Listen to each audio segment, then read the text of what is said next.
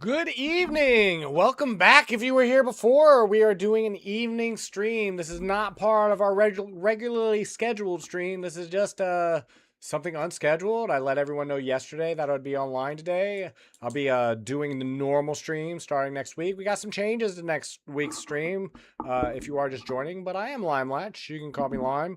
You can call me Latch. Hello, Hello Cody. It is again. great to see you as well. Hello again. How are you doing this evening? The weekend is about half over. There's so much happening.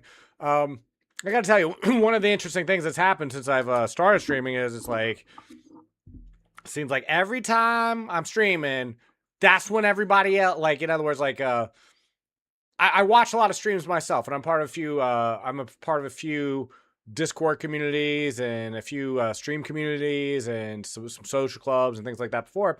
And it's like everyone seems to be on, like, online about the same time. You know what I mean? Like when I'm streaming is like that's when everybody seems to be doing some cool stuff. So, but we are going to be doing a lot of chess this evening. I am so behind on my just general chess playing. I've been having so much fun meeting new people, playing songs. Everything is changing. Everything is changing fast.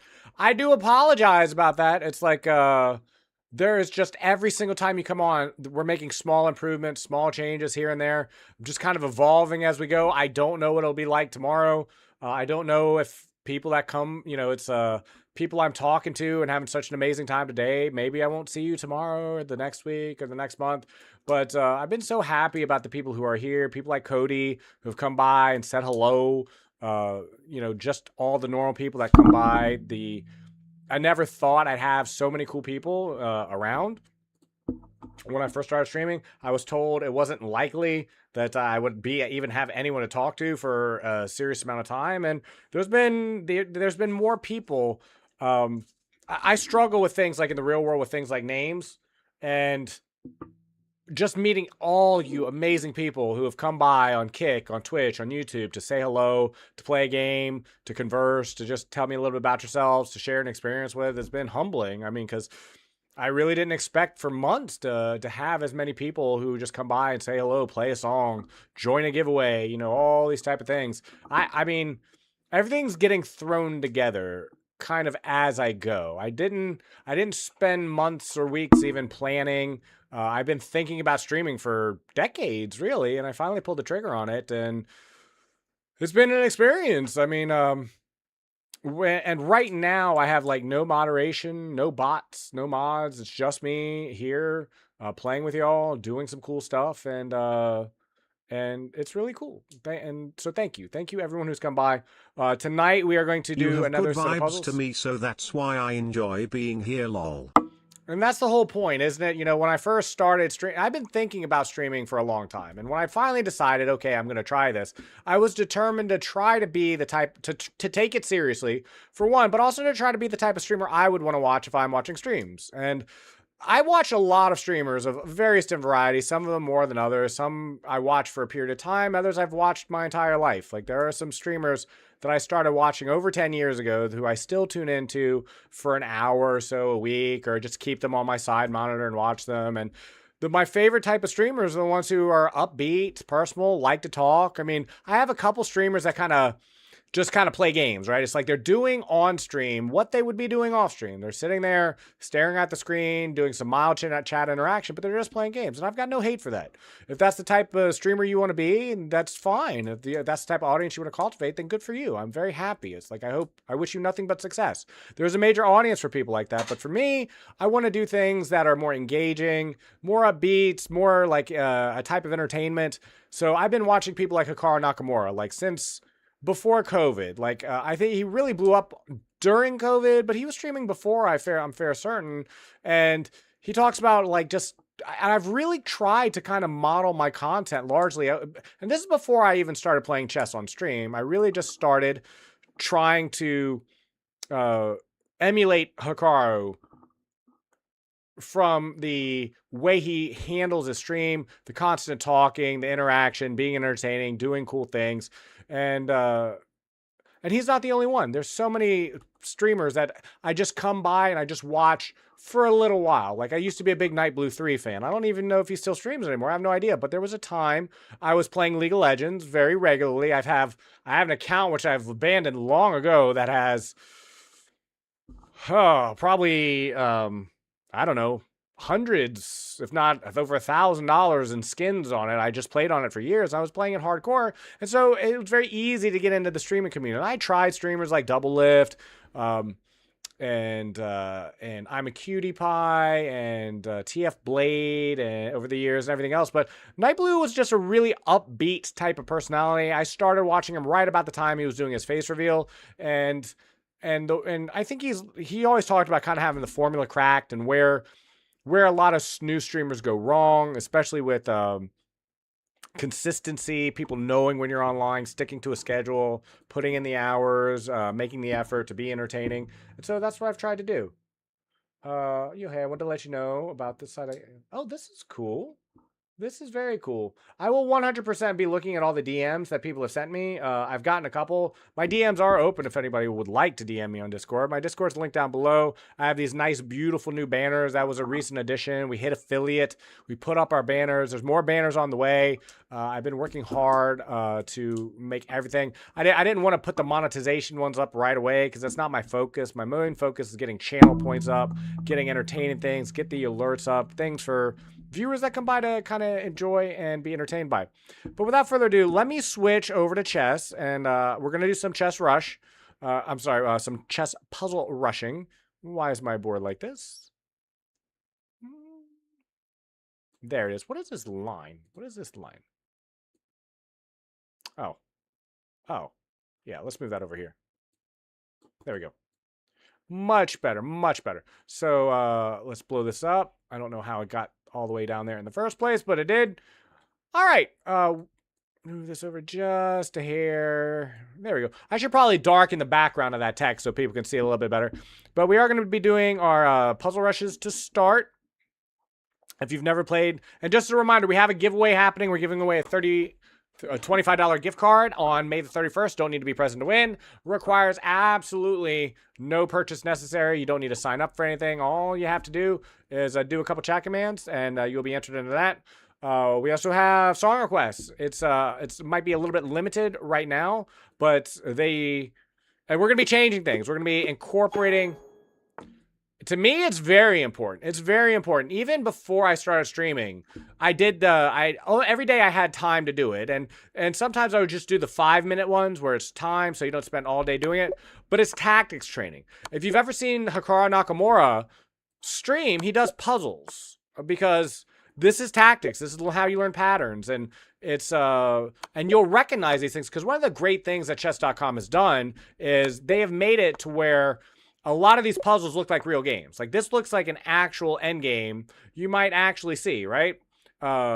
This right here looks like we got to an end game. The king had castled on the king's side over here as well. There's been a lot of moves. There's been a lot of trades. And so these are great tactical puzzles that deal with skewers, wooden shields, forks, batteries, stator mates, just general endgame patterns, like this. It's like we share a promotion square on this diagonal, and so it's like you start to be able to intuit these patterns. You will be studying tactics your entire life if you continue to play chess. Tactics. If you've ever listened to Dina Belenkaya, Alexander Bortnik, GM Hikaru Nakamura, Ludwig Hammer, Anna Rudolph. Is Anna Rudolph even still streaming? I have no idea. But Anna Rudolph when she was around. Same thing with Darren Naroditsky. You know, God rest his soul.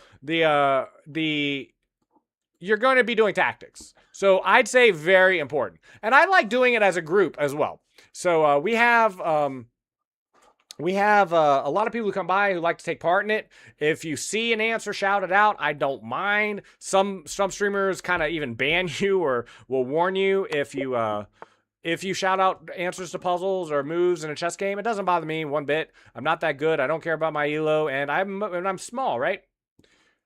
But I know how to do it to get better. Exactly. That's the it's about pattern recognition. Like this pattern right here. It's like, and we'll go slow because we're in the teens now. It's this pattern of swinging the knight over and then mating with the queen as the king tries to run away. This is something you see in games all the time. All the time. So if you're playing and you're in a scramble or you need to calculate, these are things that start to become intuitive. And people like Magnus Carlsen have talked about this all the time, about how I'm going to skip this song. I've listened to enough Trippie Redd today, I think, for my taste. So I'm going to go ahead and skip that one. So where even the best player in the world explains it's not about calculation or memorization. It's like once you've seen enough of these games, you start to be able to just intuit. You can almost feel out what you're having, if that makes any sense, Cody. He's talked about this, about how sometimes he's not even sure exactly why a move is the move. And there was this amazing study that was done where they showed people of all various levels of play different puzzles. They showed them not puzzles, boards. So they put it down they put down a chessboard and they put random pieces on the board, and or pieces from actual games. Like, so there'd be like 10 pieces from an actual game. And then they would have all the players look at them of all different skill levels: beginners, novices, intermediate, and advanced players. And then they could look at as much as they wanted. And they could come back and look at it too. But at the same time, then they were asked after a little while to try to recreate what they had seen on another board. And by far, the grandmasters and the advanced players were able to quickly put the pieces back in the board and replicate it in the same position, right? And so you think maybe they just have amazing memories, right? These people have just amazing memories, and so they could just look at the board and process it over, and that's what makes the difference. But what happened was the novices really struggled with this. It took them many more double checks, took them much longer to put the puzzle together, or the recreate the board. But what happened was when they put the pieces at random, like purely random, like a rook in the middle of the board, the king in the corner, the bishop over here, just like all scattered about randomly. At all skill levels, novice and the grandmasters and everyone in between performed about the same, because the bottom line was the random pieces were not intuitive from any game any grandmaster or professional had ever played. The pieces would never wind up like that. It's only because they had seen it over and over and over again that they were able to figure it out. It was like, it's not memorization. We're going to take with this. There's 4 options for the king. It's all to white squares. And it's either mating here, or mating here, or mating here. So here. We'll cut off these white squares. And Reckless Recky, I was lurking in your stream right up until the point I went live, Recky. Hi. It's great to see you. How are you doing? I saw you were scanning through the YouTubes. I've been so busy. I streamed for 4 hours earlier today. This is one of those random pop-up. This is not my normal stream schedule. Just doing an evening stream this Saturday. Intuition is kinda crazy when you think about it, because it's like you just feel it instead of knowing it. That's awesome. Yes, exactly. It is exactly that. And there's a lot of things like that. It's the same thing with tennis or baseball. You get to the point where when you're holding the bat and you're waiting that ball to be pitched and you see it coming, you can just feel out where it's going to be and smack that ball. And it's like, considering how far that bat is and how fast that ball is moving towards you, the fact that you can kind of feel it out because your brain is already seeing into the future. That's the amazing thing. You have to already be swinging the bat long before you make contact, and it's not a reaction thing. Hi. Yes. Recky, did you want to do a game review? I know you talked about that, was it yesterday or the day before, and we had so many people who wanted to play a game or do a game review. Would you like one after puzzles? Like, I got to finish puzzles first. We're going to do that, but then after that, we're going to ask viewers if they would like to play, and then we're going to play Blitz and Bullet for the rest of the evening, because I am so far behind on that. We're going to check here, force the king to block, and then dislodge his protection to win the queen. So if you would like a game or a game review, Recky, awesome. Let me finish up puzzles. We're going to do puzzles. That might take a half hour at tops. But if you're around, I understand. You're probably streaming. If you're streaming, What's up? I'm looking. I would love to look at your game. How do you feel about How metal do you music? feel about metal music? Love it. Love it. And we do have song requests going. I have limited the total amount of songs anyone can recommend to 5 for just for tonight. Just for tonight. We were listening to there was a little bit of unhappiness about some of the See, songs. dude, what I'm earlier. saying. What? What's up? What are you saying? What are you saying? What's going on?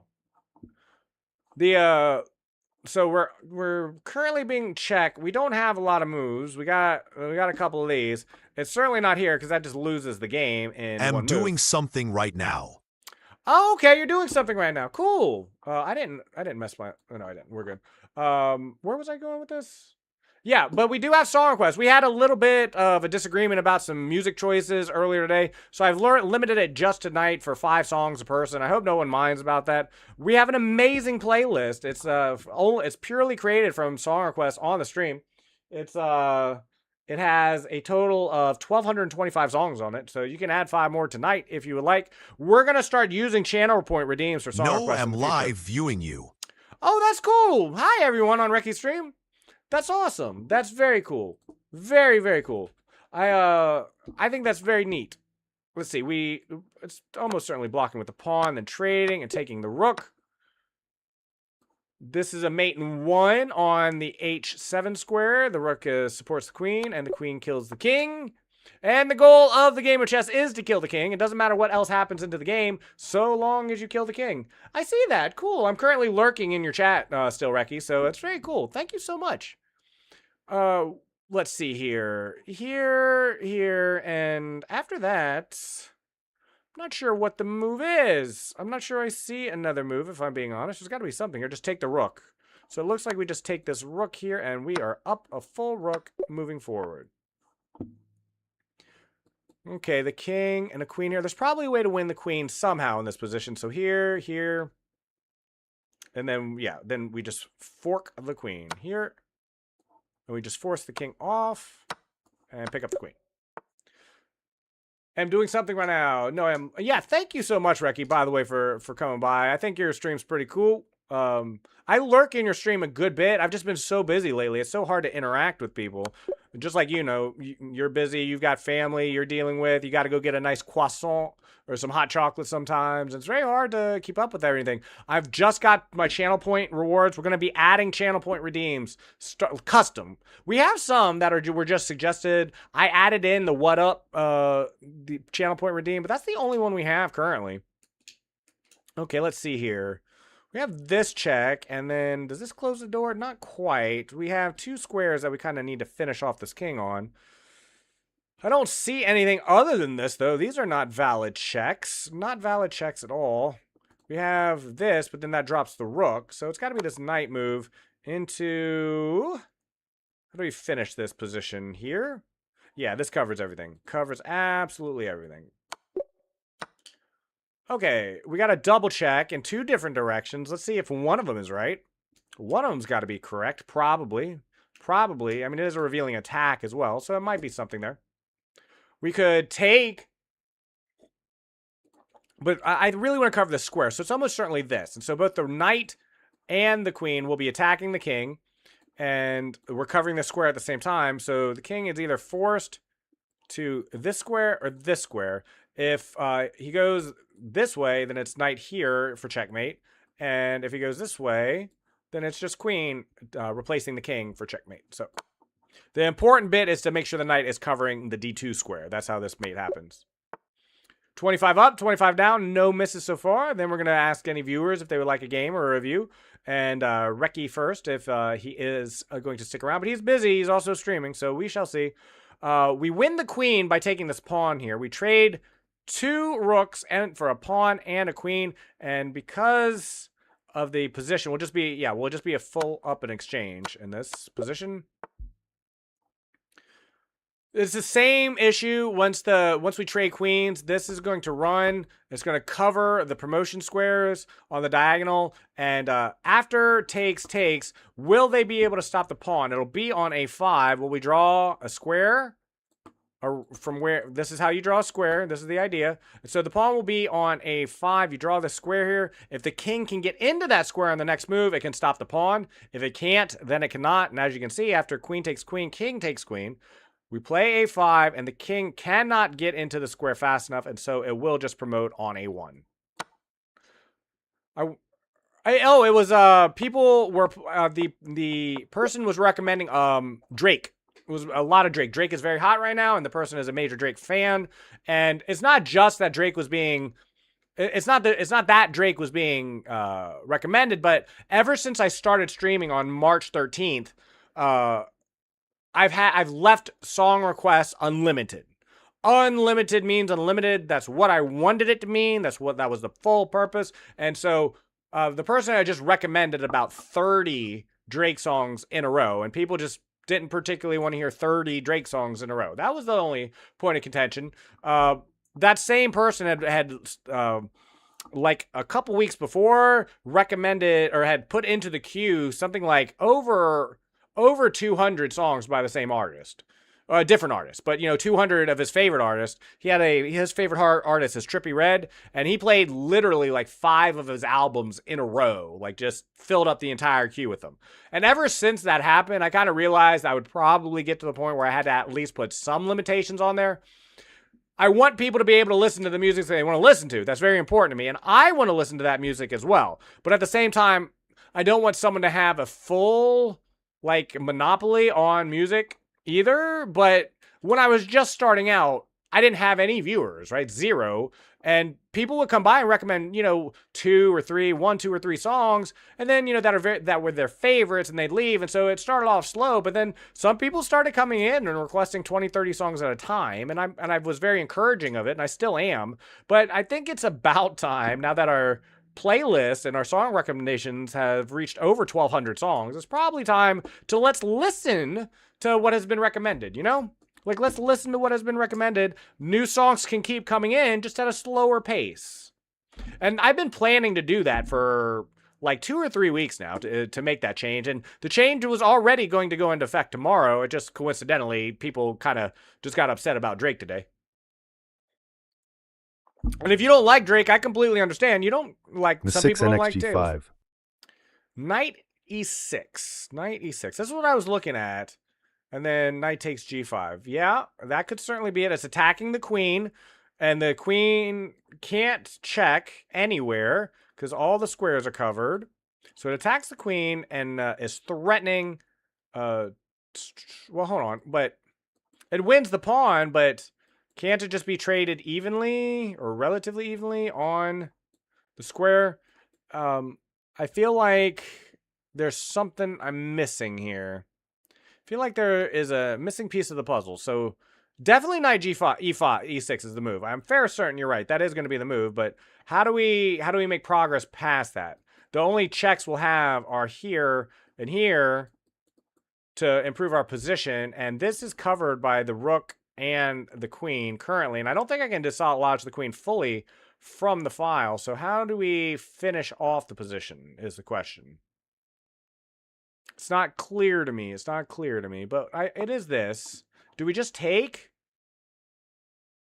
Okay, we just take, and then we just trade evenly. Okay. NXG5 is fantastic progress. It is. It was. You're right. I just needed to take a look at it. You know what I mean?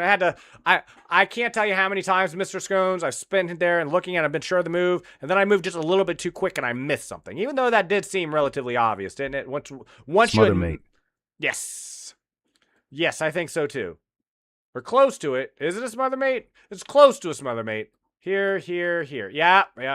So here, the king is at some point going to be forced back lest we mate on the E2 square. So this is my favorite mating pattern. If anybody has seen me do these before, they'll understand this is my favorite mating pattern. You move here, the king is back, you check, he's forced back to G1, and then we double check with the knight and the queen at the same time, coordinating on the G1 square. And so I'll show you what that looks like and then how to finish it off from there. Oh, they're not going to show it? They're not going to show it?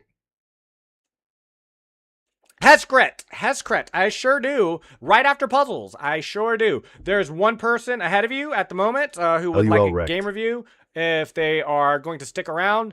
Right? Exactly, Mr. Scones. It's like, I wanted to see the rest of it. I wanted to show it. That's my favorite mating pattern. But if you want Heskret, I will write you down right now. Like, matter of fact, I'm already writing you down. After Reki, if Reki sticks around, I would love to play you in a game of whatever time control, anything 10 minutes or less.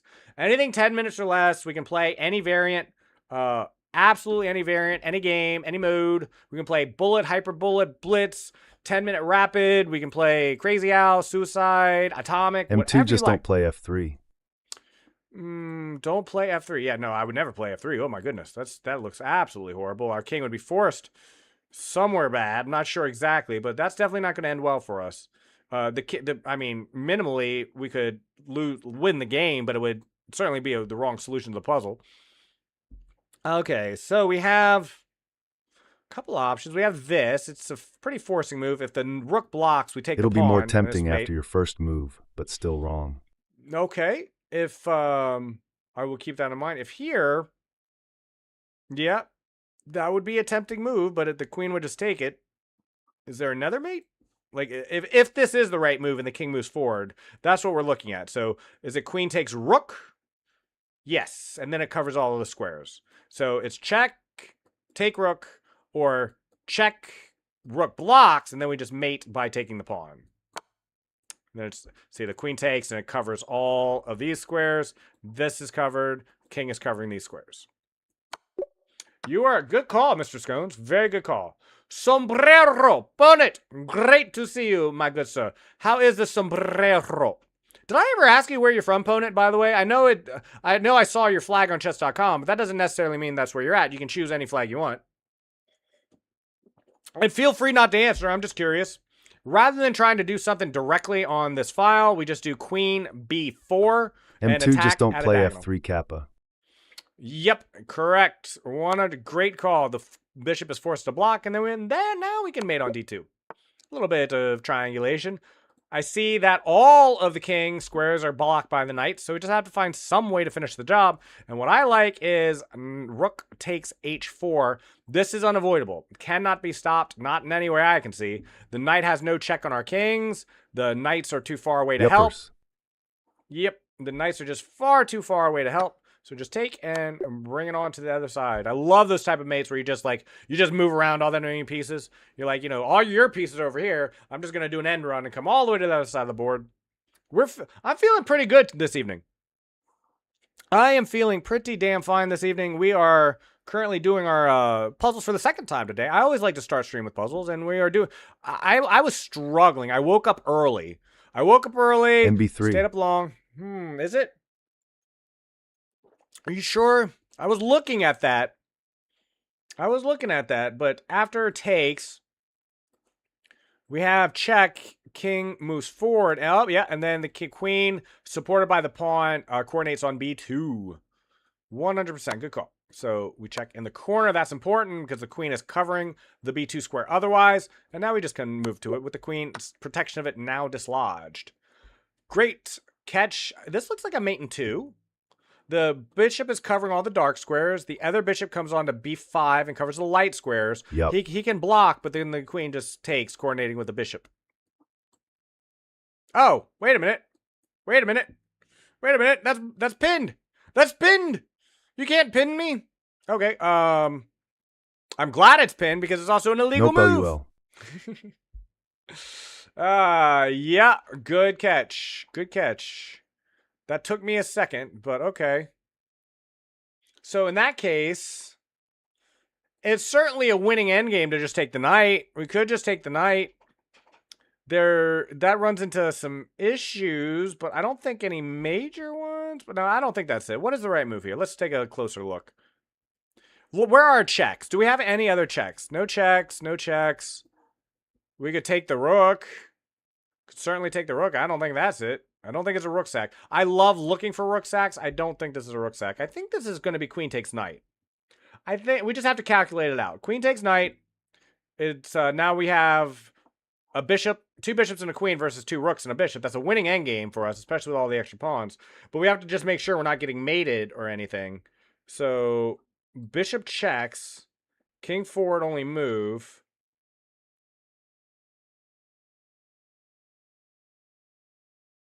I don't see anything else. Do you think I'm locking it in? Queen takes f4. Do you think that's the same thing, Mr. Scones?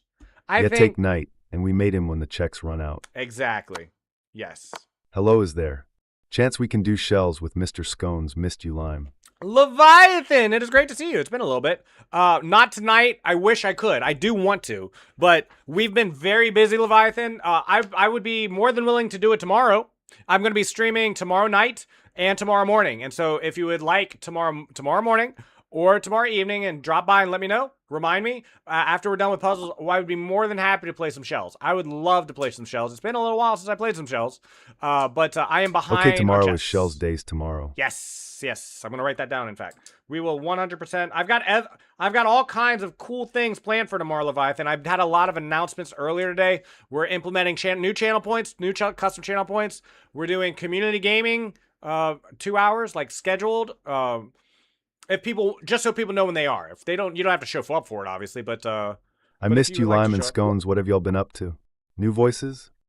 we got new voices. We sure do. Just exclamation point voices, and you will see all the new voices. un siki fumei caternamantor SMTH. Was that the right voice? Was that the right voice? Let me check. Wow. Yeah, that's the right voice. Interesting. That sounded a little bit different to me, Ponent. But, yeah, we've got all kinds of stuff happening. We're playing the saxophone on Saturday. We're having a lot of fun. We're doing a lot of cool things. This looks I'm like... good now, scones. Here for chess and vibe. So, we sacrificed the rook on f1. The bishop RF1, takes. QF2, QF1. Yes, cute. Then the queen comes into check, and then we grab, once the king's protection of the bishop is gone, Ima head to bed. Good then night. we can just take it and checkmate on the back rank. Ponent, have a great evening. It was fun playing you today. Fun playing you. Very fun. I did enjoy that quite a bit.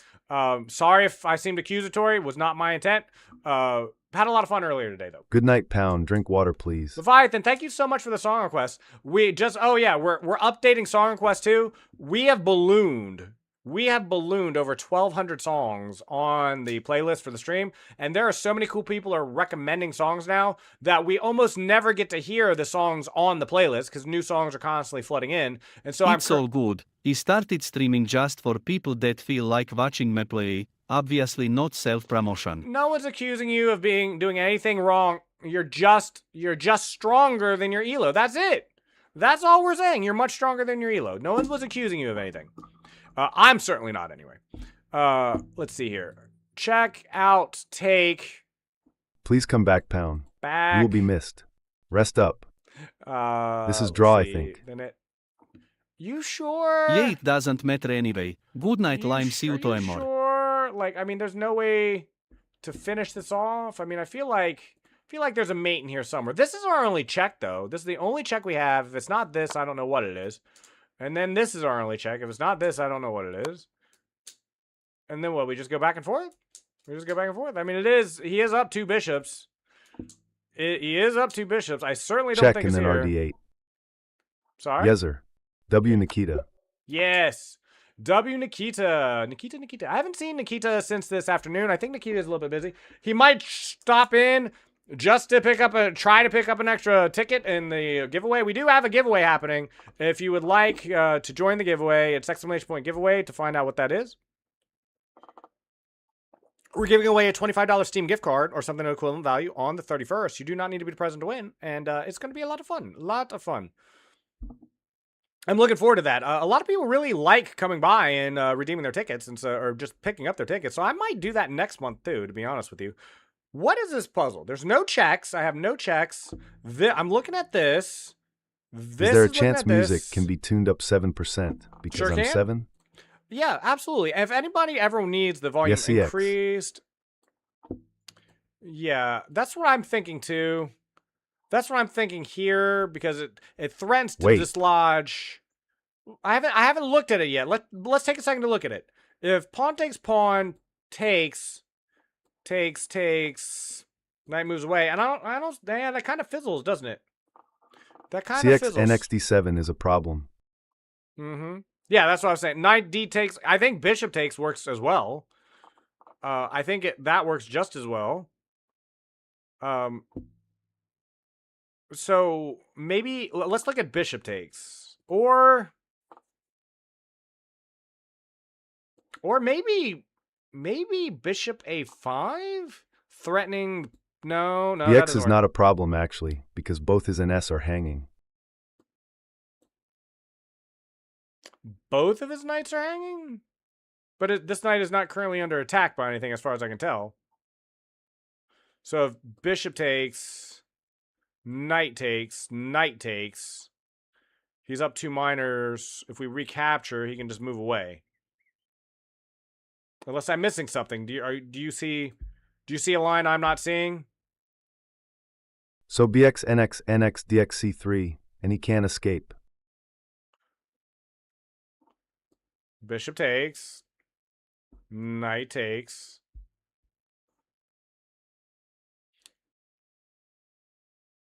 What? And then DC3. CXD4 first caret. Oh.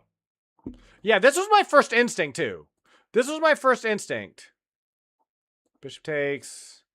Then Knight BXD7 takes. I'm saying works. Knight takes. Oh, I see what you're saying. Ah, yeah, I think you're right. But CX NXD7 doesn't seem to. Right. Yes. Agree. Hard agree. So, hold on, give me a sec. So then pawn takes, yes?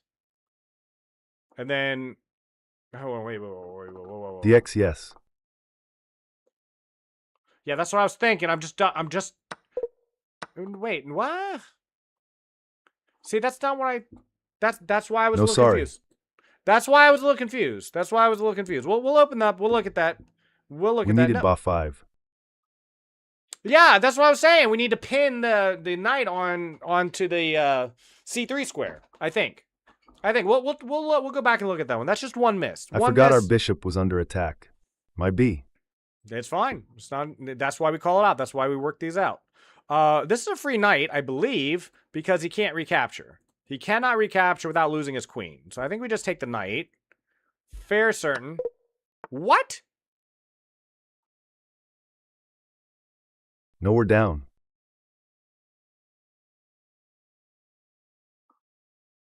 So? Oh, wait, what? We'll look at that one too. Okay, I'll move a little bit slower. We'll go a little bit slower. All right. We're down a piece. I thought the attack would be too much, though. I mean, we would have both the rook and the queen breathing down the D&E file. I thought we would be fine. Pinky! Hello, Pinky. Hello and laugh at us. How is it going on Twitch this fine evening in your neck of the woods? It is Saturday night here, and I'm feeling pretty good. This is our second 4-hour stream window. It's not part of my regular schedule. My regular schedule is 2 to 6, but we're throwing in an evening stream on this fine Saturday because I was feeling that good. I was feeling so good, I thought I would come by and say, another 4 hours, sir. Was it really? We'll look at it. I do want to go back and check that one out myself. I just moved a little bit too fast there, Mr. Scones. I don't know what I was thinking. If I die, QD7 too strong, I think. Queen A7? All good. You think so? D7. Okay. Yeah. Threatening in to yeah, that looks like good to me. There's no way to prevent it either. He can sacrifice his bishop, but that doesn't help him. Or we just take the queen, for sure. Be careful not to take the queen. Hey, I'm making a YouTube series where I apply myself and learn something difficult from zero. I was wondering if you had 5 minutes to chat. Do you know a lot about chess? I've been teaching people how to play chess. I am someone, I can't teach high-level chess. Like, if you're a really good chess player, I can't help you. But if you're a beginner, if you're someone who's just learning how to move the pieces, if you want to know the general rules of the game, if you want to know how to improve your game as someone around or slightly above my elo, yes, I've been teaching people how to play chess my entire life. Since I've been in high school. I was president of my high school chess club. I've taught schoolmates, friends, lovers, parents, sisters, cousins, nephews, acquaintances, how to play chess. Yes, I know a lot about chess. I sure do. You can talk to Lime like this, Pinka. Mm-hmm. Oh, yeah, you can. You can also use TTS, but I can read as well. And it's important I read because some people don't prefer to use TTS, and I've been getting a little bit lazy because people like His rook Leviathan is just hanging. has been Took me so a bit good. to C2. Yeah, I was just looking. I hadn't really taken a hard look at this puzzle yet. It is hanging. You are right. It's just sitting there, and we have two attackers. This is what we talk about all the time. If you're new, like this is a pink A. This is what we talk about. Like, can I take this bishop or this rook? Is it free? Well, you have to count. We have 2 attackers and 1 defender. If you have 1 more attacker than you have defender, then you can safely take the piece. So we take the rooks, and that is how that puzzle goes. There's probably a queen sack in here somewhere. I'm gonna bet. Or maybe here. Maybe we sack the bishop. Sack the bishop to open up the line here. Maybe no. Hold on. Let's I would look. refer to Lime on that Pinka. Do you have a few minutes for me to ask some questions? Perhaps voice chat. Is it okay? If it would be. I'm currently streaming though, Pinke. Q-Sack, right instinct. As far as the text to speech goes, Pinke, you choose your voice. There's a TTS, a default one, and then there's a whole bunch of other ones under exclamation point voices if you'd like to see them. And then you just put your message after it, and it'll play on stream, and I will be able to hear it. Yeah, I think it is a queen sack. I'm just looking. That's a misclick. I misclicked. Okay, let's go through these real fast, and then we'll start a new one. I don't want to end on a misclick. Mr. Scones, I just messed up. I messed Was up. QXH7. I'm sure it was. I was looking at where to sack the queen. I figured it was a queen sack. Let me change my. Let me make this a little bit more visible, just so we can see what we missed here. I was just moving too fast as I went through these. It's here, and then we move our bishop out. It's okay. No. I got that other one wrong. Yeah. Wait. I'm not sure why the knight couldn't just back up. But okay. That works. Okay, that's the answer to that one. This one was... Try to say Lime after Levi like I did Pinka. Yep. Oh. Pinke, that's right. That's exactly what you do. You do, just like Leviathan's doing right now, or Mr. Scones is, you just put... Just type whatever you'd like after your voice. Yeah, that's how it works. So clearly we just need to attack the queen first, and the queen sacrifices itself because there's too much pressure. And this one... Even if I went slower, I would have said Buff 5, so no Ragrits. Right, sure. This was my first instinct, but yeah, it's here, right? And then here, and then here. Yep, you just sack for the pawn. Let's start a new one though. I don't want to end on a misclick. I misclicked. We should still be going. It's a travesty that we lost like that. That's not how those are supposed to go. I just accidentally clicked the wrong thing. So let's do it again real quick. We'll rush through the first 12 or so, and then we'll go a little bit. Glory to Pinka, get there a she little has a faster. few questions for Lime. Well, Pinke wants to talk on Discord, and I'm willing to talk on Discord. I'm willing to do anything you'd like to discuss about. I'm just currently streaming. If you want to do it any other time when I'm not streaming, I'm all for it. I am 100% all for it, Pinke. I've been quite smart, but underachieving for my whole life. So I'm putting together a series where I really apply myself for the best strategies, methods, and really diligently try to become good at something. The first thing I've chosen is chess. Do you have any advice? Is it okay if you're in the video? Yeah, it's completely okay if I'm in the video. I don't mind one bit. Do you know what? First of all, do you know anything about chess? Do you know how the pieces move? Do you know how what the goal of the game is? Like, how do you what happens when you win? Do you know what checking is? Checkmate. Do you know what castling is? Do you know do you have a general idea of who plays the game of chess and who the professionals are? These type of things is what I would ask you. How much do you know about chess? If you tell me where you're at, I can tell you how to get to where you're going. Let's see. We have a lot happening here, and then we just take the pawn. Okay, just double checking. Okay, we'll move a little bit faster through these original puzzles. Let's see if we can get back to where we were. I'm very sad because of a misclick. We lost our last puzzle rush, so we're gonna play one more time. Let's see if we can get back into the 30s as quickly as we can. 30 is pretty easy and normal for my level of play, so we should be fine to get there. This looks very strong. Is there something better? If you want a different voice, you can try from the list. That's right. Exclamation point ads! Are you trying to summon the ads, my good sir? Are you trying to summon them? If you speak their name, they will appear.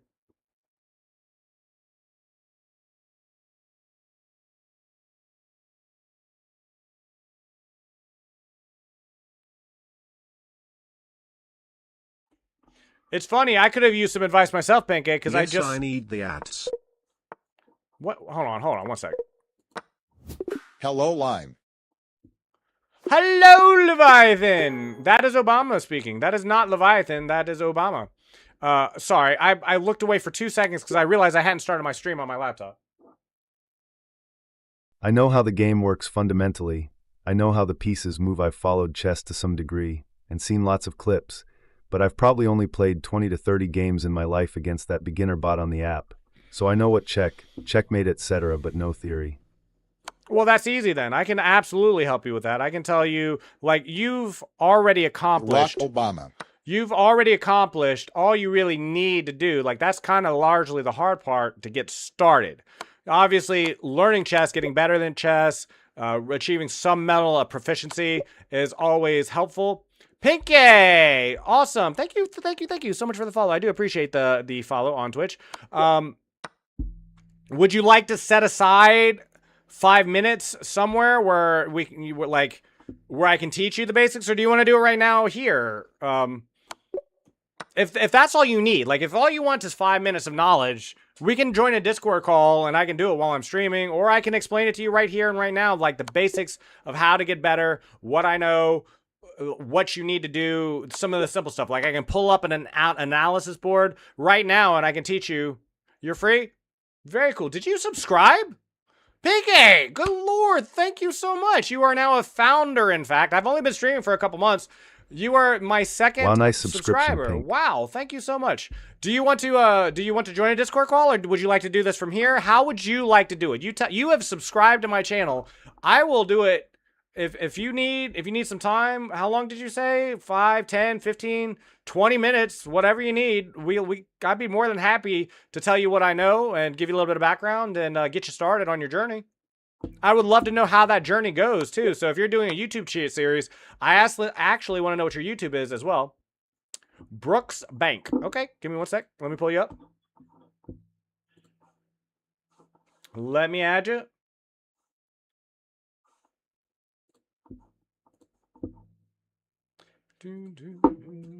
Brooks Bank.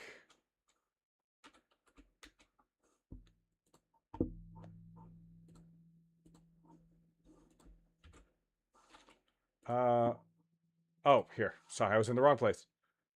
Add friend. I sent you a friend request.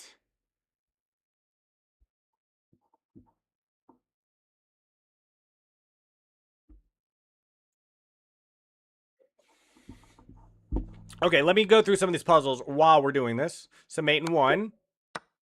Mate in 2. This is a skater mate. Those are always fun. 13 up, 13 down. Displace the defender. And then finish the job. This is at least winning the rook. Is that enough to win? 1, 2, 3. 1, 2, 3. Yes.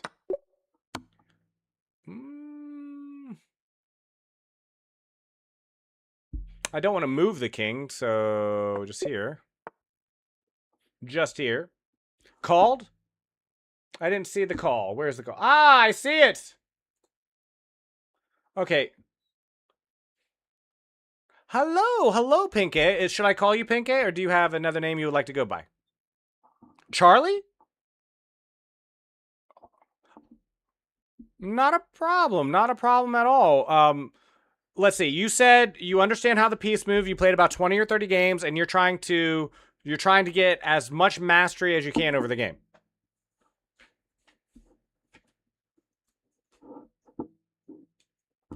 Yes. Yep. Good for you.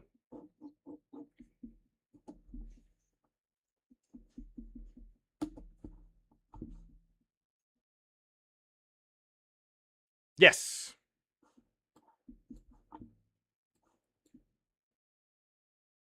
Yeah.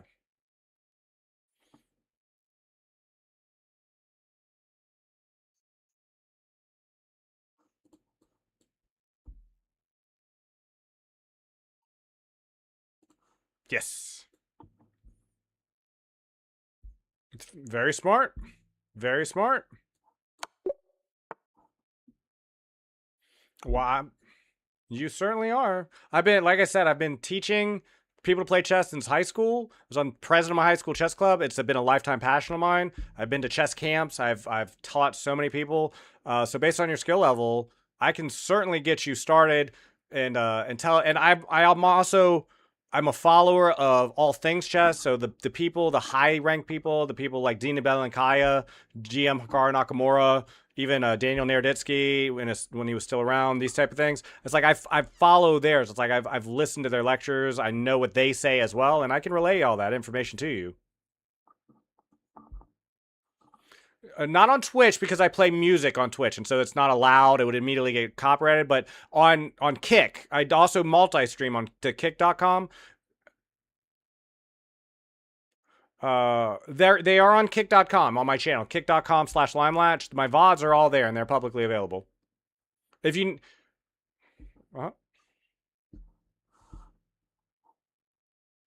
yes,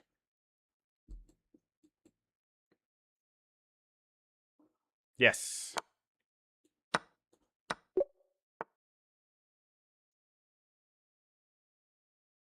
Okay, sure. I can set you on those best habits, but I will tell you it's a little bit more simple at where you're starting, and this is an important concept. The game of chess is two things, and most people get this wrong when they're first starting out.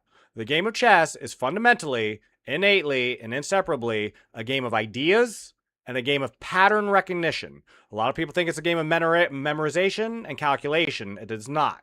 It is a game of pattern recognition. It is a game of ideas more than anything else. And at your skill level, the biggest thing you need to do, the best thing you can do, is play and play and play and play with some few. I can give you some basics that will get you started on good habits and things that will give you the intuition you need so you can build pattern recognition, good habits, and a good idea of the ideas you need. Because a lot of people, when they get in there, they don't know what they're supposed to be doing. They're shuffling pieces around without any guidance, without how do I finish the game, how do I evolve the game, and so they just start looking to attack every piece they can. Every single piece becomes a hammer, and every enemy piece becomes a nail they want to throw at it. And so it's very important that you stay away from fast time games. No bullet, no blitz. If you're going to play a blitz, play 5-minute or less. It's better to play 10-minute. And do your daily puzzles, because it doesn't matter if you can only do 3 puzzles. It doesn't matter if you can only do 4 puzzles. Do the survival, and it's free every day on chess.com. Use Lichess if you would rather do it there.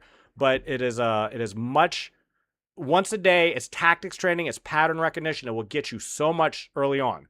But the bottom line is, you don't know what you should be studying. Like openings, it's too soon. Hi, Mr. Grass, by the way.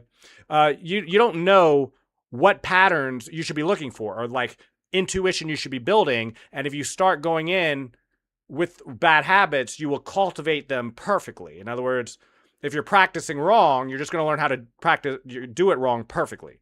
You need to play so many games. Like 10-minute games is what I would recommend. Give yourself 10 minutes. Give your opponent 10 minutes, play 10-minute chess, and I would say minimum a couple hundred games of that.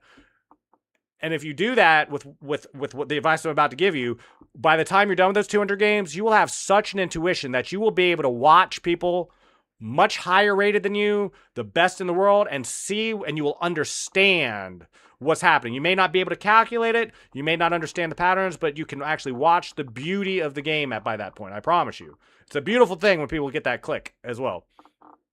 But, yes. Yes. You're fine. 0. 0, in fact. Yeah, I would not even touch a analysis engine. Don't touch Stockfish or Leela or any of these bots that help you. You can play them. That's fine. You can play a bot, like chess.com has all these bots that you can practice against. Although I highly recommend you practice against humans. There's no reason not to, and it tracks your progress. In other words, you'll start out and you'll lose games. You're going to lose games right off the bat. It's going to happen because they start you in the middle and you're going to fall into your skill level. But then once you fell into it, you're going to be winning half your games because I guarantee you, even at your current skill, there are people you will beat half the time. You just need to fall into the category in which where they're at. AI, the Stockfish loses, will beat, no human has ever beaten Stockfish in a fair fight. No one. Magnus Carlsen, the best chess players in the world, they can't beat it. So there's no real use to a human to play like a computer because we can't, and it's useless to try. And the way they analyze is very complex. Even at my level, like my level where I'm currently at is when you want to start looking at analysis boards. I would not even touch a computer before then. Yes.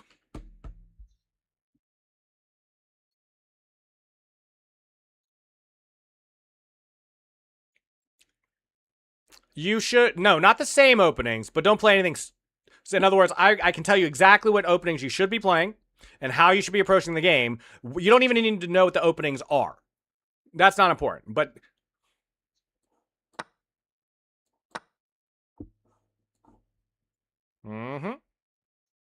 yes, it is. E4 and D4 are fine starting moves.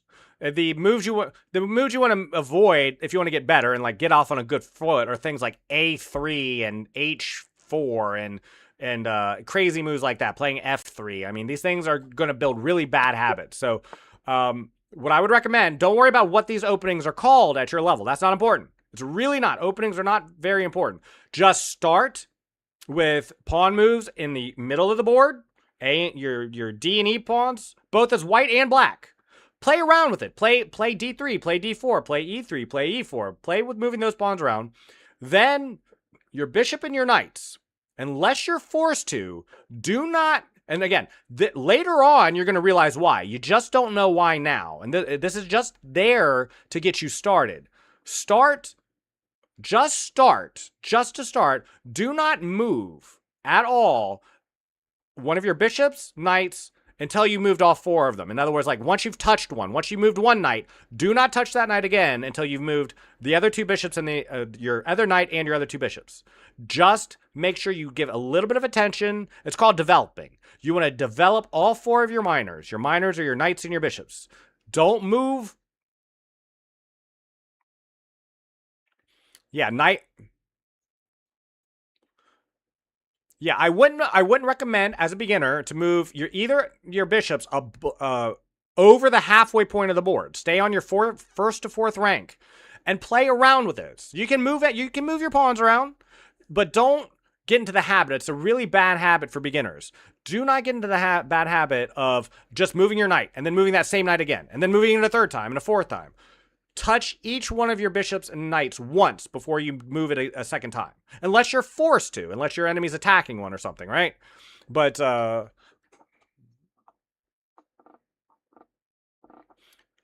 that, you can think of it like that, yes. Now, obviously, the rules will change as you get better at the game, but in other words, you'll understand why I'm giving you this advice later. It's not going to be immediately understandable until you have that pattern recognition. You need to develop the patterns of why first.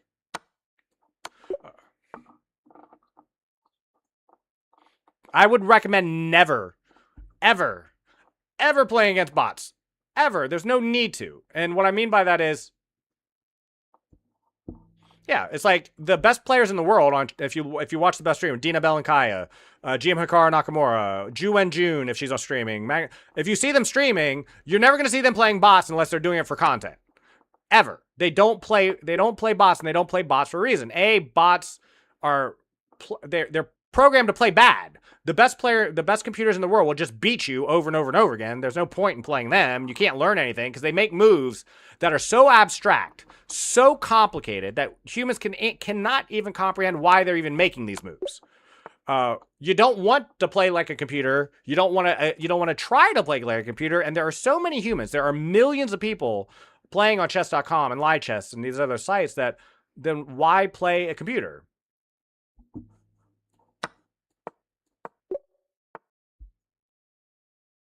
Yes.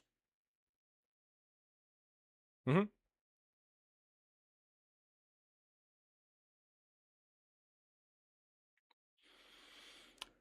If you're talking about a computer playing, did you say an AI?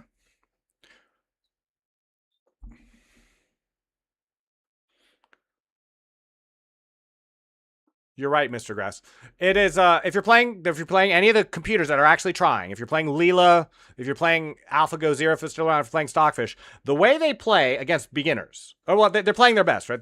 But as a beginner, even as an intermediate, even as an FM or a weak GM, with the exception of grandmasters, and I've listened to grandmasters talk about this. Hikaru Nakamura has talked about this.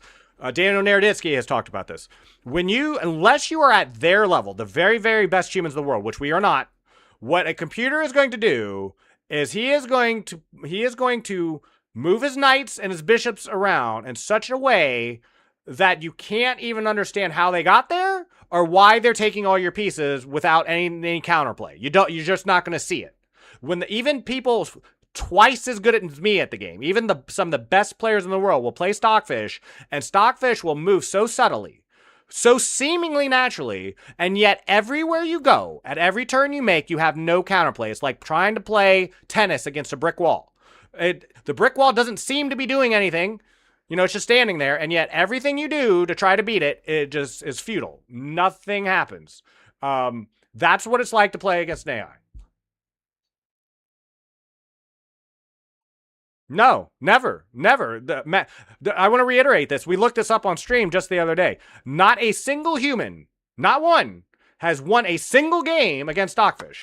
Not one. Not a single game. It has never been beaten by a human and never will be. It's not possible. It's to put it in perspective, the best human in the world was ranked, achieved a rating of something like 2880.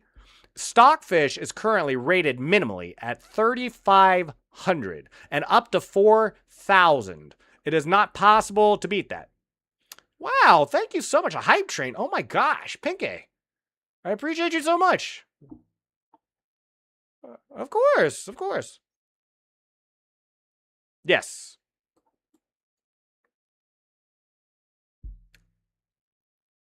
Yes.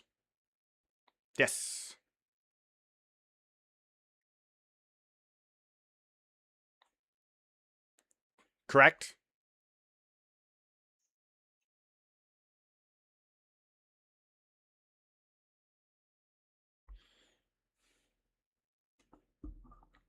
Mm-hmm.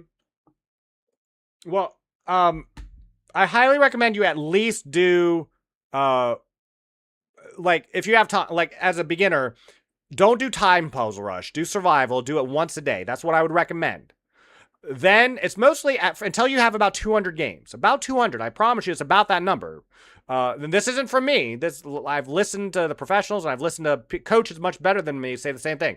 About 200 games will get you the basic understanding to where then you can start focusing in on openings you like. Don't learn them deeply. Do not study them deeply. Just get a basic understanding of the main lines of an opening, and then then you just increase your level of tactics training, and then from there you start doing analysis of, and by analysis I don't mean with the machine.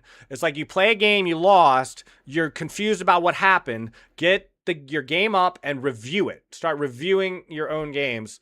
At some point in there, and it doesn't matter where. It does not matter where, because you're going to pick a lot of this up in your 200 games. You're going to need to learn basic end games. How to win a game with a rook, how to win a game with a queen, how to win a game with a couple bishops, how to win a game with a pawn. Like if you have one pawn left on the board and there's an enemy king. So you have the two kings and you have a pawn. You need to study that. How do I win? So look, at some point, and it doesn't matter when, start doing, and I do recommend them in this order. It's really fun to start with rook end games. Rook end games. Yes, like one rook. How do I finish a game with just one rook against the enemy king? Then Well, you can't win with one knight. That's what I'm saying, and you'll find this out. This is what I'm talking about. If there's only one knight and two kings on the board, that's a draw because you can't win with just one knight. And you'll learn these things. There's all these rules you will pick up as you go, and you're going to Google things, right? You're going to say you're going to be working on your end games, and you're going to be saying, how do I win with a bishop and a knight? And that's going to be so complex, you're going to set it to the side because even I will struggle with that. I struggle very hard with remembering the pattern on how to win with a bishop and a knight. You're going to learn about the 50 move rule. How if the board does not improve and 50 moves happen, it's a draw. You're going to learn about threefold repetitions, and you're going to learn about all these complicated endgames that go along with it. But that's why I tell you though, you learn that as you go. Don't get bogged down in the weeds with that. These things are going to naturally come to you as you start playing your first 200 games. And then once you've played that 200 games, I'm not even going to need to explain this to you. You're not even going to need to write it down. You're just going to already know. You may not have it down. You might still struggle with end games. But then you'll know what you don't know. Right now, you don't know what you don't know, but by 200 games in, you'll know most of what you don't know. Like the amount of things you don't know will way go down. Big time.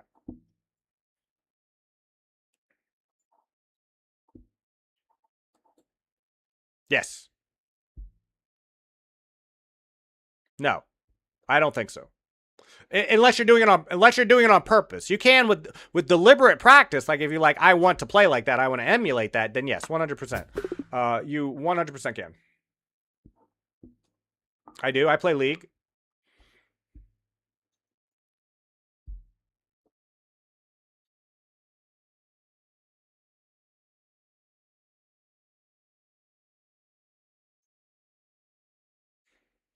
Not only that, to use the League of Legends analogy, let's say you're trying to learn how to play an ADC and you're playing Caitlyn in the bot lane. Or first of all, some of the pros, like in High Diamond, in Challenger, they are playing champions that you should stay away from. You shouldn't be playing Azir in the middle lane if you're just starting the game, because Azir's an incredibly high skill champion that you just shouldn't start with. You should be starting with simple champions. It's like if you're playing in the bot lane, learn Ashe. Don't start with Samira. And like you said, at the diamond level and above, you need to know how to do this thing called orb walking. You need to know how to click move and move in between auto attacks. And you need to know how to look at the whole map. And you need to have a general idea of the... And so what I'm saying is, if you're a beginning player in League of Legends and you're worried about orb walking, you're trying to do perfect click moves, attack moves between attacks, you're not going to pick up. It's like jungle timing and gank timings and when buffs are spawning and how to work with your support, because you're going to be so focused on orb walking and not missing a CS. Like if you try to play perfect CS, you're going to miss learning the game. As a beginner. But after you've played about 50 games of League, then you can focus on your CSing, and you can improve your CSing, and you can start learning how to orb walk without missing why your jungle pinged the pixel brush in the river and then is now mad at you when you didn't help out because you were too busy trying to learn how to CS.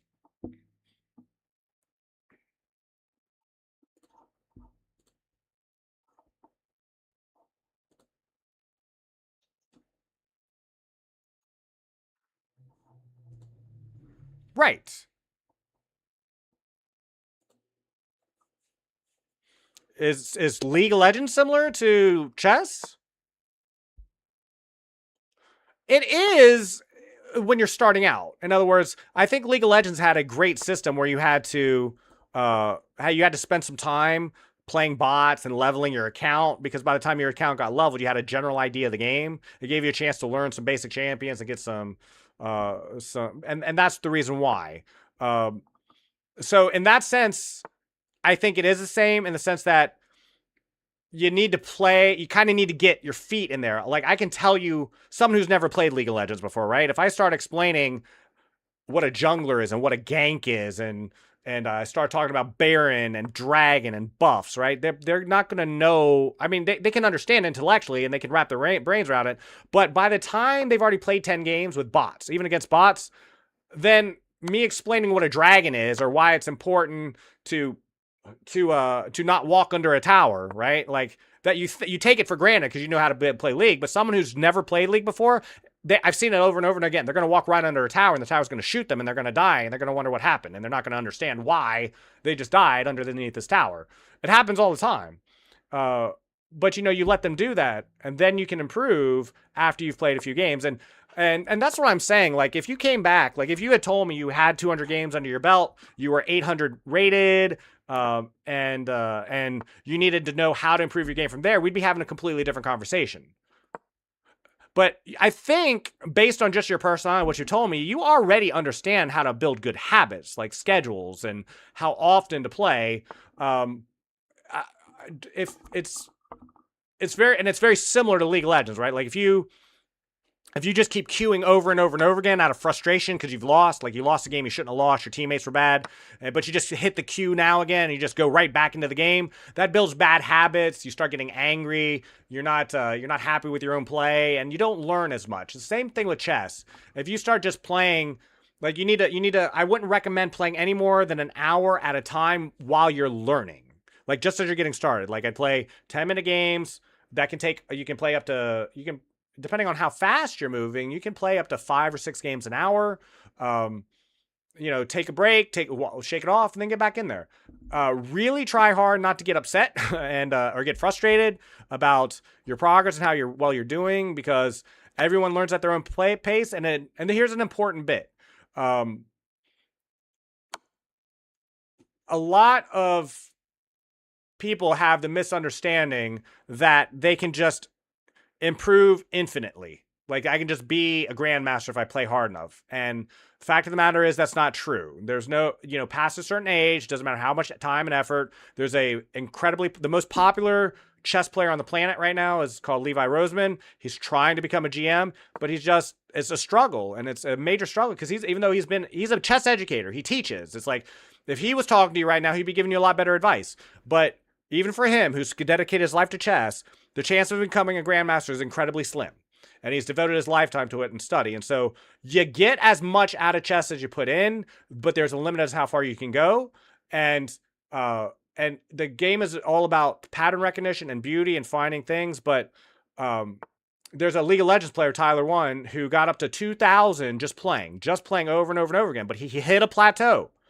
You can get very, very good at the game of chess just by playing. Forget any lesson I'm teaching you right now and just get in there and play and play and play and play some more. And you will get very good at the game of chess, but you will hit a place where you will need to stop and study. And how far you want to take that study is up to you. Of course, I would love to actually keep track of your progress if you don't mind, just as a curious observer. If you have a YouTube channel, I would love to see it and follow along if you don't mind.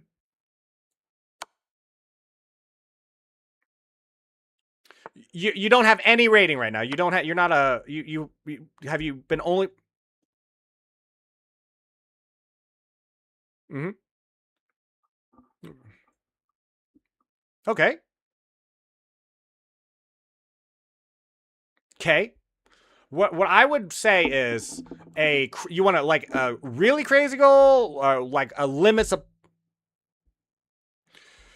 Okay, I think a really crazy goal that is obtainable, that's also obtainable. How old? It will help me to know about how old you are. Okay, so you're young, for sure. You're a little bit old. Like in other words, it's impossible for you to become a grandmaster. That's not possible. It's not in the realm of possibilities if you're starting at 27.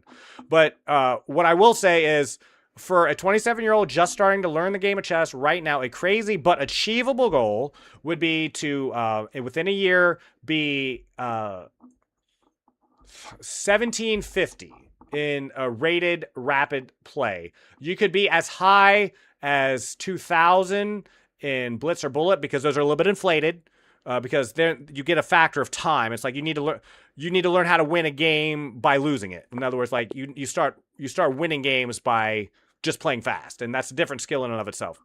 But 1750 would be it'd be achievable, 100% achievable, but very hard, but achievable goal in a year.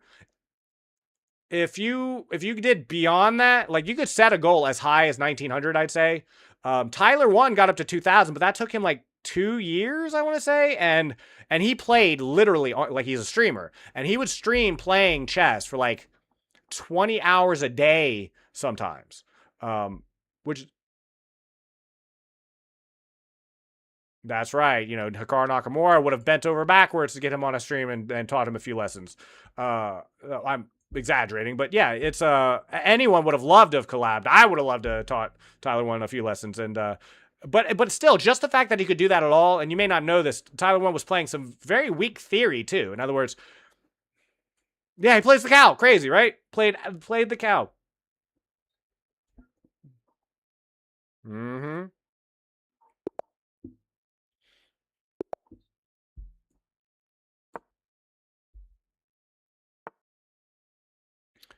Yes.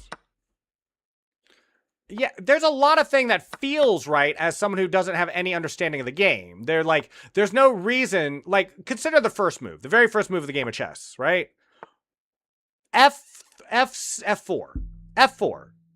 Why is playing F4 bad? Why is that bad? Like, explain to me as someone who's never played the game before. Like, you're a beginner. Can you tell me why playing F4 is such a horrible move? Mm-hmm. Nope. Nope. Doesn't block a bishop. In any meaningful way. I mean, there's a lot of, like...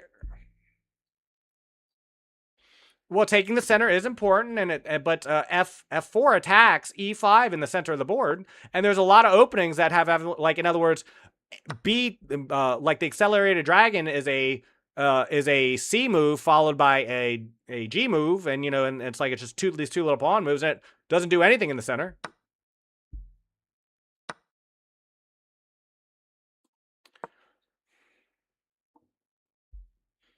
That's part of it. But there's a lot of moves that are similar that have the same thing. In other words, like, why is it that F4 is so bad as an opening move, but there are valid openings that are C4? Like, think about that. C4 is fine. It's a perfectly valid opening move. F4, you should never play. You know, H4. Why would you never play H4? Why does it give such a bad start to the white pieces? And what I'm saying is, I'm not asking you to answer this question. I'm asking is, do you understand? Like, do you right now understand why H4 is such a horrible move to play at the beginning of a game?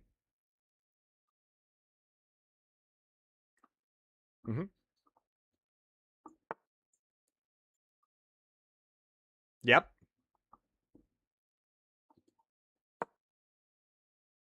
True. But what I will tell you is, as someone who has taught a lot of children, I've taught a lot of kids, I've taught elementary school children how to play the game of chess, what they will tell you is, well, if I move H4, and this happens, you will see this in your games if you start at the low. If I move H4, it lets me get the rook out. Because then I can move my rook to H3, and then I can get my rook out, so it can help out. You know what I mean? Well, yes, but you got to move your bishops around. Your queen out. Your knight can only move very small. Why bring the knights out when they can only? It would take 3 moves to get your knight to the other side of the board. Whereas in the rook, I can get across there in 3 moves, right?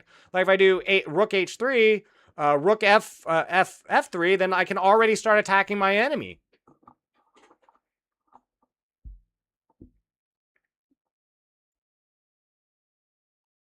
True.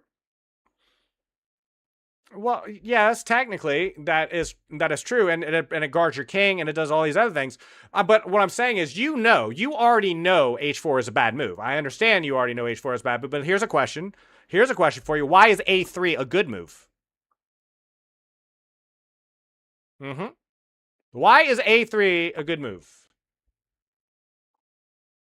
White. First move of the game, A3. If it's A3, then it has to be a white move because it's on that side of the board. Oh, you can't move anything. Mm-hmm.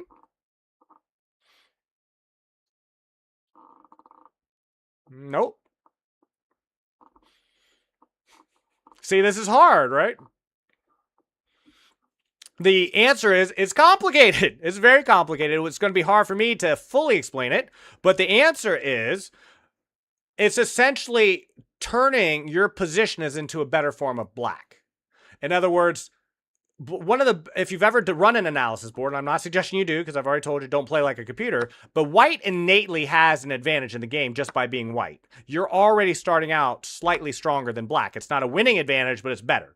And so by moving a3, and you can look up like Grandmaster Hikaru Nakamura and Magnus Carlsen, they play a3 all the time as white, especially when they're trying to hide their prep. It is a perfectly valid move because what you essentially do is you say to black, you play as white, you get the first move, but I have this piece on a3, which is very strong in a lot of main lines. And what I mean by that is a lot of the strongest lines on white very often require a piece moving out to b4, either the enemy knight or the enemy bishop or the enemy queen in a lot of these lines. And so a3 is innately stronger than it being on a2, and so you're trading the first move to black to have a slightly better version as white. That's the answer. That's the answer, and the analysis engines is the one that confirms all this. But my point is, you don't know that. Like it's incredibly complicated to even understand that if you're just starting the game.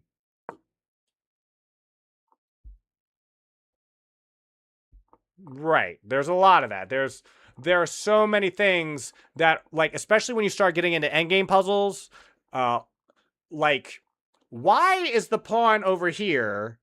Like, in other words, you'll see an endgame, and it looks exactly like every other endgame, and it's like, but this pawn just being slightly over one square means it went from a winning game to a lost game. Or you have these concept called Zugzwang, where depending on who, you look at a board, black and white, and depending on who moves first, they lose. If you're the first person to move in a position, it's lost. And if the other person, if it was their turn, they would lose. And it's very rare for a beginner to ever even come across that situation, let alone know that they're in it, right?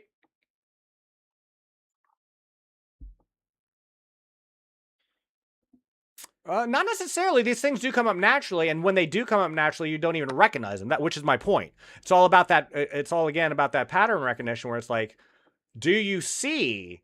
Do you understand why it's Zugzwang? Do you even know that's where you're at? There's a lot of things like smothered mates or patterns where it's like, I'll be sitting there. I was doing it in a game just a few days ago where it's like, I know this is a one game. I know it's a one game. I 100% know this is one game, but it's like, but can I prove it? Like, can I finish this game? I was like, and this was an actual game I was in. It's like, I'm not sure I remember how to finish this.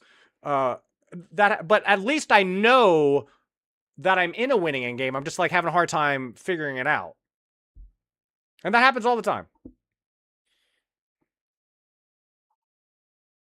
Yeah, it largely is. Largely. Which move? See? Every move's bad against Stockfish. That's why I keep saying don't worry about Stockfish so much, because every single move you will play against Stockfish is bad. I hate to say it, but it's true.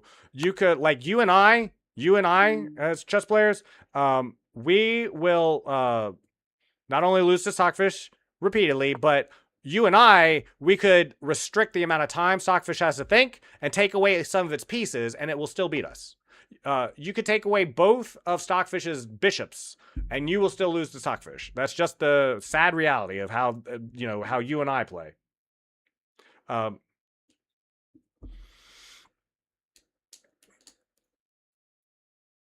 Well, for you and I, thank you so much again. Oh wow, you were just amazing. Yeah, I mean, I'm having fun though. So I've been teaching people how to play chess all my life. So this is natural and fun for me. What I was gonna say is, Magnus Carlsen and Hikaru Nakamura and hi No Face, hello. These players, they can beat Stockfish if they're up a couple bishops. 100% can. They can do it because you don't need to play perfect with that big of an advantage. But you and I are so far removed from playing like Magnus Carlsen or Hikaru Nakamura or Alireza Firouzja or Gukesh Domoraju that we have no chance. Like, no chance at all. You could play... You could devote your life to nothing but the study of chess for the next 10 years, and you will not come close. And that's sadly just the truth. Magnus Carlsen could.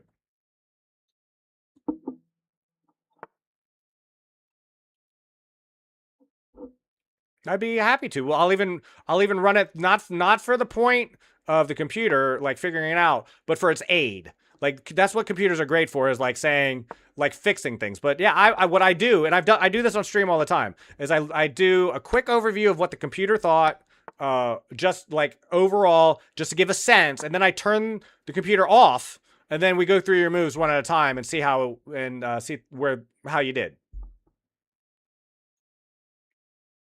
Well, there's a couple ways you can do it. Are you going to play it on chess.com?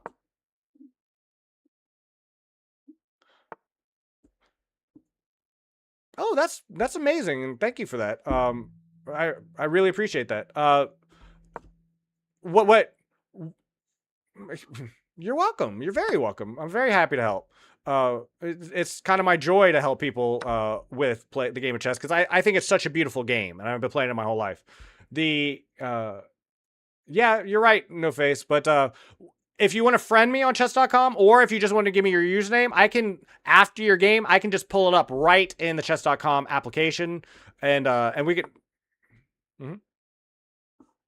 Okay, got it. All right, I added you as a friend, and now I can also track you, so I can pull you up. You don't have to add me as a friend, but now I know you have your name. And if you would like to add me as a friend, you are more than welcome. I love. Awesome. And if you want.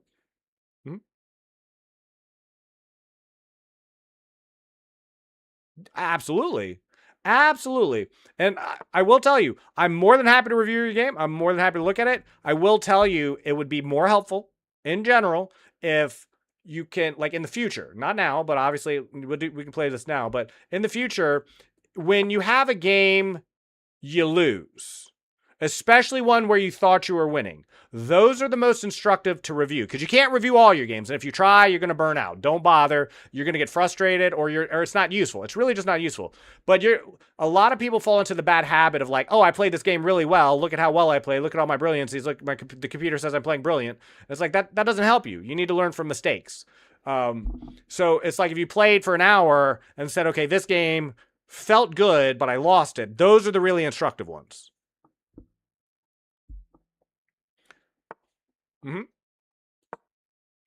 For the first game, whether like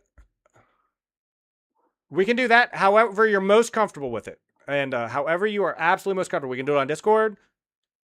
Yeah, I'm looking. I see your screen. I sure do. I'm gonna pull. I would highly recommend you play a real person. You're probably, the way it works, if you're unaware, they're going to start you off with people kind of in the middle of all chess players. And that person is probably going to beat you pretty handedly. And that's okay. As a matter of fact, it can be very instructive. Let's do it. I'm excited. Yes, it is. So this is your first game. I'm very excited to see you play, sir. Okay, I'm just listening.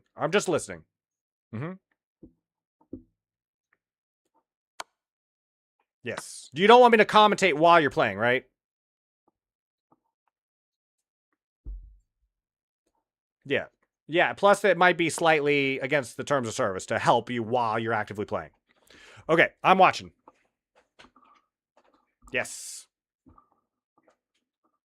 It's not wrong. Not wrong. And you really should try not to think in terms of right and wrong, especially when you're just starting out. You're good, though. You're good.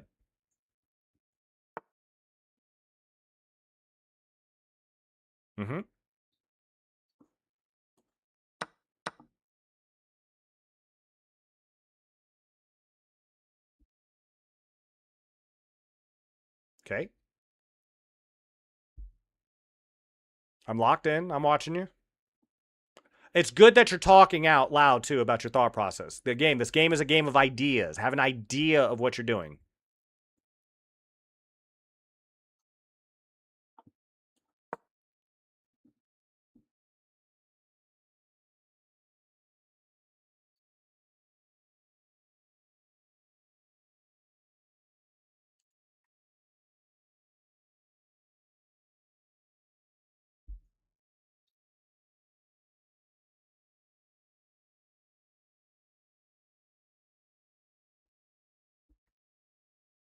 Good. Talk it out. You're doing great.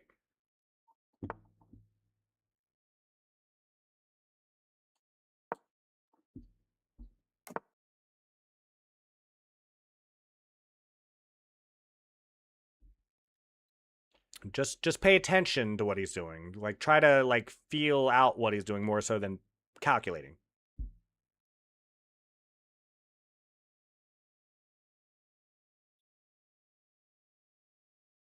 Okay.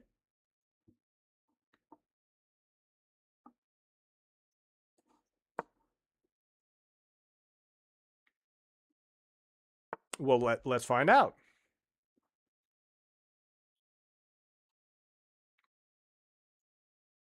I'll teach you a trick to that after this game. I'll teach you a trick to that after this game.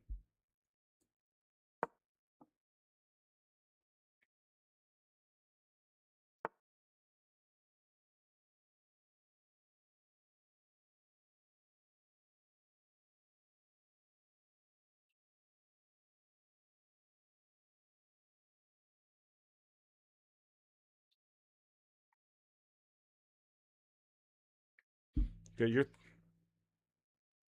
okay.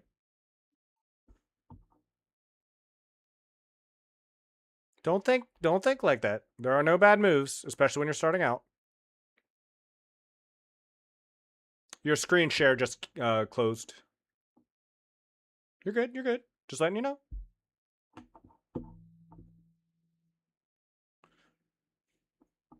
It is not. It's not. There it is. There it is. There it is. Perfect. Perfect. Thank you.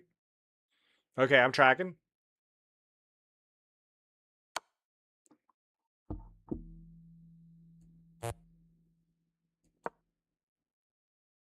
Just look at what is being threatened and what you can threaten. He does.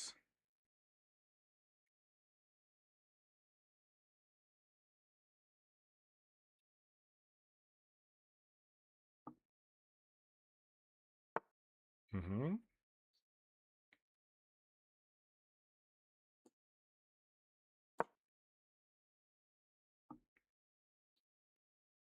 All right.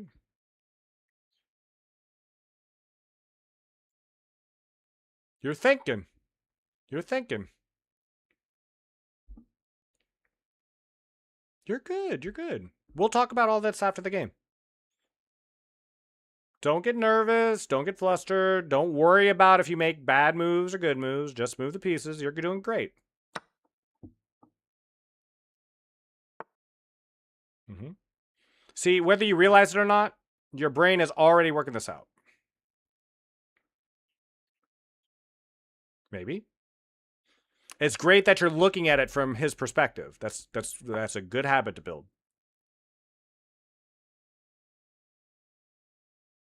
Okay.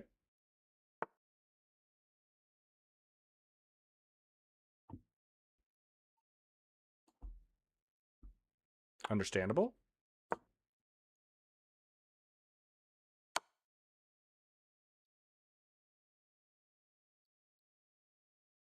Mm-hmm.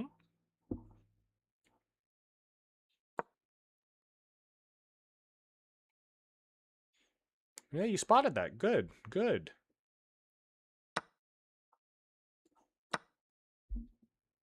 Don't think in terms of right or wrong. I swear to you that's not important at this point in your journey. It will be later. Not now. Don't. Mm-hmm.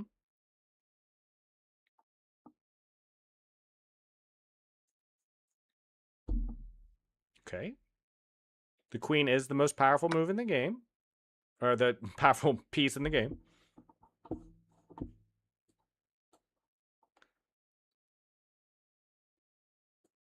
Let me... Uh-huh. Correct. Maybe. Maybe there's not.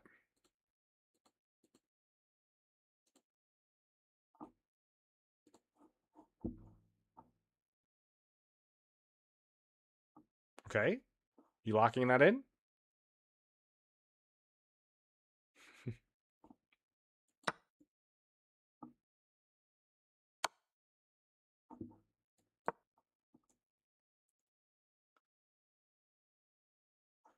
I do.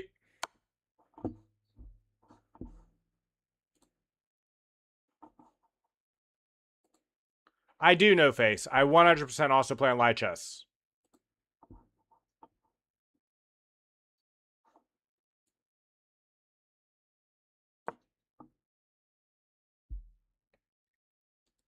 Mm-hmm.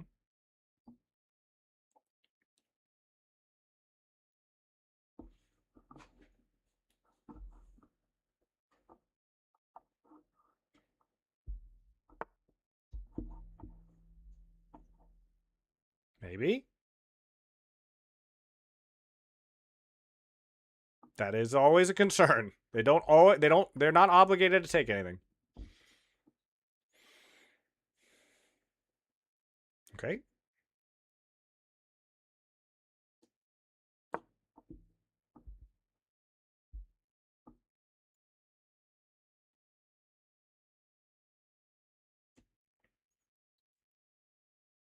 Mm-hmm.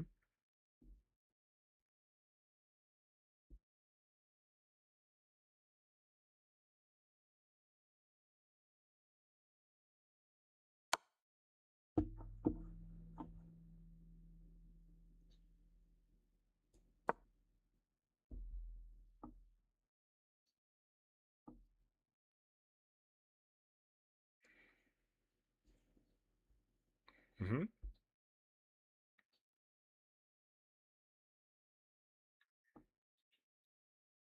Okay. Try not to overthink it. Try not to doubt yourself.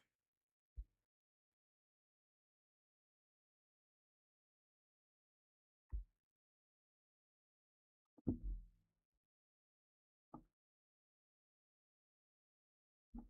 doing great.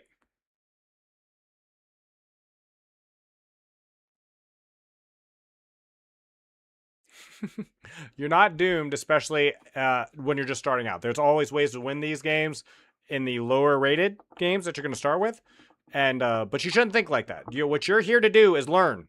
Like, you're going to learn about how pieces move and how patterns are. You're picking up on patterns, even if you don't realize it.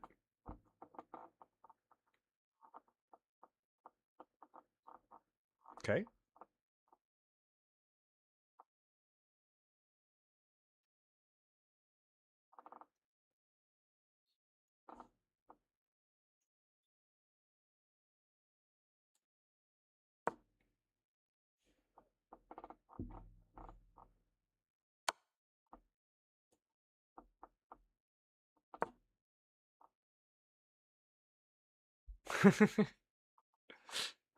You're doing great. You are doing good.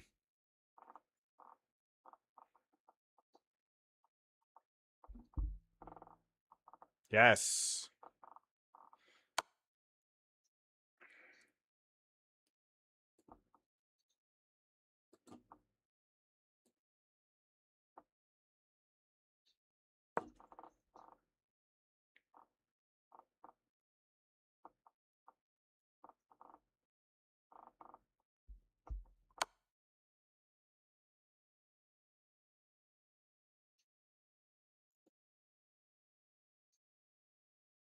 Not quite.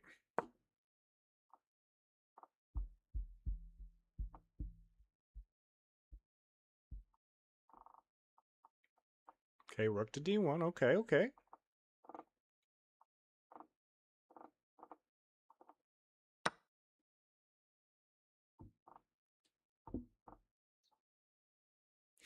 That can certainly be the case.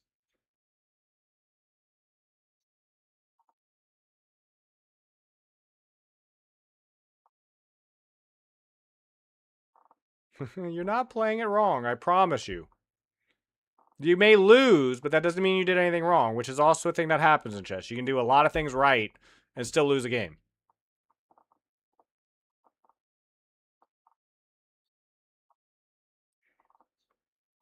Okay.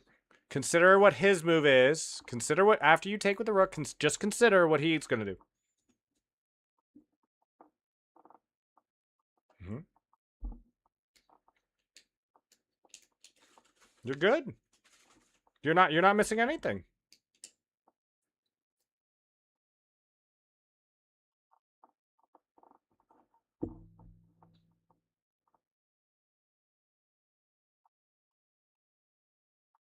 Okay.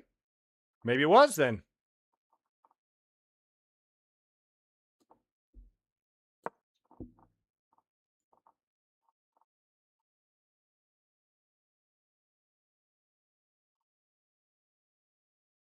Mm-hmm.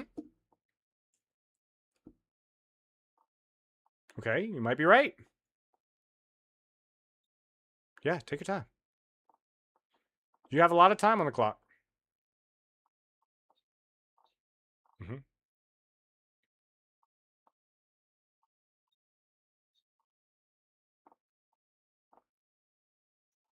Okay.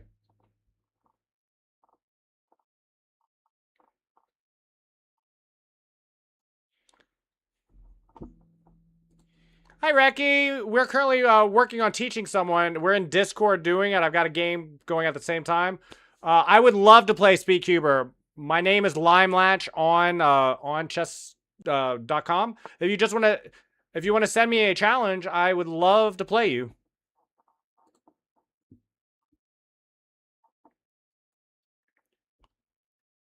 You might be.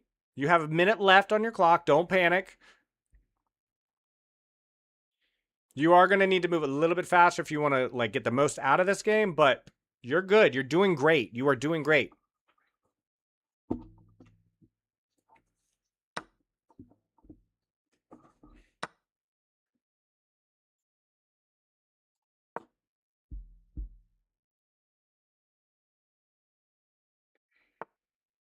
Okay.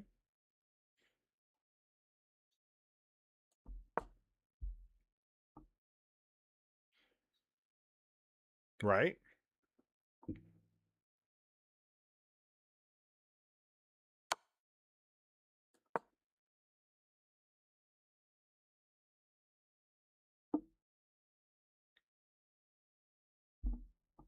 It's stalemate requires you to have no moves left, including pawn moves. Just keep that in mind.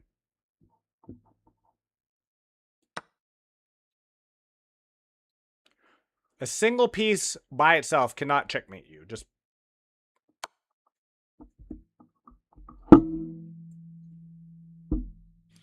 it does seem that way. It does seem that way.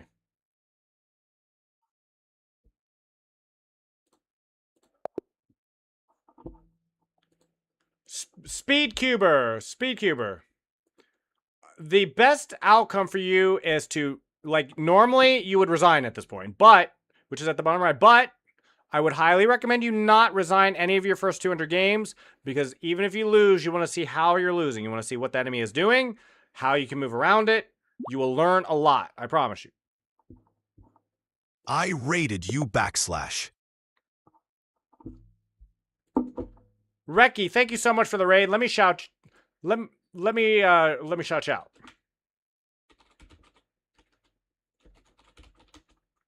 Thank you so much, Reki. I really appreciate you. I'm talking with someone in Discord, and I'm kind of helping them through a lesson.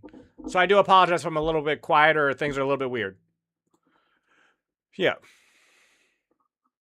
If he keeps moving to the same spot and you keep doing, and you should, then it becomes a draw. If you wind up in the exact same, and I mean exact same position on the board 3 times in a row. Now he just took a pawn, right? So it resets. But if you move back and forth into the same position 3 times in a row, it's called a 3-fold repetition, and you will win the game. Mm-hmm. Maybe. Maybe. He's coming for you.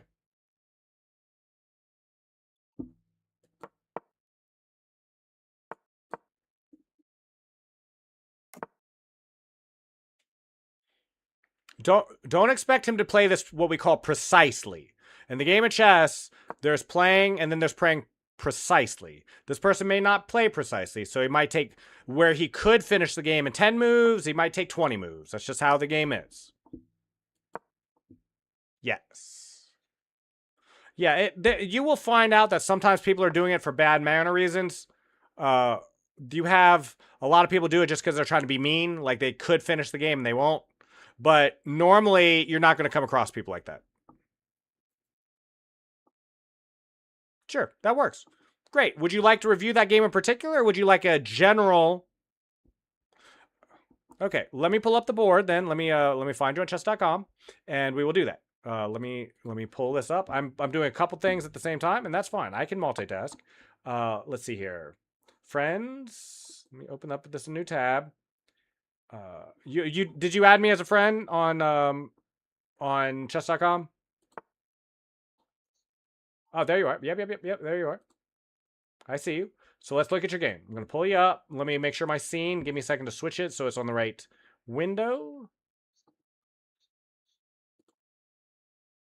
There it is. You're good. I do appreciate that. It's certainly not required, like, at all. Like, I am very happy to just look at your game, and thank you so much. Thank you so much. It means the world to me. It really does. Let me hold on one second. Let me close this just real quick. And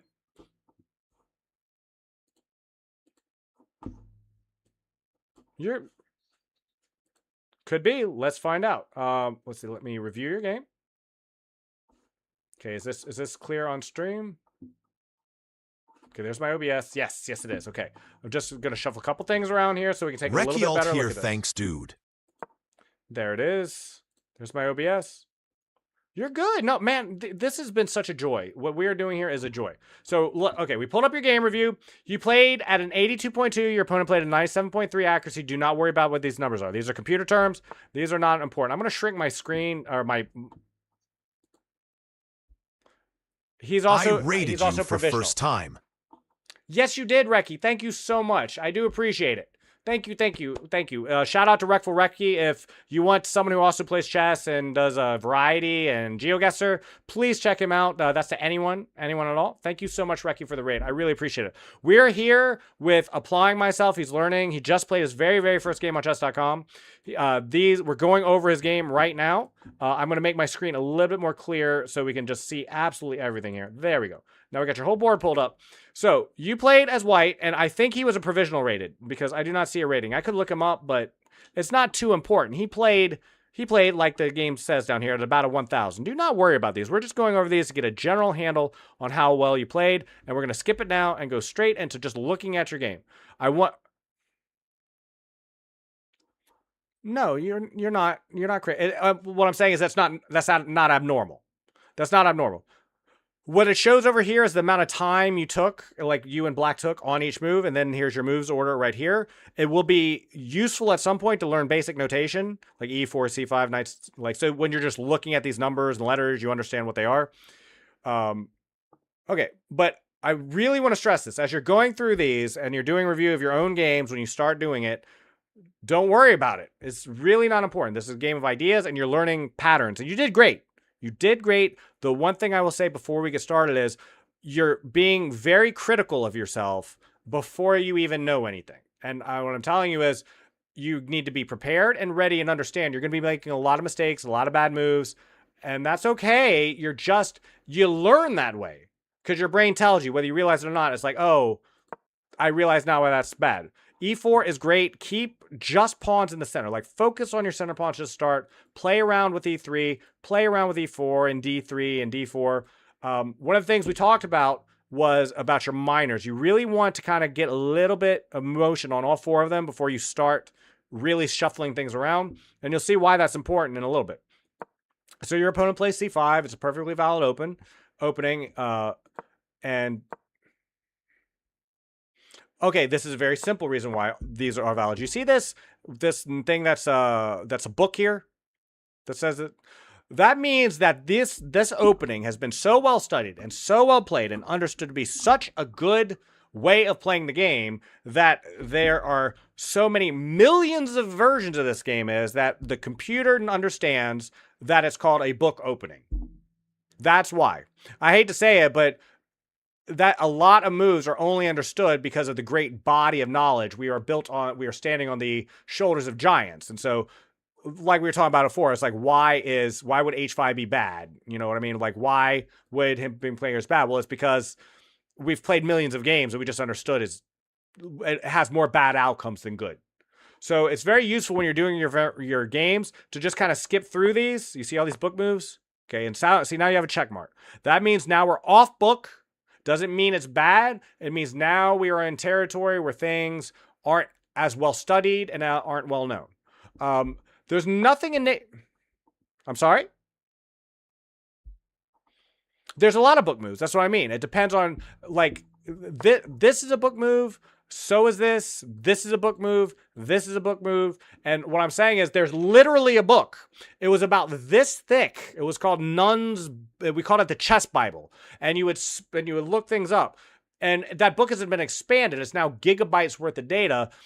It's when you start studying openings, and I don't want to dwell on it too much. I'm willing to answer and I'm willing to explain. If you ask the question, I'm going to answer it.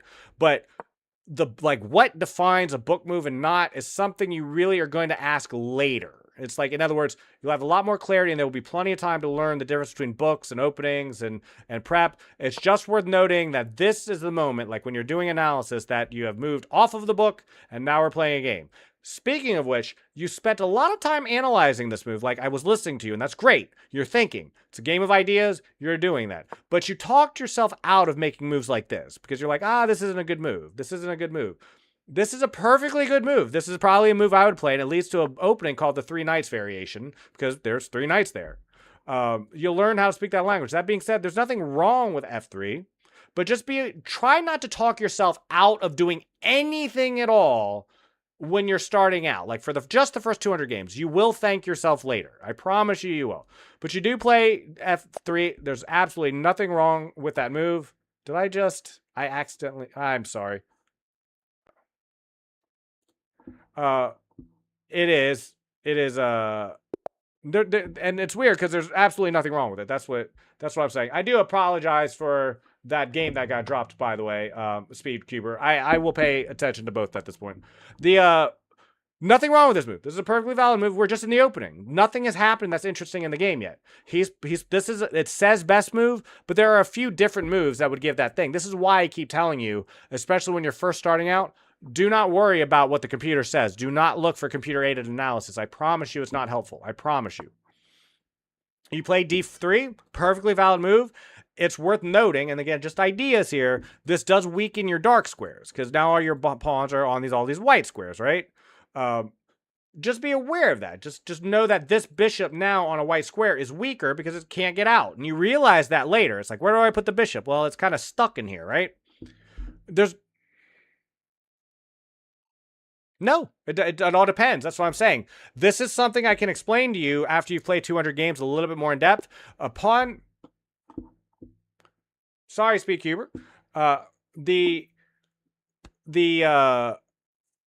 When to have your pawns on which squares is a very advanced.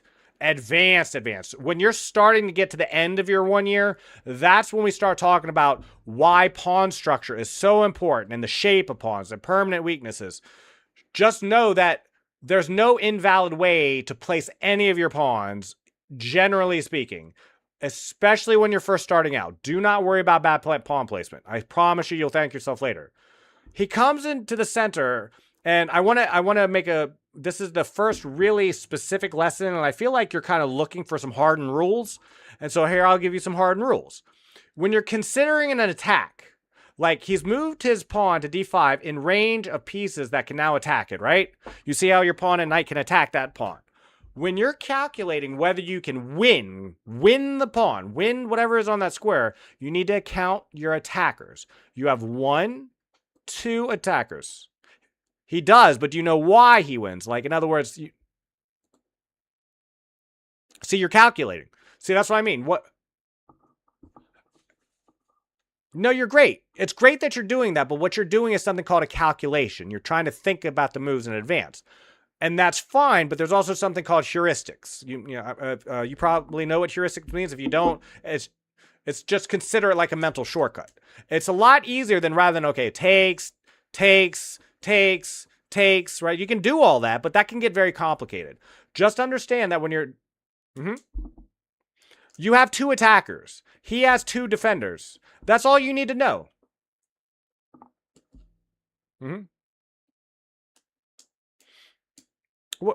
Well, yeah, but see, what I'm saying is that's a good idea, But I'm just asking you, like, in any given scenario, if you just, like, in this scenario, in any scenario, this is a formula you can take anywhere. If you need to know that you need one more attacker than you have defender to win a position. And these can get complicated because sometimes you have 5 pieces attacking a square and there's 3 defenders, or you have 3 defenders and 2 attackers, and you need, the calculations can get quite immense, and it will be useful to you just to understand you need one more attacker than defender. So you can just count the attackers, count the defenders, and then know, that's how you know if you have an attack or not. That's all I'm saying.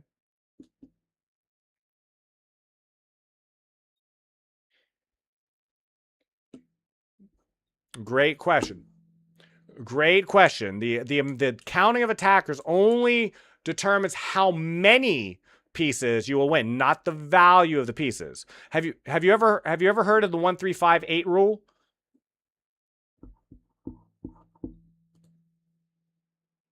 Yep. Yes, and the pawns are 1. These are not exact values, but they give you a general idea. And so, and this comes up later in your game. This comes up later in your game. We'll talk about it. But he plays d5. I want to be clear about this. At this point, nothing interesting has happened in this game. Now you move knight g2. And the interesting thing about knight g2 is you considered moving knight h3. And you immediately talked yourself out of playing it. You even considered moving it back to knight f2. And what I'm saying is, and all I'm saying is, don't talk yourself out of those. Like, because it's not going to be clear to you. I could explain why knight h2 is better than knight e2. I could. But you will understand it better in 200 games. I know I keep saying it, but it is true. Why you will come out of your 200 games significantly better and well prepared to do better in the game if you just don't talk yourself out of playing moves you think are good. Sure.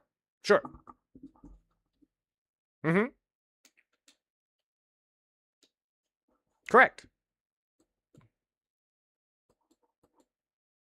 Well, where can you move from here?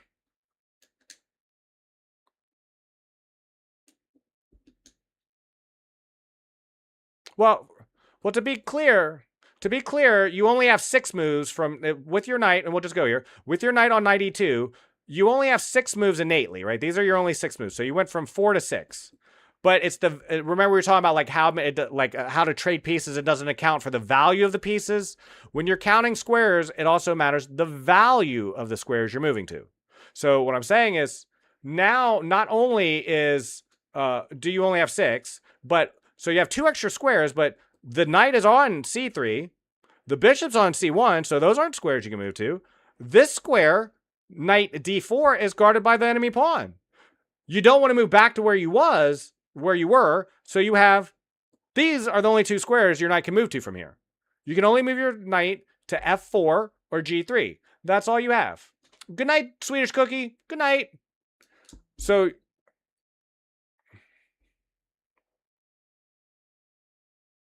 right. That's right. And see, you move to knight h3, let's say, and you see how it's giving it a thumbs up here? It's an excellent move. It's not the best move, but it's an excellent move. And now you have, and more importantly, see, this f2 square is actually really good. Like, this is from here, it would be amazing if you could just move your knight there. You can't, but if you could just move knight g1 to f2, that'd be a great place for your knight. And it's a great place for you. Correct. And yes, particularly the one on e4, which is currently under attack. And it gives access to this square. So what I'm saying is, yes. So what I'm saying is, you don't really understand when you're just starting out what the real difference is, because they are both look very, very similar. And it's only how that game evolves that really shows why knight e2 is bad, especially with the bishop. Because what did I say? And then this was coming up. You kind of want to touch all 4 of your pieces before you touch it twice. Like, you want to move them to both knights, both bishops. Well, now you've moved your knight over here. How are you going to move your bishop? It's stuck. It's just in this position from here. Well, what I would likely do, because I'm worried about this pawn coming in and displacing my knight and the current state of the position, I would probably play knight h2 or knight h3 or Or I would move my bishop out to f4 because not because I'm worried about this, but because I can bring it back to g3 and cover the weakness on f2, and this diagonal. And see, this is one thing. This is a game of ideas. Long term, I like my bishop on this diagonal. It is a good diagonal for my bishop.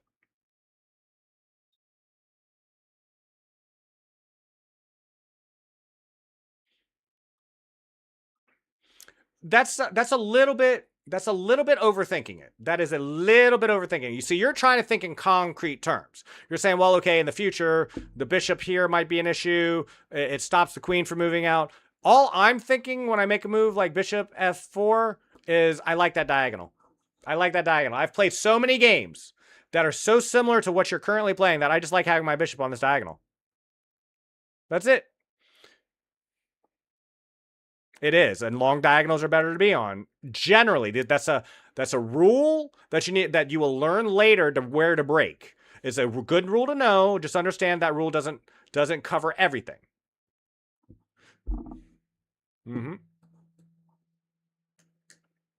That's right. Yes. So you play here. Yes.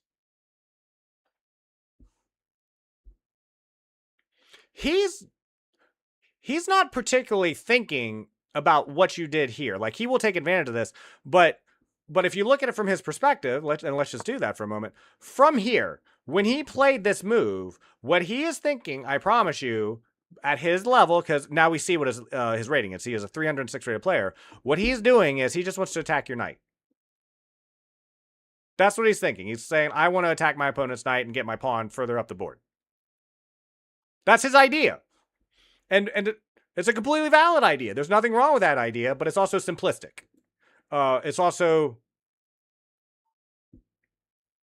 No, you're overthinking that one. It's what most people in this ELO do is they think they play pragmatically. They play like, at any given move, at any given time, what move can I make right now that will give me the best chance of winning the game?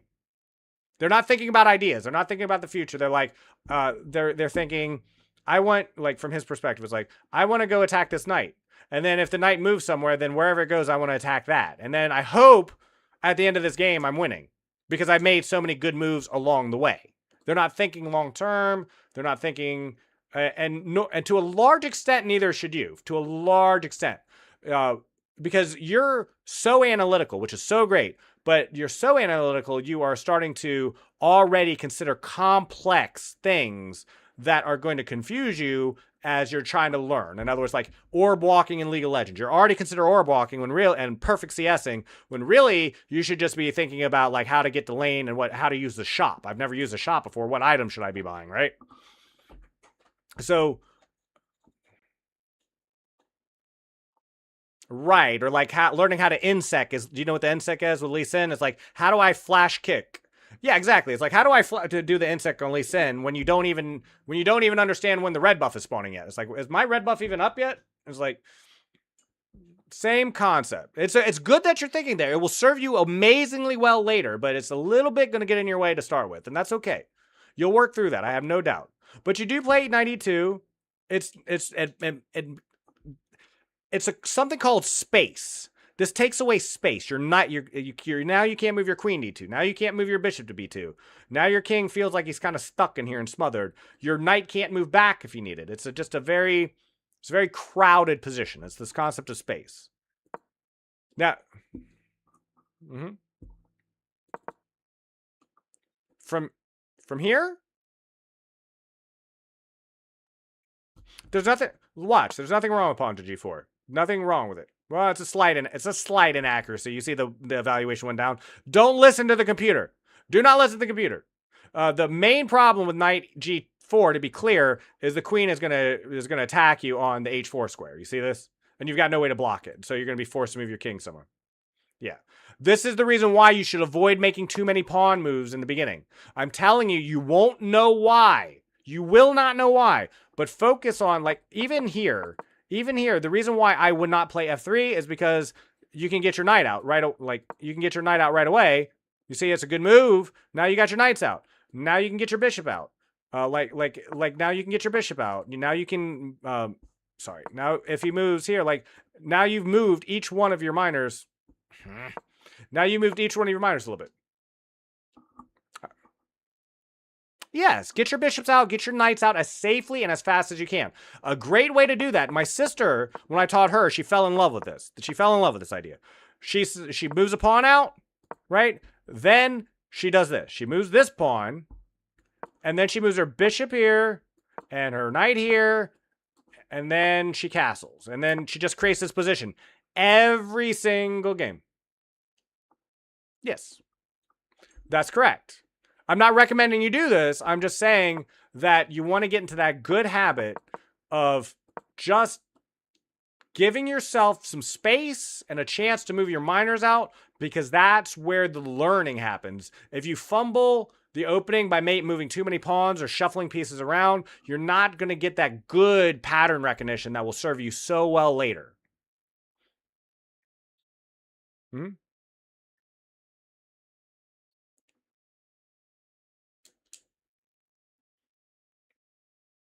Close, and I love that you're thinking about that, and I'm going to tell you what the answer is. I'm going to tell you what the real answer is, but what I'm telling you is you shouldn't worry about the answer right now. I hate to say it, but the main problem, the real answer is there is no weakness in doing that. There isn't a weakness, and this is called a fianchetto. Let's go all the way back.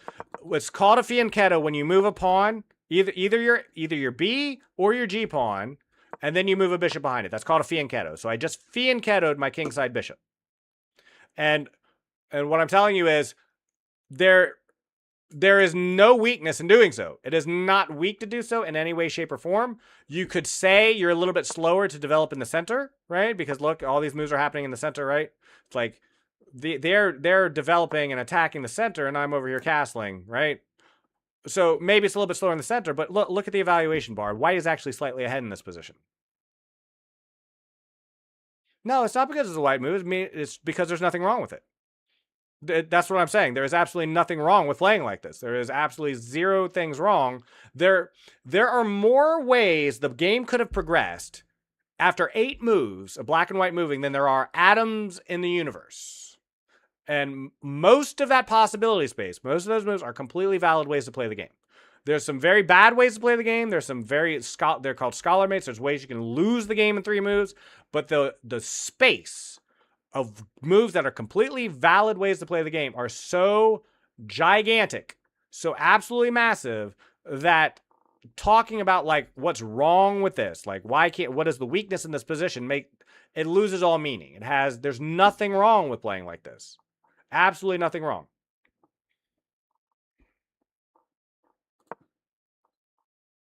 No. I'm just giving you my honest answer. I want you to ask any question you want, no matter how complex, and I will answer it.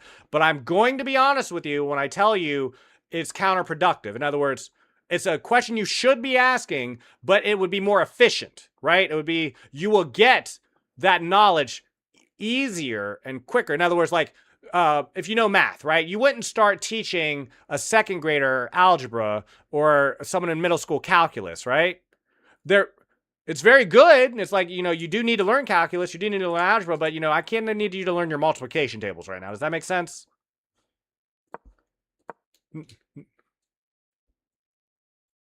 But a smart kid who is in like even the second grade could learn algebra. You could teach a second grader algebra, especially if they showed aptitude for it.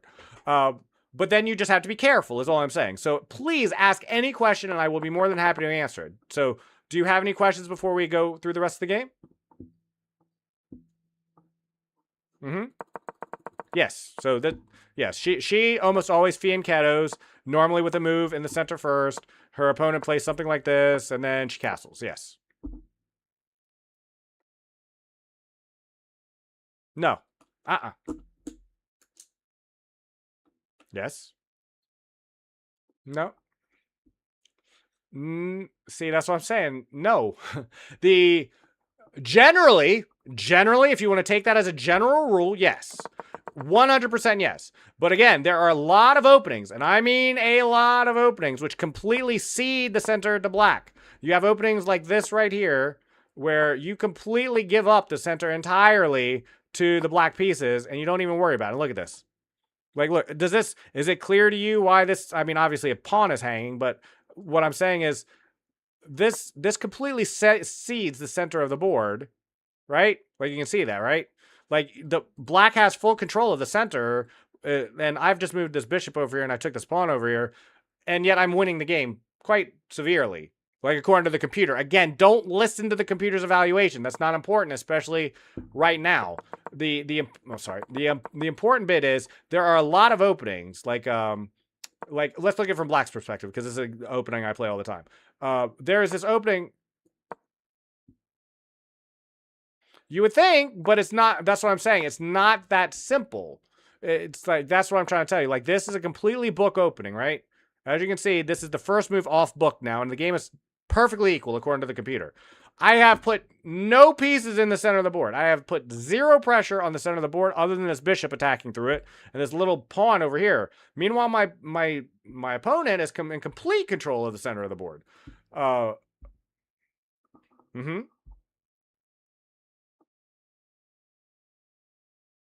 No. Sometimes yes, sometimes no. Generally speaking, yes. No, just not always. There are a lot of openings where you almost don't play in the center. There are certain openings, like the center, like this is I play this all the time, where things get so locked up in the center that nothing is even happening in the center. It's like, this is so locked up already in the center of the board. It's still an even game. This is a perfectly even game where my opponent white is going to try to put pressure on the king side. I'm going to look to expand on the queen side, and I'm going to be defending on this side of the board, attacking on this side of the board. He's going to be attacking here. I'm going to be defending over here, and nothing really even happens in the center of the board. This happens all the time. Things get locked up. Hikaru Nakamura very oftentimes calls it clogging the toilet. There's even, I'm not sure if I can remember it exactly because I don't play it, but there's even openings that just completely, it's called the Stonewall defense, where you just you do something like this and everything just gets, there's nothing happening. Like, this is so defensive for both white and black that almost all the action is going to happen in this small area on this side of the board or this side of the board. Like, everything just gets frozen in the center, and then the cool stuff happens on the edges. That's what I'm saying. It's like, you have some ideas that are generally true. No Face, if you want to challenge me, I will try my best. If you do it in 10 minutes, I will try my best to pay attention to the game while I do this. I promise you I can pay attention. You are not. You are not interrupting anything, and I'm going to be online for another 90, 80 minutes, 100 minutes anyway. So you are 100% good. You are fantastic, good sir. So all I'm saying is, you know enough to be dangerous, and I already see that. You know quite a bit about the game of chess that is high level. Very high level. And for me, and it's one of those things, when my sister learned how to play the piano, I sat in on it, and her instructor said, for every missed note you hit, you have to hit the correct note 10 times in order to get that out of your system, right? And so what you've done is, you know some notes. You've noodled on the thing, but a lot of those notes you're hitting are a little bit flat, or, you're just a little bit off on. You're not hitting that note cleanly, and so that's why it's so good you're doing this, because you're going to learn so much, and you're going to understand why some of the thoughts and ideas you had are somewhat misleading now. The ideas of controlling the center of the board, it's important, but it's not the be all and end all. There are all kinds of openings and workarounds to that.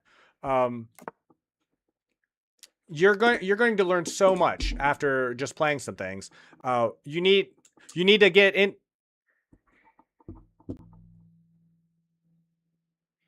I'm sorry. One more time.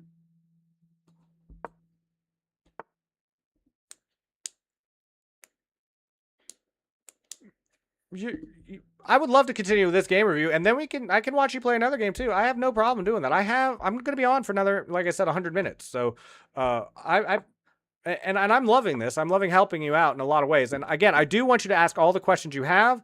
And I'm Good morning. Good morning, Suzuya. We are going to we're going to go through this game, and I just want you to like ideas. See, you're still thinking about rules, controlling the center, counterattack, all these other things, and I'm just saying, how did you feel about how those pawns were stacked up on your white squares on the last game, and what was your idea? Like as you were playing through this game, what I can tell you is, and I kind of warned you this would happen, and it's not a bad thing. You're playing reactive. Your opponent makes a move, and then you like, what do I do from there? How do I react to what my opponent does? But throughout the entire, and I was listening through the entire time you were working it out in your head, and you were speaking about what your thought process, I never heard you say, how do I win this? Where do I attack at? How do I maneuver over here? You're thinking about simple exchanges and how to prevent your opponent from winning a piece rather than how do I, like, where's my threat? I see my opponent, what he's doing and what he's attacking, but how do I get around that? And part of that is because you were kind of forced into a bad position, right? Your opponent attacks your knight, just like we said, and then you move out to here, and you had a lot of thought about why to move knight to c5, and I get why. I 100% get why. This was a bad position to be in, but this is not a bad move. In other words, like it's a fine move in the sense, I want to be clear about this, in the sense that you're just starting out and you're worrying about patterns, okay? The problem that you're going to run into, and I feel like I'm being over instructive here, but you want to know these things, so I am going to answer. Whether you move your knight from c3 to a4 or the b5 square, it doesn't matter because this queen move is going to do what's called a fork. It's going to come out to a5, attack your king, which you have. If you lose the king, you lose the game, right? And it's going to attack both the b5 and the a4 square at the same time. You see what I'm saying? This is a classic fork where he wins the knight. Like, in other words, he's already winning the knight. You are going to lose this knight now. There's a little bit of counterplay here, which I'm going to show you. But when his knight comes out to a5, he's immediately threatening to win your knight, which is the reason why you were kind of forced to move your knight back to b1. And, yeah, so he's going to. He does it, and there it is. Yes. You keep in mind you're under check. You're being checked. To where? Why did you move it away from c3 to begin with? This is the idea. We're talking ideas here. Why? But why did you move any horse off of the c3 square? Why is there no horse here now? Of any kind. No. See, that's what I mean. You need to be a little less hard on yourself. I understand why you're being hard on yourself, but the reason that What's up? We're being cold and factual. Hi, Jace. How's it going? It's great to see you. We're currently in a lesson. So the reason why you moved, I'm just asking for the cold, hard, factual reason. The reason why you moved the knight off of c3 is because there was a pawn attacking it on the d square. This d pawn was attacking that knight. That's why you moved it. Because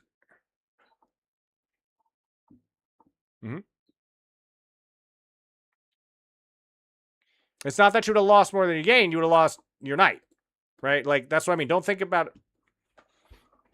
Right, because this pawn is attacking, like the pawn, which is just a very cheap piece, right? It's attacking this very expensive piece called the knight. And so you moved it off of the square.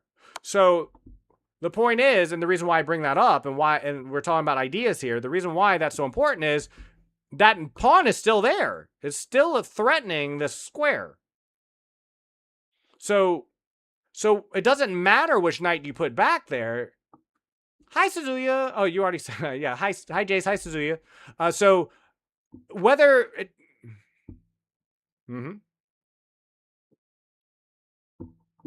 yes.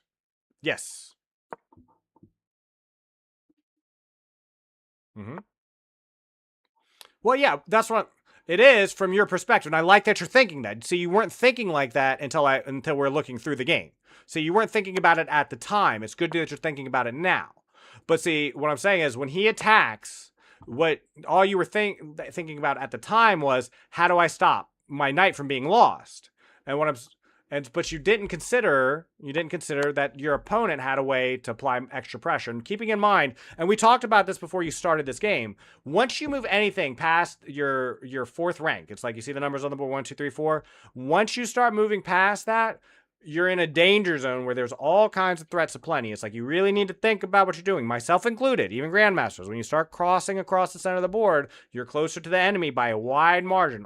You have pawns that can very easily start attacking you. You have a very quick reaction.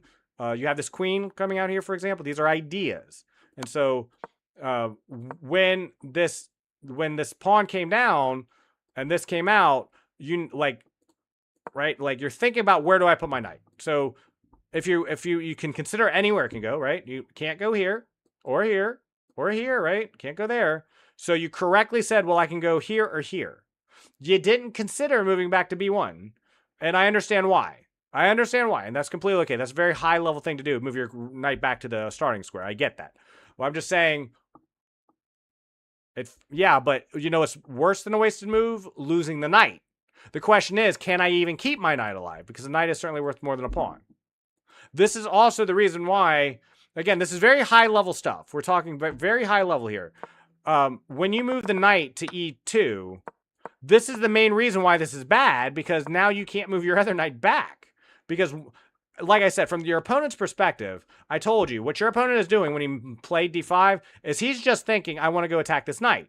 I just want to go attack the knight and push my pawn forward. That's what they're thinking. That's all they're thinking. And so if you would have realized that, you would have seen here. You would have looked at the position at this point and said, if I move my knight out to E2, it takes a square away from my other knight. And that's very high level.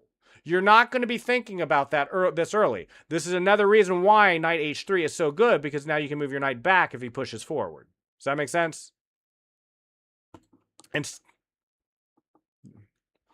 But what I'm saying is, are you going to be able to recognize that in your next game? Probably not. But in your next, after playing a couple hundred games, you will. You 100% will. This will become like second nature to you. But let's, go ahead.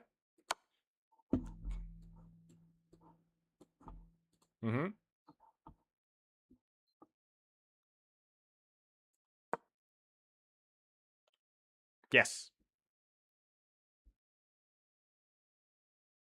Correct.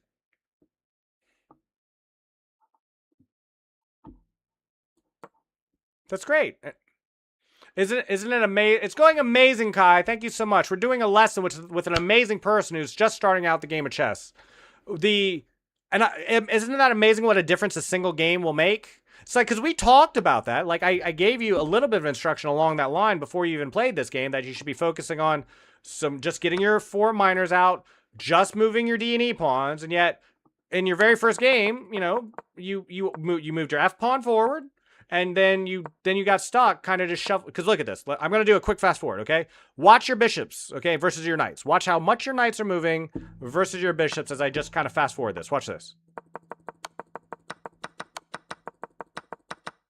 Did you see it? Your knights were gone before you even moved your bishops once. Watch your knights, like one last time. Yeah. They're still there. They haven't even been moved yet. Have not even been touched yet.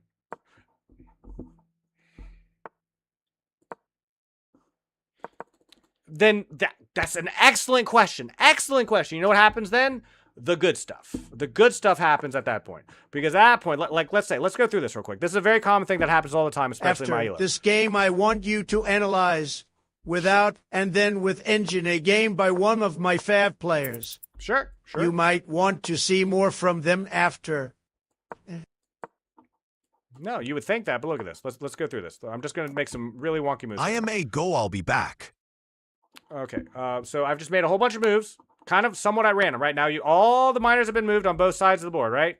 This is a negative 1.0. Don't worry about that. This is a very even game. Both people have all their pieces. You know what happens now at this point of the game?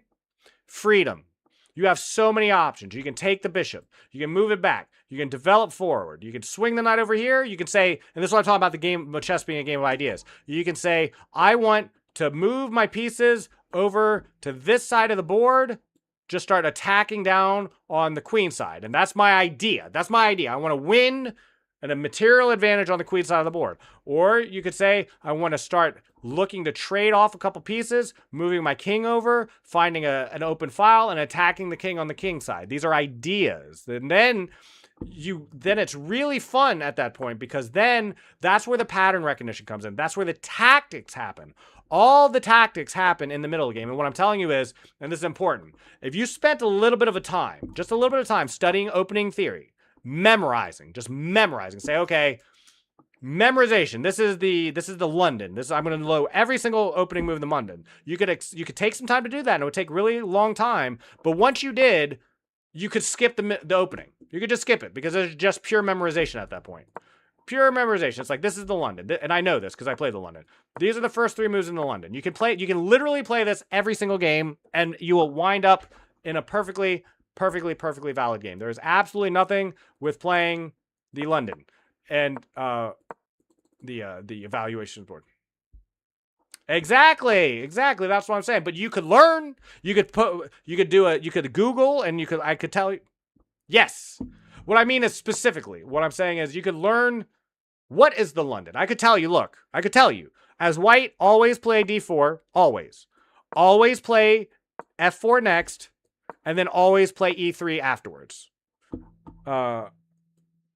You could do that. Like, you could do that, and then you could play some more interesting games. What I'm telling you is, in the long term, that's going to hurt you, and you're going to spend a lot of time doing that. That's not needed. That's all I'm saying. It's like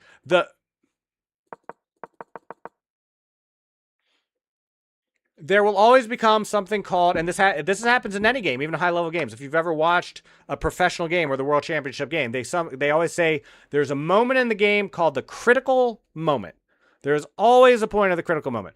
There are ways for amateurs, like just beginners, to really kind of bork a game. I want to be clear about this. You could play like this. I'm not saying anyone would do this, but you could do this, is all I'm saying. You could get into a position like this. I'm not saying anyone would ever play like this, but similar to this. You could get into a situation like this, where essentially this is so locked down, so ridiculously, hopelessly locked down, that there's just no way for the knights to really do anything. Like, they can shuffle around, but the bishops, they're stuck. They've got nothing to look at. Things can even worse than this. Okay, you can play where things just kind of get like this, right? Like, you just start locking everything down, like Jaws, like in a shark, and everything just kind of gets ignored. No one takes a piece. They just like start pushing. No, and that's what I'm saying. I want to like, if it gets like this, and this is again just for example, if it gets something like this, this game is so hopelessly locked down. This is a draw. This is just a draw. You're just gonna shuffle pieces around until someone admits the game's over. Because there's no pieces to take. There's nothing for this queen to do. It can't get out. The queen is in jail. It's got nowhere to go. The knights have no agency. They have no way to get in.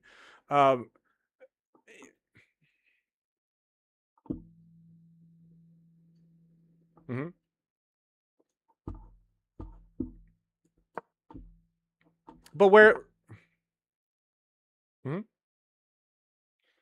That is wrong. That's very wrong. And for a lot of reasons too.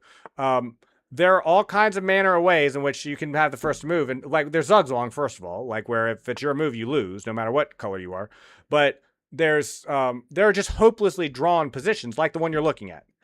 There's no way, just because I get to move first, right?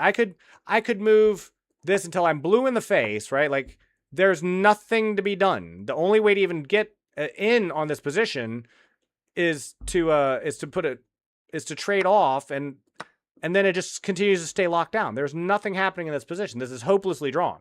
It doesn't matter that you get to move first. Oh, well, this is broken. This is currently broken. Well, like, look, it's not moving at all. Let's see, it's not moving at all. We can pull this up on an analysis board, or maybe I can refresh the page. If you let's see here. Okay, this is just a fresh analysis board. I'm going to resign this game that I'm playing on the side. So here, let me show you. Like, just for example, no one would ever play like this. I understand that, but I just want to show you just an example of ways you can get into these positions, to be clear. Like, it is 100% possible to find yourself in this position. I've played with people who have done things like this all the time, in fact. Just again, just moving things around. So like this, right? This is a draw. There is no piece to take. Everything's locked down. See how it still says there's a material advantage for white? There isn't. There is not. There is nothing white can do in this position. This is why I keep saying, like, computers, you can only trust them so far. There is nothing, there's nothing Stockfish could do. I would draw this game against Stockfish. There is no way to go in without sacrificing something. Like, you have to literally give up a piece entirely just to make a pawn open. And you see what just happened to the analysis board? Like, now white is just absolutely guaranteed to win because I had to sacrifice a bishop just to open the position.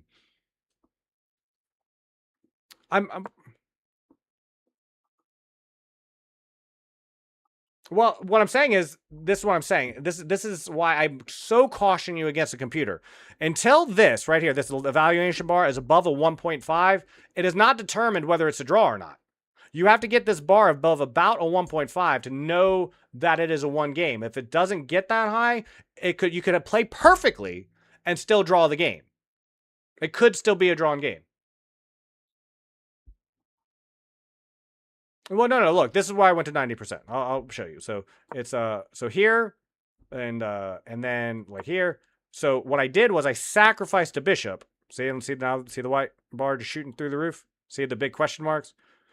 So I take, and now even though the black has now he can push something, right? I'm not saying he would do that, but now he could make technically some progress by like putting the rook behind and pushing the pawn. He had to give up a bishop to do that, and now he's just going to lose the game. And to be clear, there's all kinds of ways to be in a drawn game where then you make one bad move and you lose it. And then it's just gone.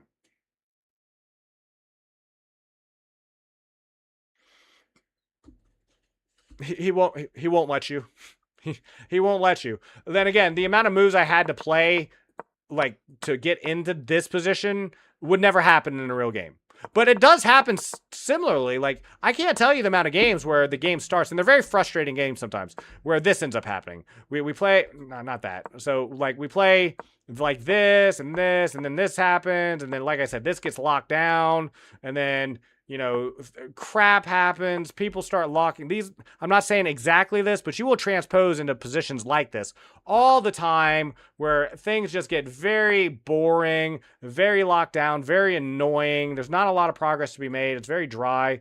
The entire concept of like the four knights variation where just all the knights come out right at the beginning of the game. And sometimes there's a pawn move that happens in between. These lead to very dry, like look at this evaluation bar. Look at this evaluation. 0.00. The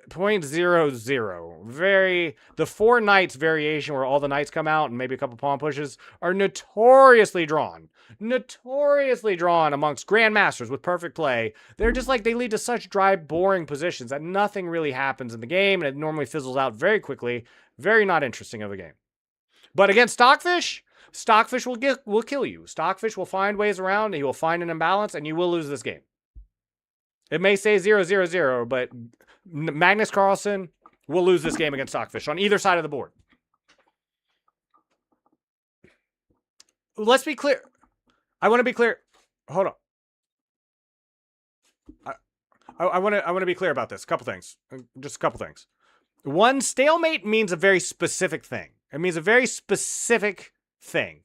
A stalemate is when you have no moves at all. Like, obviously, like, right now, I can move a pawn. Black can move a pawn, right? A stalemate is when you have no moves at all that are legal. It's illegal, for example, and then again, I'm doing this for purpose. This is an illegal move. I cannot move my king to d7, as you see. It won't even let me.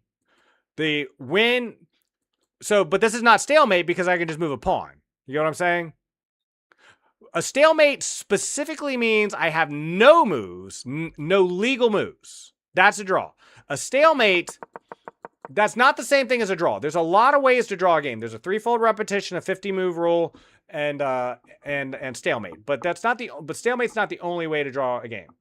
Eric Rosen is an amazing person to watch on stalemates. There's a lot of good YouTube videos out there. Levi Roseman has a whole instructional series on this. Which is why I'm saying it's like, that's why I'm saying, like, for me, you really should be focusing on beginner tactics, and I can help you through a lot of this. I really can. But you're going high level on some of this stuff, and I love that. But what I'm saying is, like, with perfect play, let's be clear about this. There is a championship that is played just among computers. Leela plays in that. Stockfish plays in that. And 99% of those games end in draws. Computers play the game so well and with perfect play. And when I mean perfect, I mean non-human play. Non-capable of a human being played. Most of those games wind in draws, but a fringe amount of them actually get won. Because computers play at such a high level, they find these incredibly tiny things where even with perfect play, every once in a while, through seemingly random chance and for reasons humans can barely even understand, someone gets just enough of an advantage they can squeak out a win. So yes, with absolute perfect computer play, most games will end in a draw every single time. But it's not because they're playing defensive. It is not because they're playing defensive at all. If you play perfectly defensive, you will lose every time. I promise you. I can't tell you how many games where I'm playing the London and my opponent, like, he goes Look for the at fianchetto. D4, NS6, C4, C5, D5, F of NC, Chaos, read guys. D6, Hello. F. Have you Chaos. seen Thank you this so much. opening? D4, 9, hold on, let's see. D4. Suzuki is really good at this. She gives a lot of great insights to a lot of these things. Knight S6, C4. Yeah, this is a very common opening. I've seen this, C4, C5. Yeah, so there's all kinds of different openings. But if you play too defensive in a match, any match, you'll normally lose. Playing defensive is almost a losing strategy. It's always like, in other words, by playing defensive, you're playing to lose. Because generally speaking, if you're playing like this, right, I want you to look at the evaluation bar as this goes along. So I'm double fianchetto and everything, and then my opponent brings the knight in, and like look at slowly over time, like I'm just making these like very passive moves, and then my opponent is playing forward, and then more passive moves are being played. Bring my queen up, knight's happening. Like I'm playing more passive than I should here as white. It's hard because I'm making up moves as I go along. Let me play an actual game. Like this is a game that I've actually played before. So this I'm gonna just open with a London system. My opponent will play very slowly. I've seen this many times before. Will play incredibly passive in his opening. And what happens is, as my opponent continues to play passive and I play aggressively, what will happen over time is advantages will build up. I'm playing this so badly. I do apologize. And this is not that passive, to be fair. Just trust me when I tell you, if you play passive, you'll generally lose to someone who's playing aggressive. Yeah, and No Face is saying it right. This is a very high level thing. This is something you would need a little bit higher instruction than me on. I'm sorry? Yes. Yes. Mm-hmm. Yeah. This is where we were learning. Yes. Yes. Every time, it can only attack dark squares. Where are my squares?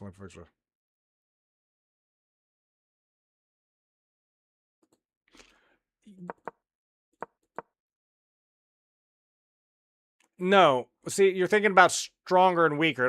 That all depends on how everything else on the board is. That doesn't mean they're weak or strong. It's yeah, sadly, that's not the case. And this is what I'm talking about. Things get very high level very quickly. Like, I could talk to you all night about this, and people do. That's why people get chess lessons. That's why I went to a chess camp. Because, like, just for example, I'm just going to show you this real quick. I'm not saying we would ever make these moves, of course, obviously. I'm just trying to find a good example. Okay, hold on. I need to waste a move. Okay. So see how these knights are right now? The one on D4 and C6. This happens all the time. Like when you're in a position like this, and this gets very high level. In order to attack this knight as this knight, I have to make 3 moves. 1, 2, 3 moves just to get to that square. It takes a knight a very long time to get to a square in this direction. Oops. What did I just hit? Okay, there we go. I'm sorry, I just accidentally hit something on my screen and it refreshed. I'm just making sure. Well, what I'm saying is it's position dependent. This gets very high level very fast. If this pawn comes out here, for example, right? It's just this. This is no threat to that pawn, is what I'm saying. Whereas this is an immediate threat, where this is an immediate threat by the pawn. And it's like, and this, it takes 2 moves just to get to that pawn. You get what I'm saying? And what I'm saying is this comes, like, you made an important observation. A knight on a light square can only attack dark squares. It's also worth noting a bishop, right? Like this bishop here. Normally when I teach, I'm like using a live board. This is a little awkward. So, but a bishop, right? It's important that this bishop, you understand, can only see half the board. It will never see a dark square piece. It can only see those squares that are light colored. Which is the reason why rooks are stronger than bishops in the first place, because all rooks are bishops that are turned 45 degrees. And yet, being straight up and down means you can attack every piece on the board, but being diagonal means you can only attack half the board. That's why bishops are so much weaker than rooks. It's not innately, like, in other words, they attack the same amount of squares. This is attacking, this and this are attacking the same amount of squares. If you count them, you'll find out that they're attacking the same amount of squares, and yet rooks are far more powerful than bishops. And this is a high-level concept, is all I'm saying.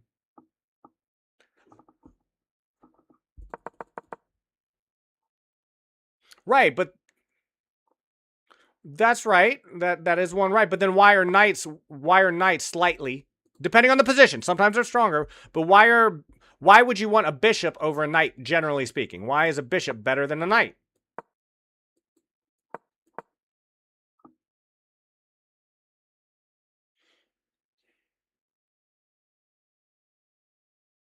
Yeah. But it can also attack every square on the board, just like a rook. Like, it can go anywhere. Depends, and that's what I'm saying. That's why it's all positional. Like, that's what I'm saying. In a position like this, for example, and I'm just going to throw these out there randomly.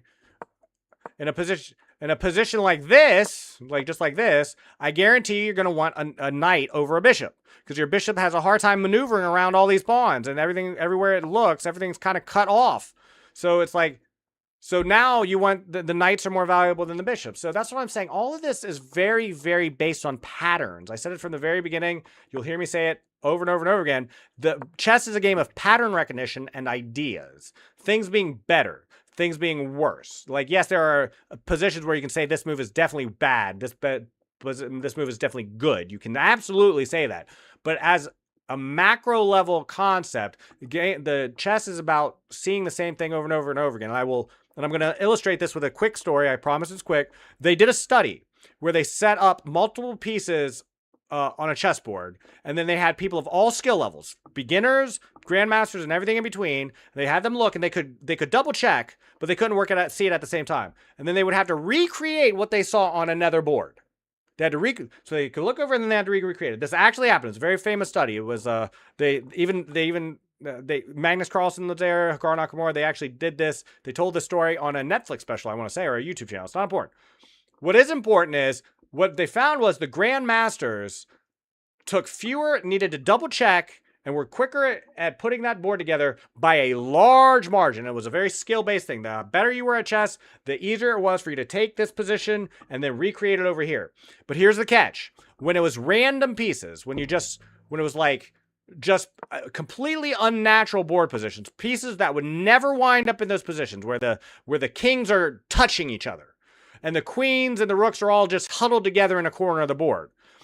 And then they ran the same experiment. The grandmasters and the novices and everyone in between performed the exact same, perfectly the same.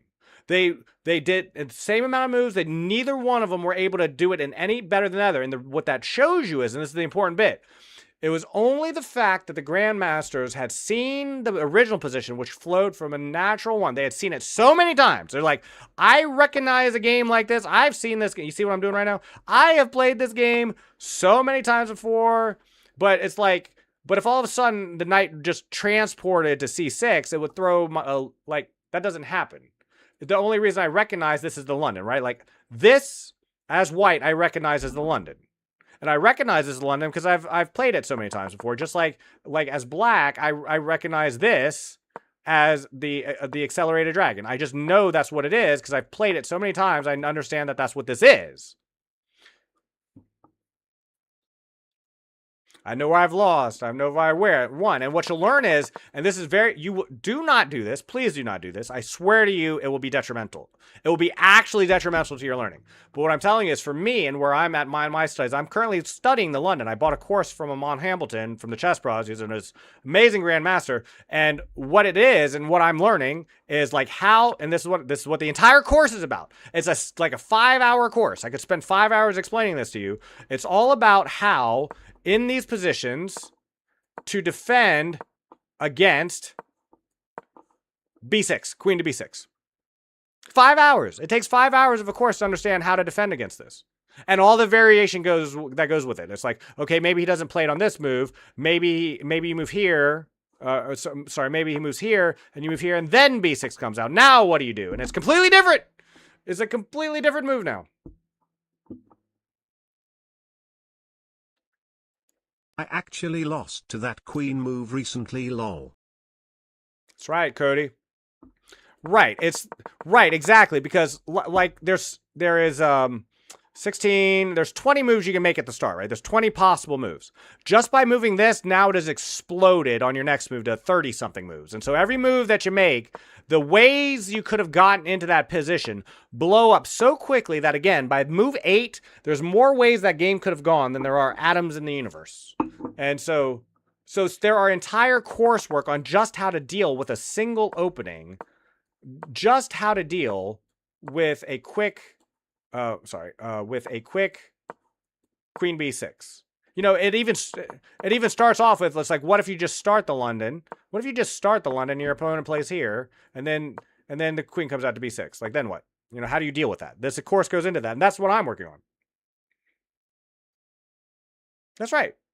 That's what I mean. It's like, what I'm saying is there are entire openings that are named after people, like the Alekhine or I mean, some of them have funny names like the Cow and the Scandinavian, but some of these are named after people. There was one we were looking at just the other day called the Magnus version, the Magnus, what was it called? The Magnus something or other. So Magnus has an opening named after him, and all I'm saying is the Caro Kann.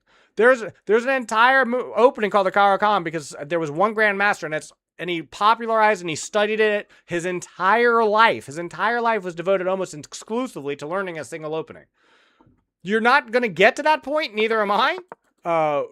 But you can be very, very good at the game of chess. I just really highly, highly encourage you not to get too granular or too far down the road in your studies, because Scandinavian rat. Was it the Scandinavian version? I would not be surprised. I play the Scandinavian. This is what I play as black. I pretty much play it every game. Some version of this, you know. But what I'm saying is, I'm sorry? But what I'm saying is, you need patterns. You need patterns in your head. It's like, there are no bad or good moves. Even the bad ones, even the good ones are not bad or good moves to you, because every move you play, no matter how bad it is good for you now, as long as you work on the fundamentals. Like, again, you really should, as a very, very beginner, understand the general value of pieces. You've already got that. Good. You understand a rook is better than a knight or a bishop. So that's very hard to teach people. Believe it or not, it's very hard for a very, very, very beginner, because, again, I can't tell you the amount of beginners I have who's like, I want to play this. I want to play this. I want to get my rook out because it's rook. And then it's like they end up getting their rook trapped out here in the middle of nowhere, and it's like, what happened? Or this happens all the time where you have people who do things like I got an idea. Okay, so they do things like this. They do things like this. And then this. And they're like, hold on one sec. Let me move here. Let me make just quick 2 moves. So they get into position like this. Not this move in particular, right? And they'll take here. And they'll say, well, I won 2 pawns. And versus a bishop. And I'm like, yeah, but 2 pawns are not as good as a bishop. But it's like, I have 2, they have 1 piece. This is a concept that needs to be taught to beginners of the game of chess, and you're already past that. So you're doing great. You're doing amazing. All I'm saying is, you need to not worry about, like, when, and this is going to happen. You're going to try to play e4, and your opponent's going to play e5, and you're going to overthink this. Like, why am I supposed to take that pawn? And the answer is, you're not supposed to do either. You can take this pawn, see its book. You can also push the pawn. You can also support the pawn. You can also ignore the attack. There's all kinds of moves you can make. None of them are good or bad. They're all good for you. They are all 100% good for you. Just focus on playing D3, D4, E3, or E4, and then moving all of your minors out, and then just playing about 200 games. And a lot of the questions you're having are going to answer themselves in the fullness of time. I promise you. But please, any other questions? Yeah, no, please. I've got another hour and 50. I got another 70 minutes. I'm going to be online. Great, absolutely. I do apologize if anyone was coming by and expecting like the normal content today. This is good content for me. It's like I'm having a great time with a new player, new to the game of chess, called yeah, I couldn't remember your name. I knew your name on chess.com. I could not remember. So Charlie is starting. He has played one game on chess.com. He's sharing a screen. I'm going to see if I can pull that up on... I think I can. That should be pretty easy to do. Right. Please, right here. There we go. So we're going to blow this up so everyone can see it.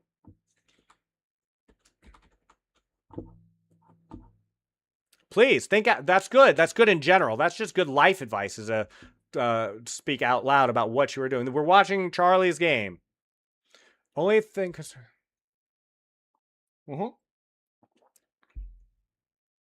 Okay. Can't he? Okay. You're thinking good, though. You're thinking good. I like you've made a very committal move with D5. Very smart.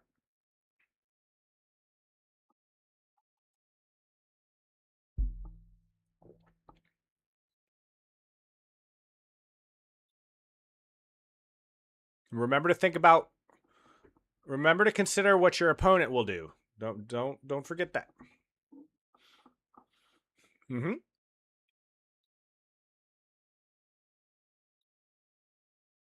Good, you're thinking.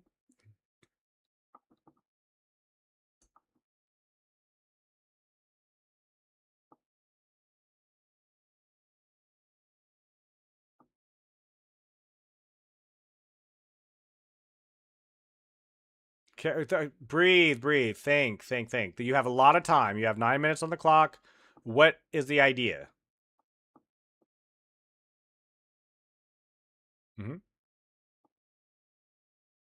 How many attackers does your opponent have, and how many defenders do you have? Okay. If anybody would like to challenge Lime Latch on chess.com, I am on chess.com, and I will accept your match. I can certainly watch this at the same time.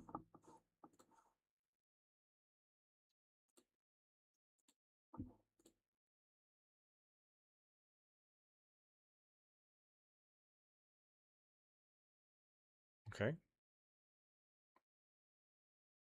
Okay.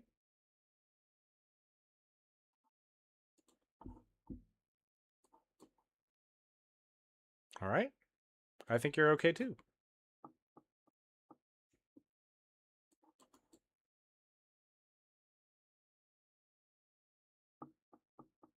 He is. It is a rapid game. You have 10 minutes, so definitely should be thinking a lot.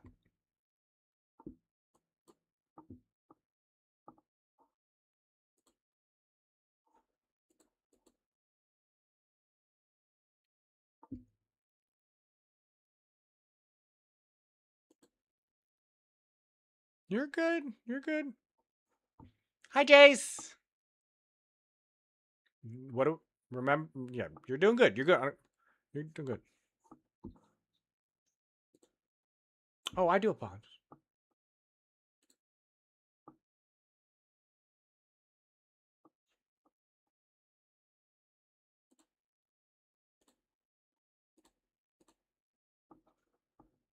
Hi. I'm giving Charlie here no moves. I'm telling him I'm not helping him at all. Hi. Hi, Skenji. Hi. We're helping Charlie on his chess. This is the second game he's ever played on chess.com. He is putting together a YouTube series on his journey. And so we are going to be focusing on this pretty much for the rest of the evening.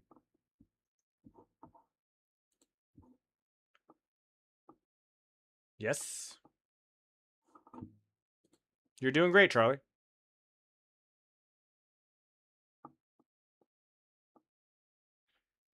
Try to just remember everything we talked about. You have plenty of time. You have 7.5 minutes.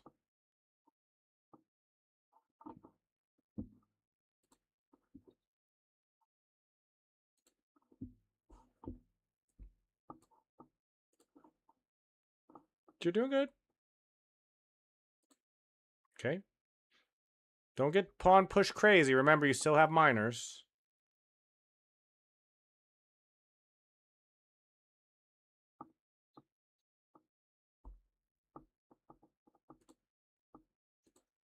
Right?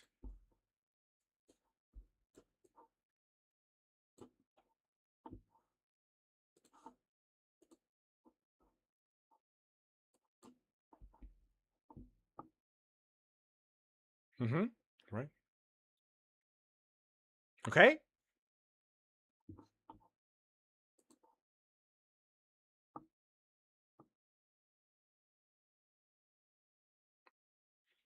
Yeah, you can. Yeah. It's great that you're talking this out.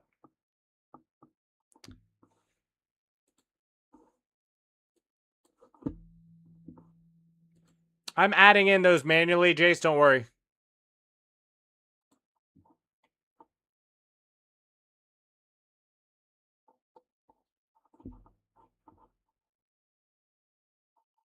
Might be. I.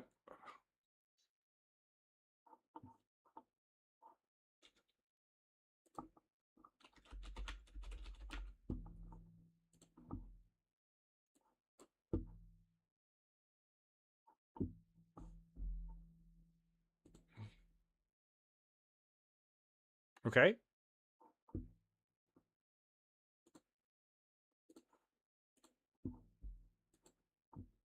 Okay.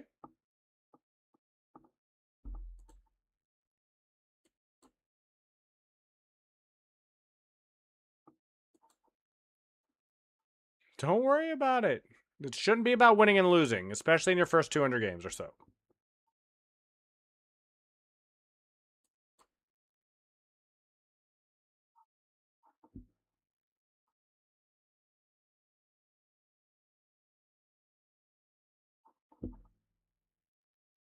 It's okay.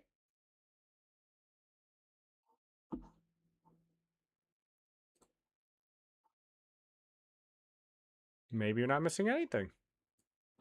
I highly recommend if you have an intuition about something, you just go through with it, even if it's wrong. Like, should not be thinking in terms of bad or wrong or good or right or at all. In my opinion, at this point, you're doing great. Mm-hmm.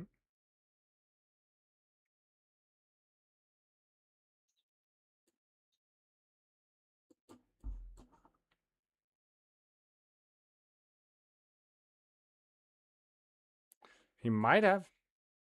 No, it's not about being smarter. Don't think in terms like that. Okay?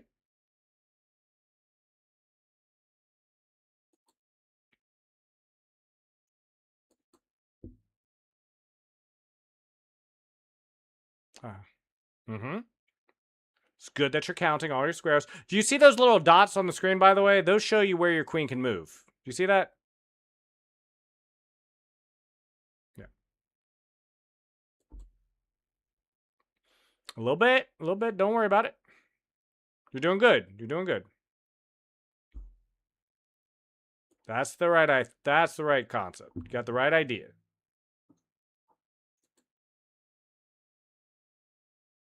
Uh-huh.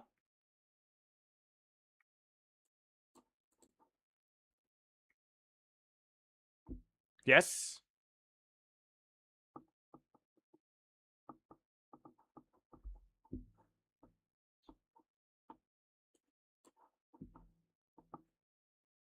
I'm sure will. 100%. What up, Kai?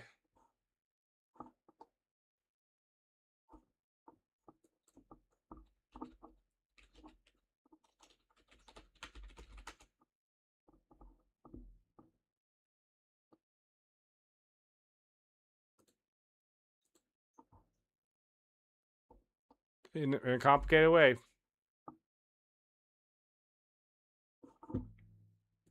I added it to the queue, Kai. Thank you so much.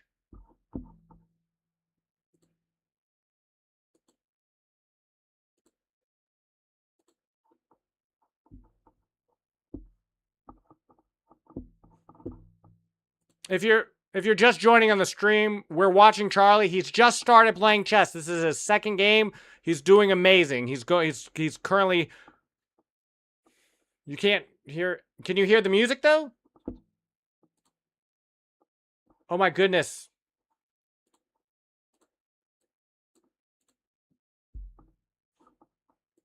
You're good. It happens. It happens. Just learn, just pay attention to see how the game evolves.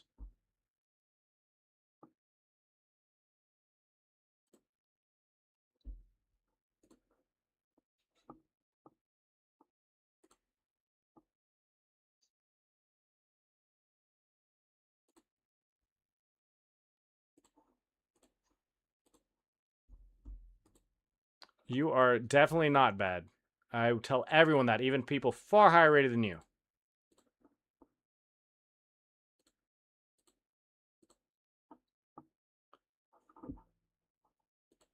We have the music on.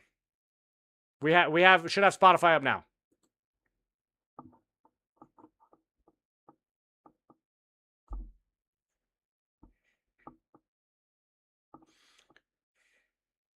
Well, yeah, that's okay. That is okay. Thank you. Correct. You're right.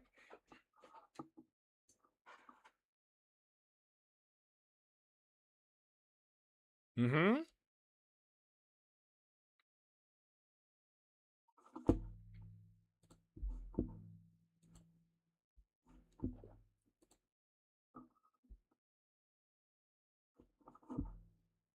Anticyclonic tornado. Hello, hello, hello. We're currently working on we're doing a lesson with Charlie. He is he's someone who's just starting out in the game of chess. This is his second game ever, and we're watching him play, and then we're going to do a review after that. I do apologize if this content's a little bit different than usual. This Charlie has come by and he wanted to learn, and so we're teaching him some chess today. Sure, I sure can.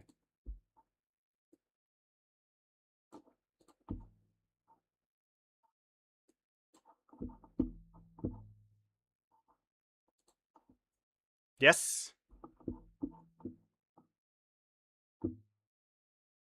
Okay.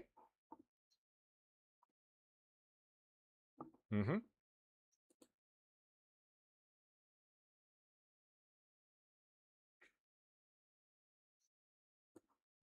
Makes sense.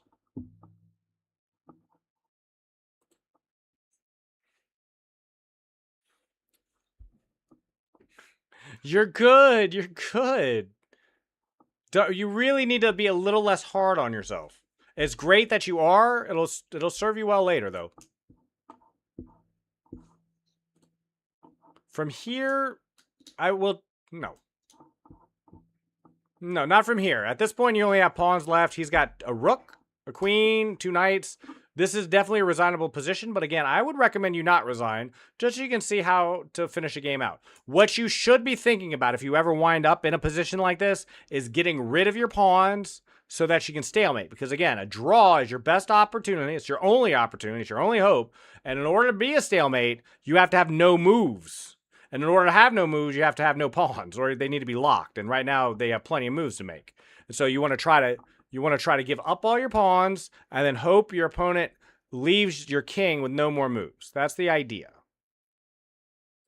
And the easiest way to have no moves left is to get onto the edge of the board or around as many attackers as you can. Mellow Blues, hello! Thank you so much for coming and visiting from Kick.com. We're currently helping a You don't suck. That's right. This is Charlie's second game ever on chess.com in rated. He is currently going through his original his first placements.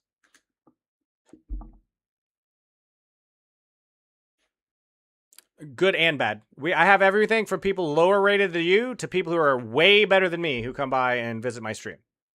We have a person the person you're it doesn't currently show. We'll find out afterwards when we do the game review. It will show what their rating is.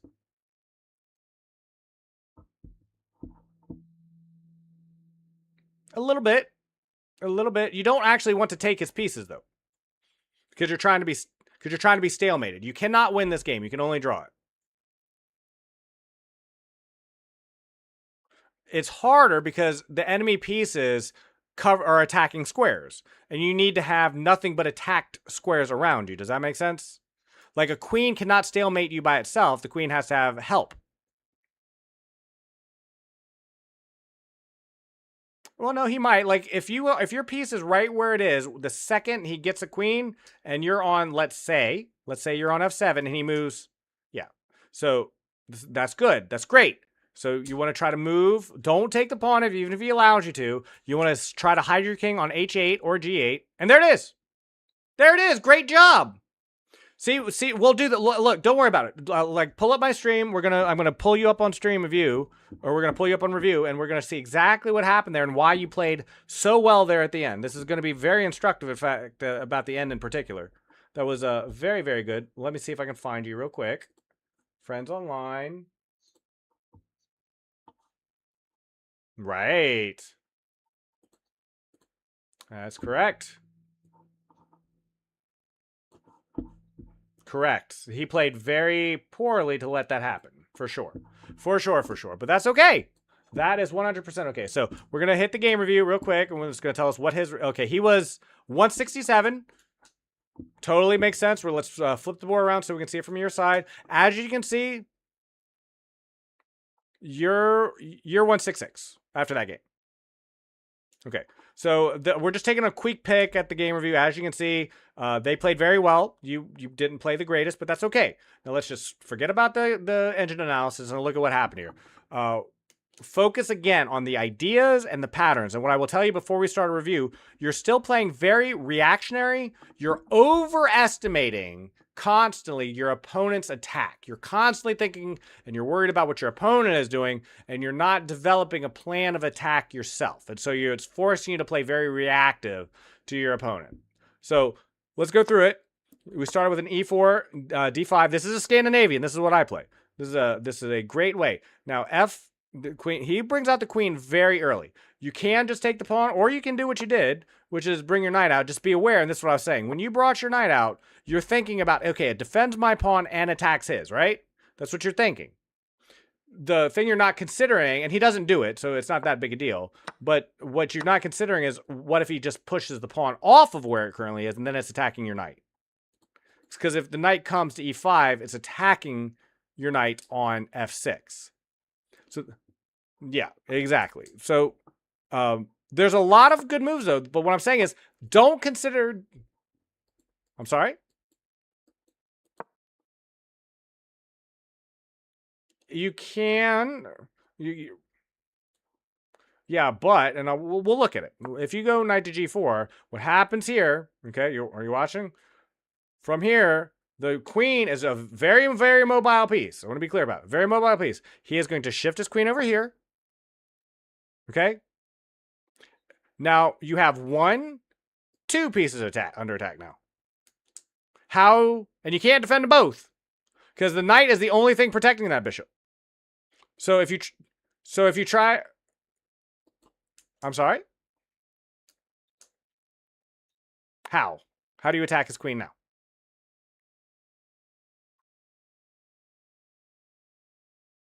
This one?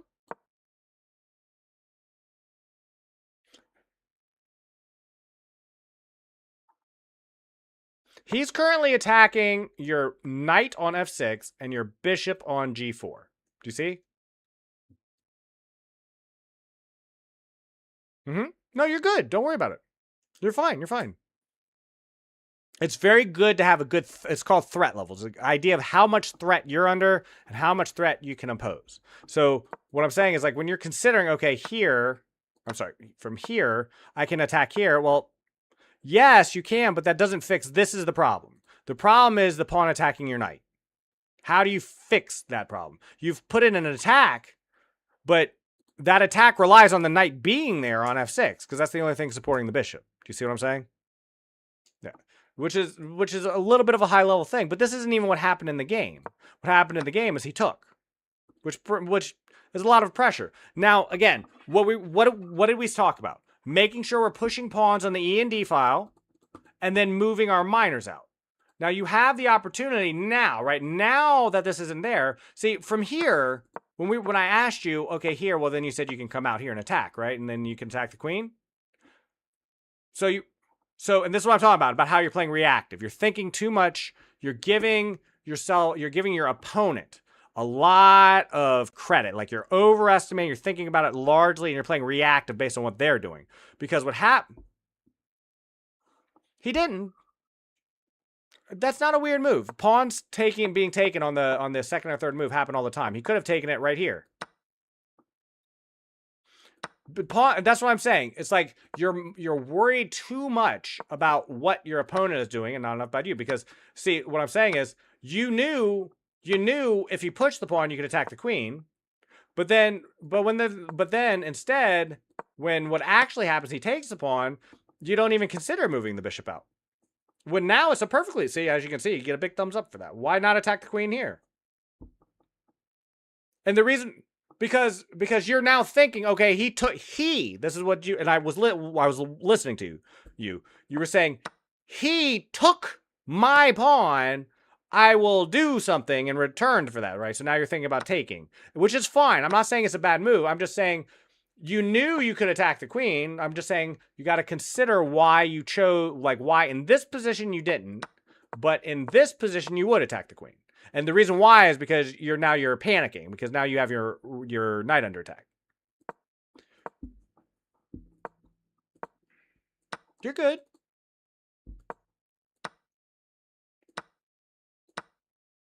It does. Mm-hmm.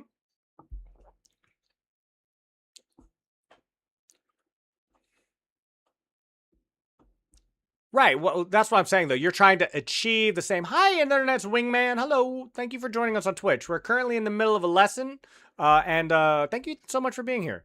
And that's what I'm saying.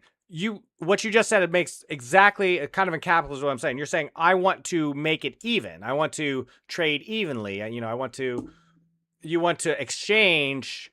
It's like instead of like I want to attack, I want to take. I want to find a positional edge, which is the ideas you should be looking for. And it's like, and in this one, and this is what I was talking about, you decided to take back. That's perfectly fine. He comes out, okay? And now when he attacked here, first of all, you're counting, right? He's got 2 attackers. You have 1 defender. So your knight is in danger because he's threatening to take it and because you only have 1 defender. So there's all kinds of ways to defend that. And it's worth noting if you move it out of the way, he's going to checkmate you or put you in a really bad hurt because your f7 pawn is really weak here because your queen is attacking it. His queen is directly attacking it, and you have this revealing attack. But what I'm saying is there's all kinds of ways to defend this knight. You could just bring it back out of danger. Perfectly valid. You could, what you do, this is perfectly valid. You considered moving this move, which I don't like, but it is as you can see, it does give it a check. It works fine. And it develops your bishop. And what did we say we're trying to do? We're trying to touch all of our pieces, all 4 of our minors before we move another one. And we're going to look at this for just a little bit, but just real quick, your 3 minors on your back rank versus these pawns right here, okay? These pawns from the B to G, and then your bishops and your knights. Remember the goal we talked about, it will serve you well if you keep it in mind and you try to do it. If you just try, if you don't do it every game, that's fine. But just focus on moving your E and D pawns and then getting your minors out. So just watch the pawns and watch the minors as this game. I'm going to fast forward a little bit. So just watch the pawns and the minors.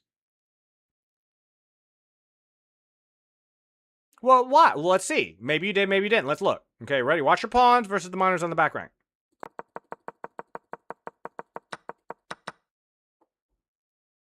Do you think you did? How do you, like, just... We go through it one more time. Pawns versus the miners. Oh, shoot. I'm on the wrong line. You move a lot of pawns. Your bishop never gets moved. And look at all these pawns. Like, this pawn has moved 1, 2 times. This pawn has been moved. This pawn has been moved. This pawn. And your bishop's still just sitting back here. Then you haven't castled. Because, you know...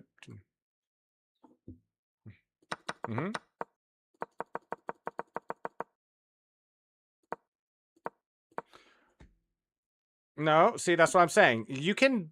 That's high level. And you will get to that point. The only thing you really should be doing right now, if you're going to... And again, you don't have to accept my instruction. I'm just telling you, you will learn faster. And that's the key. You'll learn faster. You'll learn better if you try to just take the lesson and move all 4 of your miners at least once, unless they're under threat. Like, I mean, obviously here, you can't move it out because you just lose the knight, right? Obviously, you can't move a knight right now, but if you have the ability... Like here, for example, right? You have the ability to move a miner out. You can move it here, for example. You could trade off and then move anything. Well, I mean, again, we have this thing hanging here. My point is, you really want to get these miners moving. You have a chance here, like, okay, this move. Why F5? You can move your bishop out. You can move this bishop out. You can move this move. You can move your knight out. You can move it out over here. Instead, we play F5. Like, and I understand why you're moving F5. I do get it. The reason why you're moving F5 is because you're worried about your opponent's attack.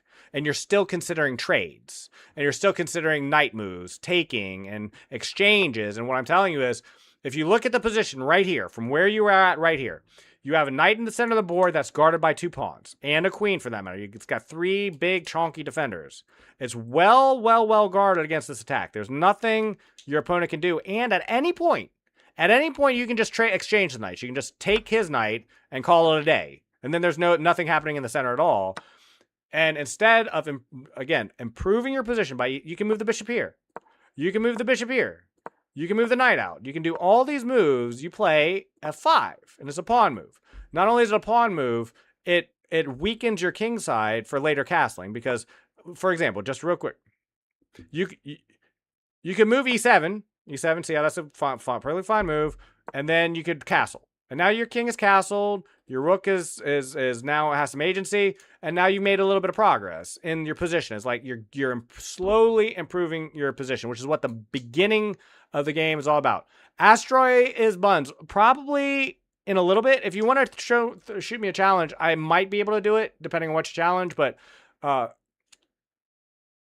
we're currently in a lesson, so probably not right now. And yes, we are Burger Pro. Thank you very much for noticing. We are helping out Charlie, who is starting his chess journey.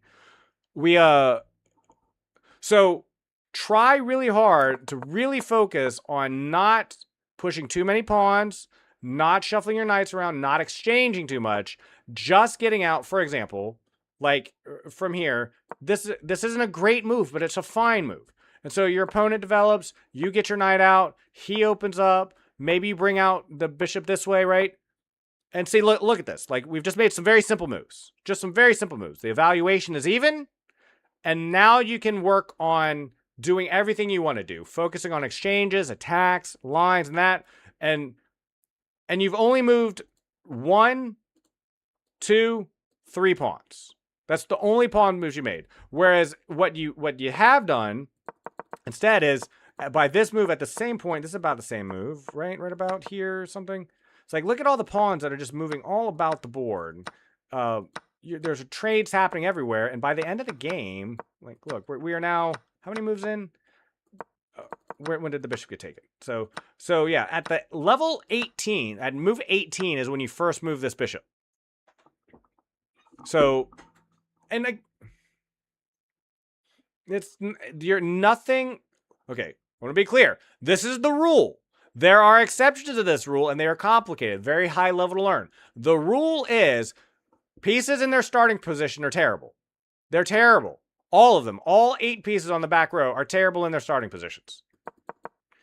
For example, I just want to, like, I understand this isn't very instructive. I get that, okay? But just for example, just for the point of discussion, if you do this, for example, right? Okay, so now look at that evaluation bar. Right? And you don't have any real weaknesses. Your opponent isn't attacking anything, right? He's doing nothing. None of your pieces are under attack. Nothing is particularly out of position. But just because your bishop and your knights are off of their starting squares, as are these pawns, this is a 1 game. This is a 1.92. You are going to lose this game.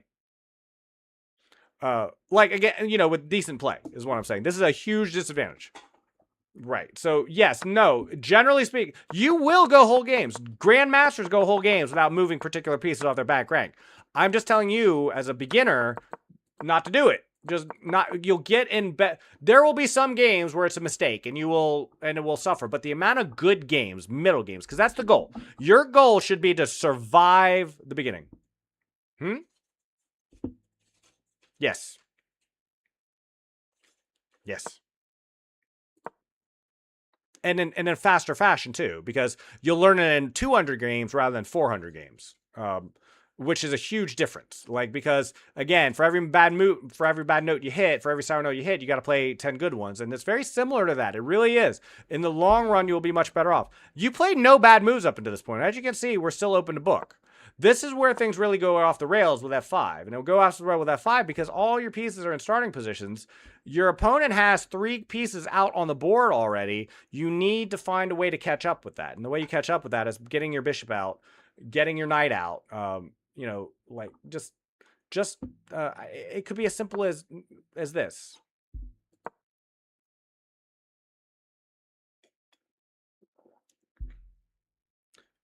Oh, definitely not nearly as important. They are the most important thing in one way, but in another way they don't matter at all. But the right.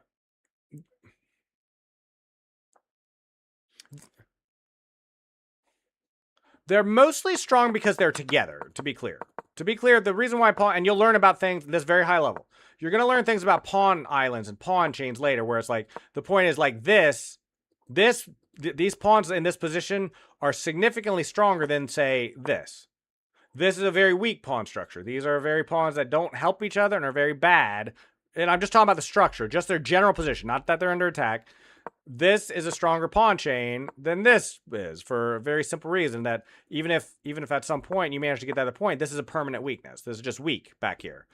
Like, just to push it forward another one, you're weakening the whole chain. Now they're all weak.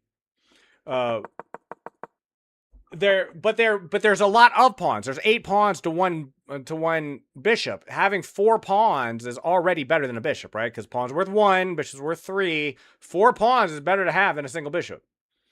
With some exceptions. Again, these are general rules. There are some exceptions to the rules, but you didn't play bad at all. This is very high level stuff. What I'm saying is low level things you should be focusing on. Getting your pawns advanced enough to where you can get your knights out and your bishops. If you must. I'm not saying you should do this, but if you must, just immediately just throw your knights out just to start the game before you start pushing pawns. If you must. I'm not saying you should do that. I'm just saying find whatever means you need to find a middle game. Your goal, as where you are at now, is to find your way to survive the early game so you can play in the middle game, because that's where the good game, that's where the learning happens. You played very bad, and so did they, to be clear, but you played incredibly bad. And let's go over that real quick. Let's forget high level, forget low level. Let's look at the specific moves you made here. Okay, this is incredibly bad because it largely weakens your square. There's all kinds of really horrible moves coming in. The knight can now yeah, but that doesn't particularly do anything. That's blockable, although it is annoying, but it's there. We're talking about ideas here. The idea is that this is going to come out, right? And you're going to look for some way to develop, but the white position is going to come out so fast that you're going to be so far behind, and there's going to be so much threat, and you have this major weakness here. This is the big thing. This is the big thing right here, is this pawn right here on e6. This is a very annoying piece. It's blocking your bishop. It just isn't doing much. Eventually, the and again, I'm just making some blank moves here. Did he? Eventually, this rook is coming over here, and it's going to apply extra pressure, and it's just very bad for a lot of reasons. But let's keep going. Your opponent played bad too, obviously. So he played a good move here. This queen, again, you're moving your queen. You need your minors. You need your minors out. This queen, what is it doing here? Like, what is it attacking? Uh-huh. Yes, it can't. Your queen is your most powerful piece. It's the strongest piece in the game. Do you want it playing defense?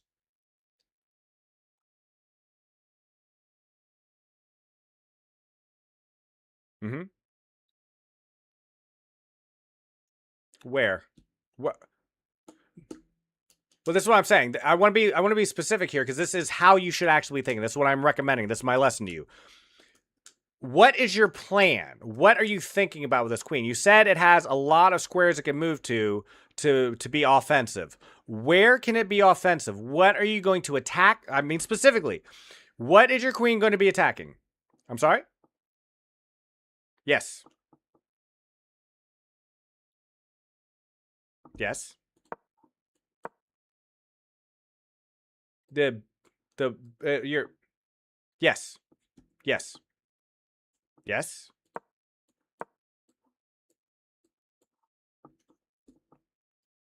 Mm-hmm.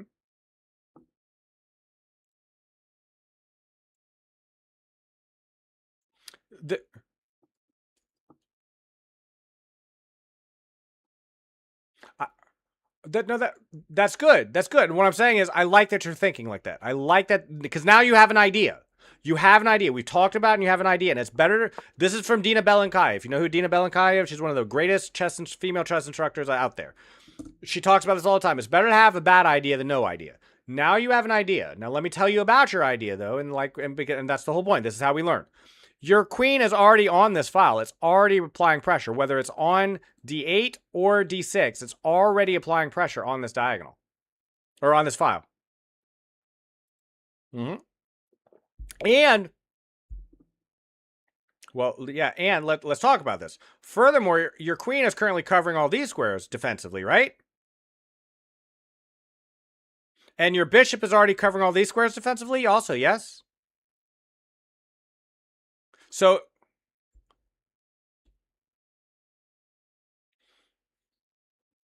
no, that's right.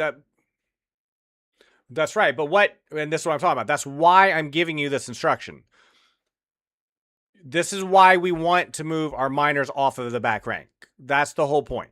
Because by moving the bishop here, we are attacking a whole new diagonal. We are like, there's nothing particularly on that diagonal at once, but there's stuff to attack. And more importantly, and this is important, more importantly, now we can castle. We can't castle while that bishop's there, and now it's off of the back rank. That's why being on the back rank is such a problem.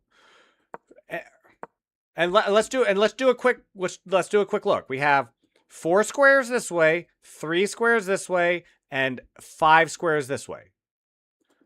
If we move the bishop up, we have 4 squares this way, 3 squares this way. We still have all of these squares, and now we've picked up 1, 2, 3, 4, 5 more squares we're paying attention to.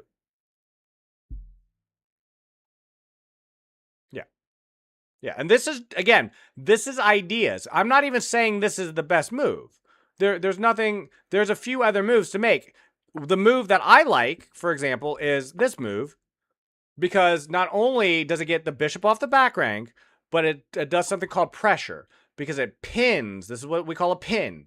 It pins the knight to the king. The knight, as we say, is pinned to the king, because it can't move. You see how I can't move this? Can't move it anywhere. Because if it moves, I kill the king. So I actually like this move. And now we take off a defender because this knight can't attack our knight because it's here. See? But that's just my idea. Like what I'm saying is this is as good an idea as this idea. It's just good to have an idea of what you're doing. And I'm really trying hard to get you to have the idea that what you need to do is get your minors off the back rank. You need to find some way to activate this bishop and this knight. I don't care if you have to move the bishop out this way and then bring it back this way. You know, I don't care. See, the evaluation bar did not change much after those 2 moves. For example, you need to find some better squares for your knight. You need to find some better squares for your bishop. You need to find some way at some point to get this bishop off the back rank. You have to move it here, then you have to move it here. If you have to like move the knight here first so that she can expand in the center, then do that. But get your bishop off the back rank.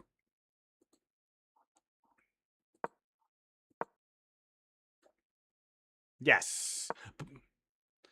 But you do move the king forward, and for whatever reason, your opponent shuffles his king. I don't know if that was a misclick or what. I saw this, and I just didn't understand. Yeah, no clue. No clue why that happened. But then you moved out. Don't listen to the computer. There's nothing wrong with this move. I like this move. Your knight had to go somewhere. There's nothing wrong with knight a6, considering you were already in a bad spot. So then he moves his knight out. See what I mean? And it's like, this is fine. There's nothing wrong with either you or he is doing. This is very normal when you're starting out. This is perfectly normal. So there's nothing bad happening here. Do not listen to the computer. This is why I told you from the beginning not to listen to the computer as a beginner, someone just starting out. The computer has no power here. This is a move I like. In this position, this is great because now you can castle. That's the whole reason. You correctly identified you need to get your bishop out. Sure. From here, well, you take with the pawn, and then that ends. There it is. That's it. That's all that will happen. Same thing. It's worth noting. They're not going to take here, obviously, because they lose the exchange. So they're going to pick up a pawn for a bishop. No. Shouldn't have attacked here because you're defensive. You're very defensive. You can take the knight if you want, but then you weaken. You're just opening 2 lines of attack for your opponent. Your knight is actually useful on the d5 square. He's just chilling there. Here's another general rule. Again, we're talking about general rules. We're talking about beginner level stuff. When you have the opportunity, like in this position we were just talking about, if he takes, which pawn do you take with? Do you take with the e pawn? Or you take with the c pawn.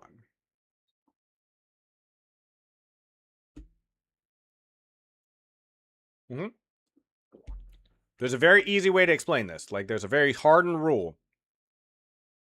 That's e pawn. This way? No. You take with the c pawn. And the reason you take with the c pawn, and again, there are some exceptions. I'm sorry?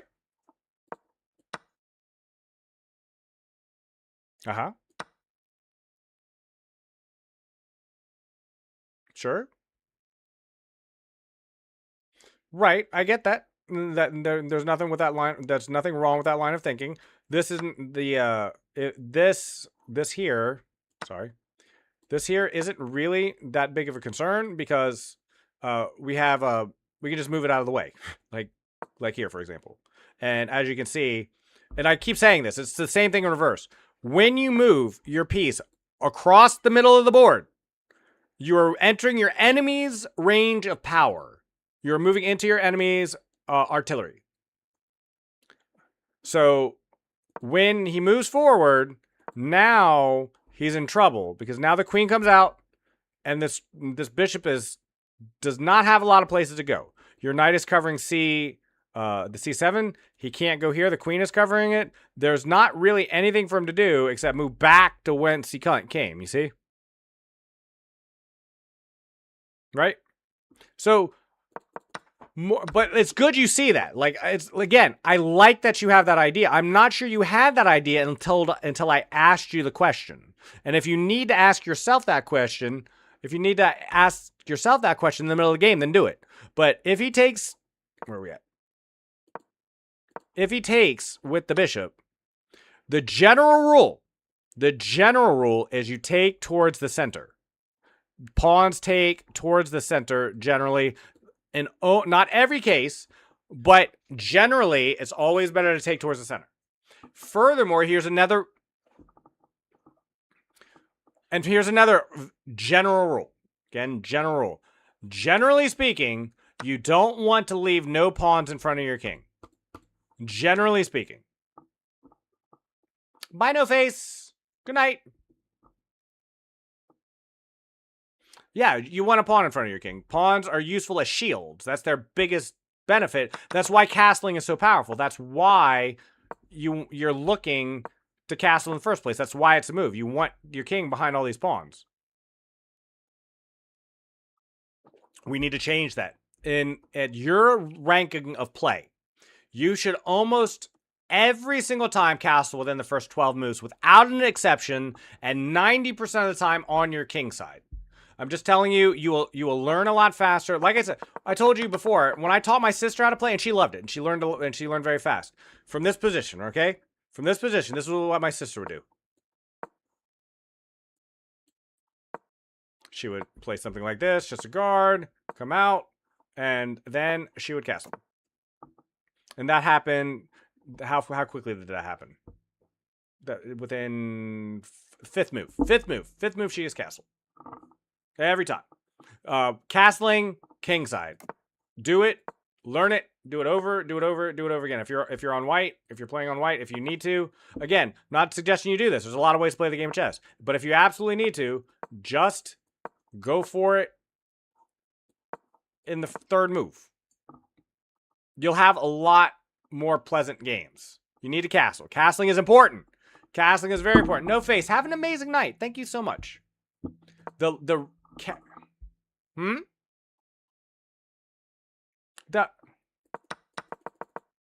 Before you... Oh. Absolutely. I'm gonna be off in 30 minutes. I stream every day, 2 to 6 p.m. Eastern Standard Time. I'm streaming tomorrow night. I stream in the morning sometimes. Oh man, thank you so much. Charlie, you are amazing. Thank you. I really appreciate that. Before you leave though, I don't want to flood you with too much information. Let's really quick. I promise we'll do this really quick. Let's go really fast through the rest of your moves. You move your queen forward. It's a little inaccurate because your queen does not need to be active at this point. It was covering a lot of squares. You started developing. That's a great knight move. Your opponent starts now developing. He's a little bit late to the party. It's a great bishop move. This, you need to count your attackers, right? Right, and so you have the ability to just take this. Like, just trade this off. Because what happens is, he's either forced to trade the queen off or give you the pawn on d4. And then you get... Yes. Yes. Okay, let's say he takes with the horse.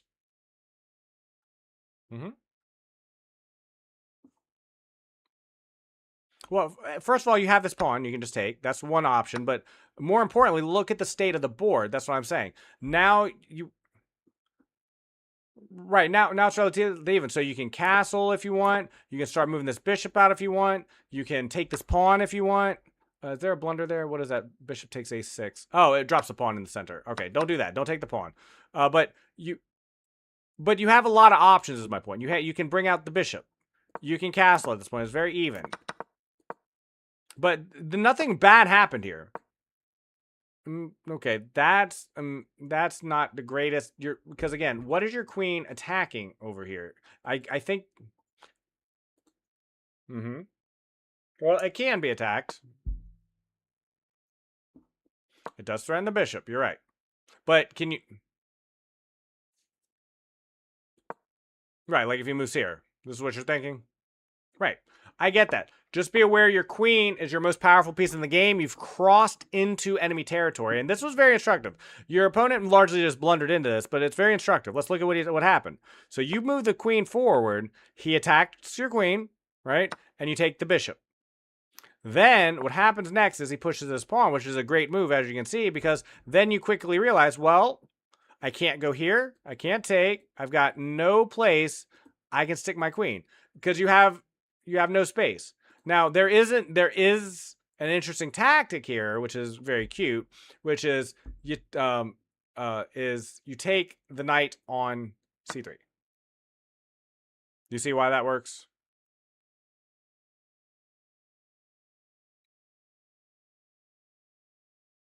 Well, he's gonna take your queen. He's gonna take c4. He's gonna take your queen now.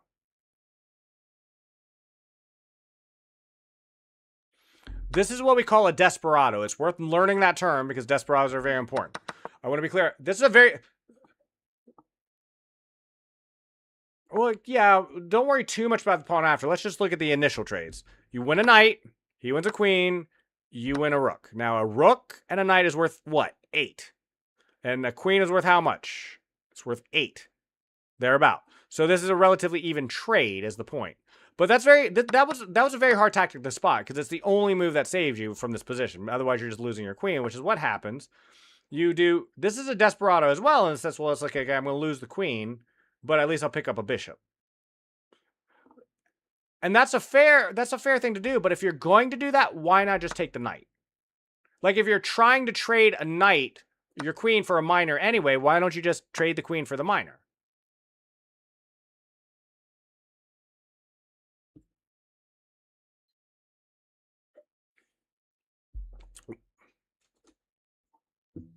Mm-hmm. Right. Well, it is, but what I'm saying is by attacking on one side of the board, you're not relieving any pressure on this side of the board. In other words, like you play g5 and there's an attack on this side of the board, but it didn't fix the attack on the other side of the board. Because he's still just going to take your queen. Okay.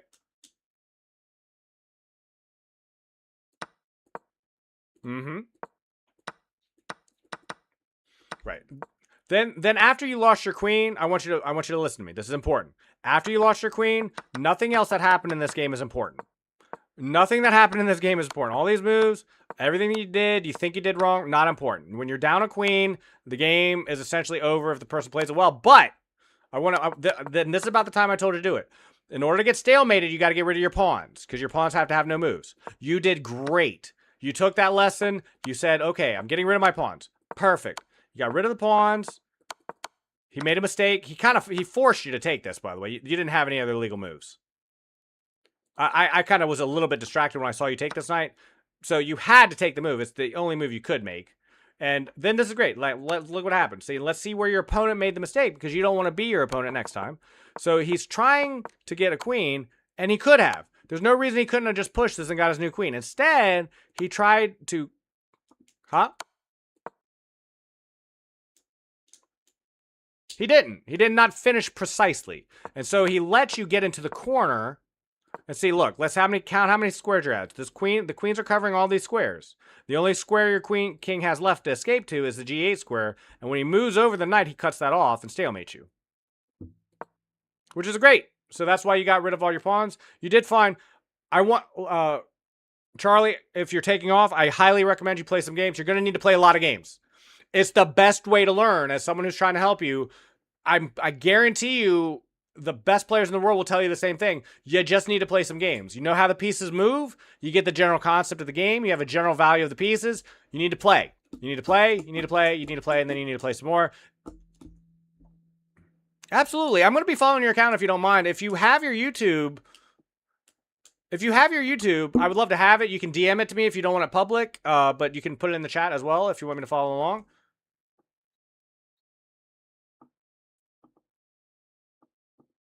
Yes. Okay. I'm here to answer any questions anytime you drop by. You are absolutely a wonderful person to work with. You're a really good student. You have a very strong analytical mind.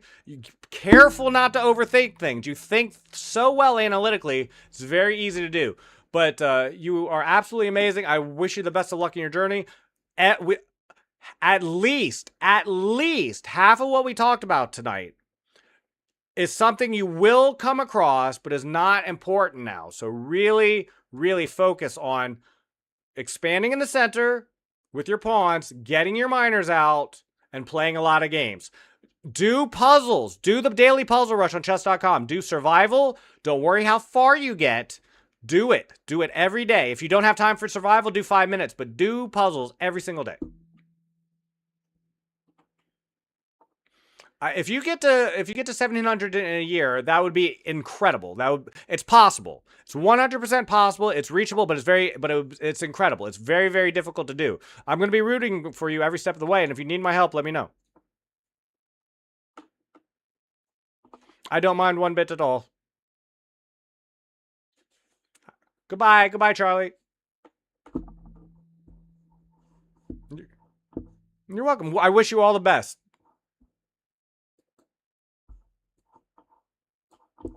Okay, let me check my chess scene.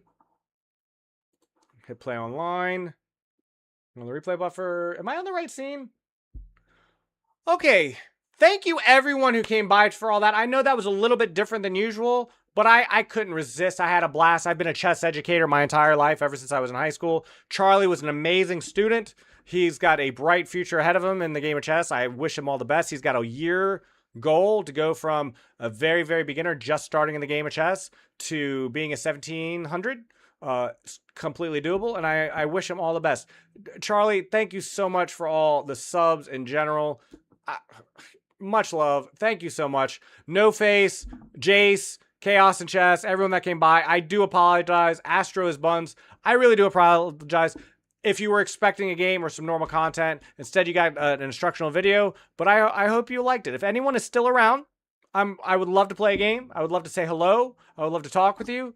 It is my joy to meet new people, and I'm gonna Skenji. I got myself a basketball since I told you, right? I wanted to play backup. That's awesome. That's awesome.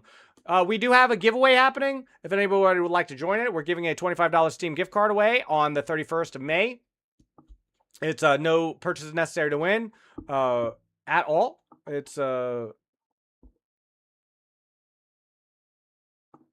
you just need to do a couple chat commands, and it works just fine. We have song requests open. We've got a lot of cool things happening on this upcoming week. I hope you will stick around for that. In the meantime, though, I'm just gonna play some bullet games. I'm gonna lock in. I'm gonna play a little bit of bullet, and we're gonna have a little bit of fun with the last 15 minutes of stream. I hope anyone who was following along with that found it at least somewhat instructional. There is so many cool things that you have to pay attention to. Chess is a very fun game. There will be more people who pick up the game of chess than any other game on the planet in the history of mankind. It is just it is a fascinating thing that everyone should pick up and at least try once in their life. And Charlie is now doing that.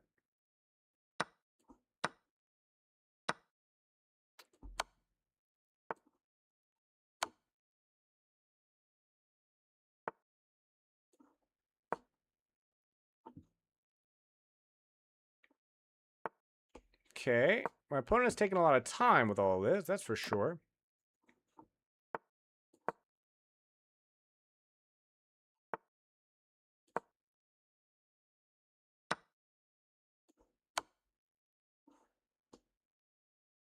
How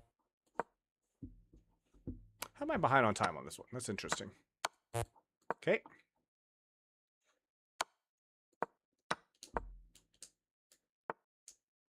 I should maybe.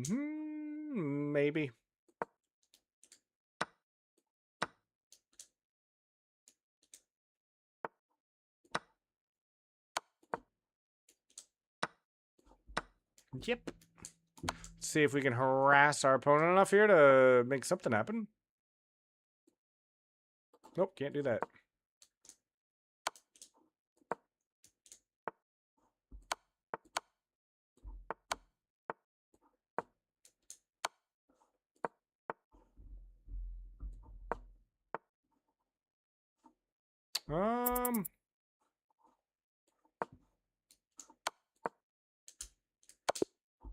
Okay. New one. You gotta remember this is a bullet game, not rapid. I've been playing so much rapid as of late.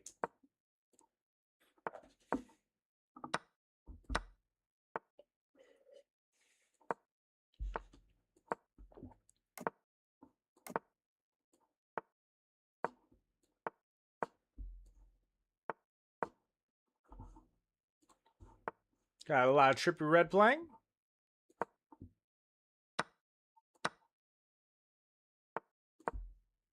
We both got pawns pushing up the board.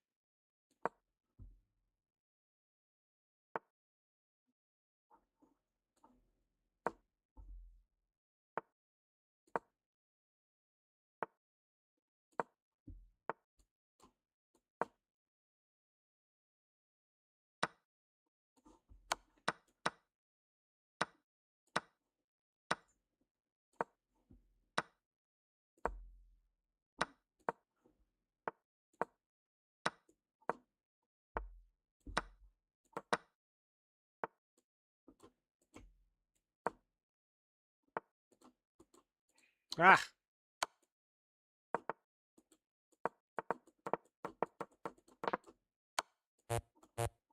Whoops. Okay. Should not have lost that one. Why am I playing Bullet right now? I should definitely be playing some Blitz. We only have 10 minutes left, though.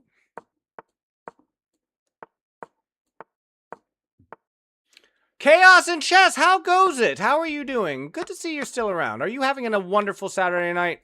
I had an amazing night of helping a new person who's just new to the game of chess. I do apologize if that was a little bit different. I ignored you because I'm not sure you could tell, but there was a person who came into the stream who is completely new to the game of chess, has never played before, and they have this strong goal to just get really good at the game of chess. They've never played it before. They're gonna document their journey on YouTube.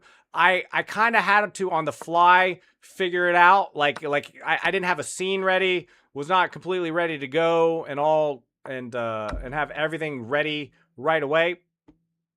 So that's the reason why, and I do apologize. I didn't mean to ignore anyone, but I've been teaching how to teach people how to play chess ever since I've been in high school. It's a great passion of mine so when someone completely to the new to the game of chess came along and wanted to learn, it was too cool of an opportunity to ignore. How are you doing though, in all seriousness?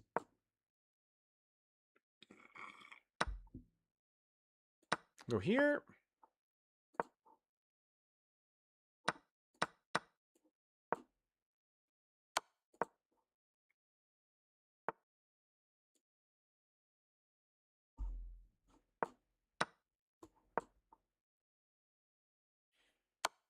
You're doing good? That's amazing. I'm glad. Do you have any big plans for the weekend? Did you have a great Saturday?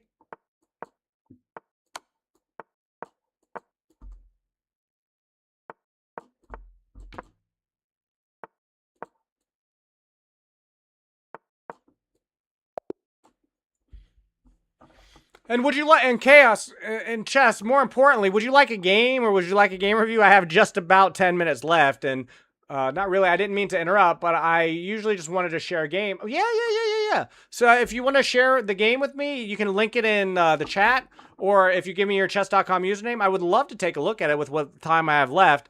I'm not quite, I think, after that lesson, ready to play Blitz, or I'm like on a high, right? Like, teaching is such a fun thing to me, and we taught, we worked on that for, I don't know, 2-3 hours? Yes, let's look. I would love to look at your game. I would love to look at your game, in fact. Okay, let me move this over here so I can see it a little bit better. I don't know why it is so... Okay, game review. Analysis. I'm going to move it over. Just give me 1 second. Can I not copy these? I can't. Okay. Just close this. Open it over here. Make sure we can see it in the game. Cut off the top. Over here. Shrink it down a little bit. I think I'm getting pretty good at moving things around quickly on stream. Cool. All right. Let me also blow this up just back to where it's supposed to be. There we go. All right. So let's see. The review said you were playing as, I presume you are white in this position, Chaos, based on your name. I'm glad you think so, Chaos. And I do apologize. I did not mean to ignore you or anyone else. Jace, who came by, No Face, who came by, Reki came by. Thank you so much. I will apologize to each one of you in person when next I see you. I'm also streaming again at 7 a.m. Tomorrow morning as well, so I'll have a chance to do that again. Let's see. Let me know if you get blocked. Do you have ad blocker? Like, are you going to get caught up in this ad wave? Because I can't wait to do the general analysis until it's over with. I do apologize. I can't turn off ads. It's just a part of being on Twitch. If you have an ad block, you can use that. You can also watch me on YouTube or kick.com, or, if you have a Turbo account or a subscription, that works as well. Whatever works best for you. But let me know if you're getting caught by ads. It looks like you played really... Okay, cool. Thank you so much. Thank you so much, by the way, Chaos. It's great to have you around. I love your Suicide King, your King of Hearts icon on your account as well. You're 1325. You played sound okay. Now let's go to the analysis and see how well you did overall. I'm very curious. Okay, E4. I love E4 openings. You're playing into a Scandinavian. I love the Scandinavian. Very good. And you back it up to D6. I like D6. I've got no problem with D6. I don't know why. I have a penchant for playing Queen E5. I know I shouldn't, but it's just fun. At least it's some wacky openings. You play solid, bring both your knights out. You were way ahead in development. As you can see, you've got a sizable lead right out of the opening already, and we're still on book. Let's see if we can get out of book. Where's the first move that deviates? All right. Solid beginning. Solid beginning to the game. You are 5 moves into the game and still on book. That's more than I can say about a lot of people who play at this level, that's for sure. So he plays knight to d5. That's very strange to me. He's got all kinds of options here, and he plays knight to d5. Like, that's just offering a trade. He brought his knight out in 2 moves just to trade it on the d5 square. That's very strange. Okay, you attack the queen. Love that. Definitely better than taking. Yeah, great move. Let me see real quick. I'm just taking a quick look at this position and see if there's anything. I don't know. I really like knight e4. I really like knight e4. I'm trying to think if I was in this position. If I was in this position, I'm fairly certain I'm just going to take and then just be so far ahead in development that I'm going to play a very good middle game. But what you did is better. You played knight e4. That's the top engine move. And your opponent moves queen g6. So again, he's been shuffling his queen all over creation, up and back and left and right, bringing knights in, throwing them away, and then you're just solid developing your knights. Love that. Okay, I get what you're doing. Like, you have this idea of a revealing attack. Probably this doesn't work, but yeah, I think that's the main problem with this revealing attack. It does develop the bishop, but you give up the pawn. Like, you have this pawn over here, and I understand, like, if he misses this, like, if he doesn't take the pawn, like, just in a static, like, if you had 2 moves, right? Let's say you could just move the bishop out and then immediately move the knight away. The main problem I have with that is there's not a good place to revealing attack with it. Like, because let's just say you waste a move and just plays the bishop forward. Where are you going with this knight? Like here? To attack? I mean, that you can just come back for the defense and you're back right where you started. But he does take your pawn. Why is that such an inaccuracy? Because of rook g1. Is that a queen? Is the queen completely trapped there? I thought the queen would have an escape. Does the queen have no escape here? So, let's see. So if rook g1, queen h3, and then rook g3. I thought the queen was getting out here. Queen e6, it says, is the right move. Okay, so the queen is getting out. I thought the queen had an escape square, and indeed the queen does, but now look at your development. It would be absolutely amazing. But let's see what you actually did. I'm genuinely curious. So after queen takes, brilliant, great move. Okay, I think these are probably all going to be forced. That's a very committal move, but I get what you're doing. Lime, can you analyze the game soon? Yes, I am so sorry about earlier, Suzuya. My whole night got changed when Charlie came by. And I do apologize. That probably wasn't the best watching experience. I couldn't find a way to capture the Discord audio, and I was trying to play people at the same time, and I am so sorry that so many people kind of got left by the wayside, but it was such an amazing opportunity to help someone on their journey, and I really wanted to do that. Like, I don't know why chasing the queen was good, and also I have development lead. Yeah, exactly. You have a major development lead. I'm just not sure why. Okay, so you move here because your idea is to cut off an escape square of the queen, I imagine, but the queen can just at minimum get back. And let's see, the computer says queen h5 is even better. It's not clear to me why this is so horrible, but okay, I do see it. The idea is, and I don't know if this is what your opponent does, but he finds some way to keep an eye on your knight, and both of your knights. So he comes here, hides the queen on h5, attacks both of your knights, and then he's threatening to dislodge to break apart your knight so that he can either win the knight on g5 or attack the knight on f3 and win that one as well. Yeah.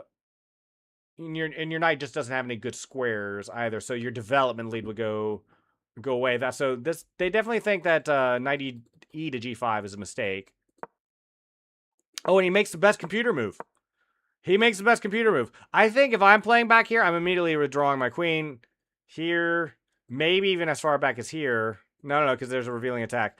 No, so yeah, I guess it's not that unnatural a move to play, considering he's only got this move or this move. So no, I take it back. Knight h5 makes perfect sense. You're good. W gifted subs. After queen h5, they might threaten bishop g4. Yeah, exactly. Oh, yeah. Definitely see that. I still think the pawn is probably coming out as well. I still think the pawn is going to come out first to either dislodge the... Yeah, because then the knight is forced over here, which is just a miserable position.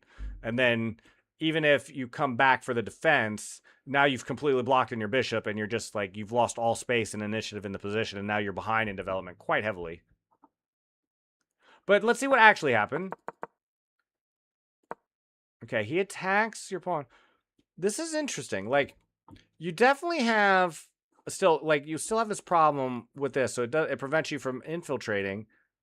I'm trying to think what I would do in this position. Without this being developed, I don't know. Would I play here? Like, the computer... Why is knight f6 so bad? I don't even get why that's an inaccuracy. It wants... Wait, it wants knight before? Okay, this is an interesting tactic. This is an interesting tactic. If you're not aware, they're actually recommending... I didn't think this was a viable move. I didn't think this was good because you have this fork. And I understand he can bring it out, and this is a real move. But is that really what they recommend as the top engine line? That's kind of crazy to me. So after here, then you have here, I imagine. And if you push, you have knight takes d3. Oh, because this is under attack. Ah, I didn't see that. The bishop is weak on d3. Okay, going all the way back now. So I thought knight f3, f6 was actually the best move here. Like, I really did. Chaos, I really thought that was the right move. After knight g5, if black can play once. Yeah, so after queen h5, you need to prevent those easy resources. Queen h5, bishop g4, h6. Yes, exactly. We did look at that, Suzu. You are 100% right. So the main reason this is okay now is because of the bishop is completely weak on d3. The queen can come out and try to threaten the knight, but there's too many ways for it to be defended while also putting pressure on the bishop. But you played knight f6, which, I mean, if you look at the evaluation bar, it doesn't move much. I know they said it's an inaccuracy, but it's only because knight b4 was so much better. It's not because it's bad. I don't think there's anything innately wrong with it. This is a very natural move. I think you have a lot of weaknesses on this side of the board. I tend to think I wouldn't have quite moved so far out. I think, if anything, I probably move here. It's about the same, just slightly better. Not that big a difference. It's just a good move versus a what is the name of this thing? An excellent move. Okay. Your opponent makes a very dubious c6 move. I don't know why. With all the threat we were talking about before, with the pawn on h6 and the bishop coming in, I don't know why c6 is all of a sudden being played, and it completely shuts out the knight as well. What is he worried about here? I cannot think of what c6 even prevents. Like the pawn push? I mean, we're not even thinking about pushing this pawn. This is very strange to me. You centralize the queen. This is another one of those moves where it's like, I get that. I get it's not as good as fortifying the bishop. The computer wants you to come up here and protect the bishop. And I get that, but this doesn't look that bad to me either.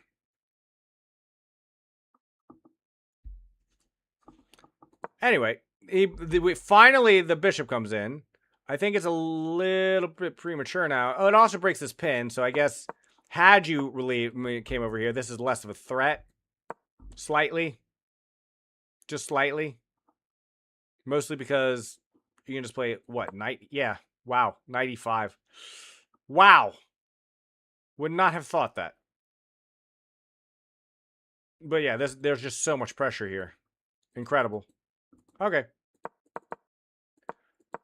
In any event, he plays now the best move because that pin is still present. Queen e2 is very awkward now because of bishop g4. Yeah, because bishop g4 is still looming, which is the reason why I don't know why it wasn't played here. Like, instead of this, I don't know why bishop g4 wasn't just played here. Because it's the... Wait, what? Why is it so much worse here? g6? What? This is very high level for me. I mean, this is some stockfish craziness. I don't know why g6 here. I don't know why we can't play this here now. Because it runs into bishop e2. Is that clear to anyone else? Like, I'm not getting that. In any event, that's a computer thing. That's a computer thing. We do eventually get bishop g4 instead of g6 now, because now the computer doesn't like g6. Rook g3. Okay, now from here, and we were just talking about this with Charlie, we have 1, 2 attackers. You have 1, 2 defenders. So I don't know why you feel a need to add on a third defender to the knight. It's already got enough defenders. You're already good. This knight is so far out of the loop. This is a dark square bishop, and this knight can't get over here to help in the attack. Maybe you were thinking you want to move this knight away? Like you were thinking you would come in here and trade, is what I'm guessing, and so you needed an extra defender? But it's just a little bit too passive. I think that's just a little bit too passive a move. Your opponent decides to play g6, removing it, but you've already moved your knight here. I don't think what g6 does anything. Am I missing something? What does that even do at this point? You can almost sack here, too. Yeah, the computer... this is interesting. The computer actually wants you to sack the rook. I'm guessing you didn't sack the rook. But we will find out. I also don't somehow these lines. I think I need to look up deep. I wanted to just long and double up. If you're going to do that, though, if you're going to castle long and double up, just castle first. Just castle first, if you're thinking about that beforehand, because this is putting the cart before the horse. Also, I'm not sure you want to castle, because once the queen comes after the board, it's like, look, let's see. I'm not sure. Not sure. Let me see. So after this, let's just see. Is castling better? Which is now a plus 135, or is king to d2 better? Okay, I'm wrong. Fair enough. I'm just saying, there's not a lot of protection on this side of the board anyway. I'd almost want to just keep my king in the center because these queens are coming off. But no, the computer disagrees with me.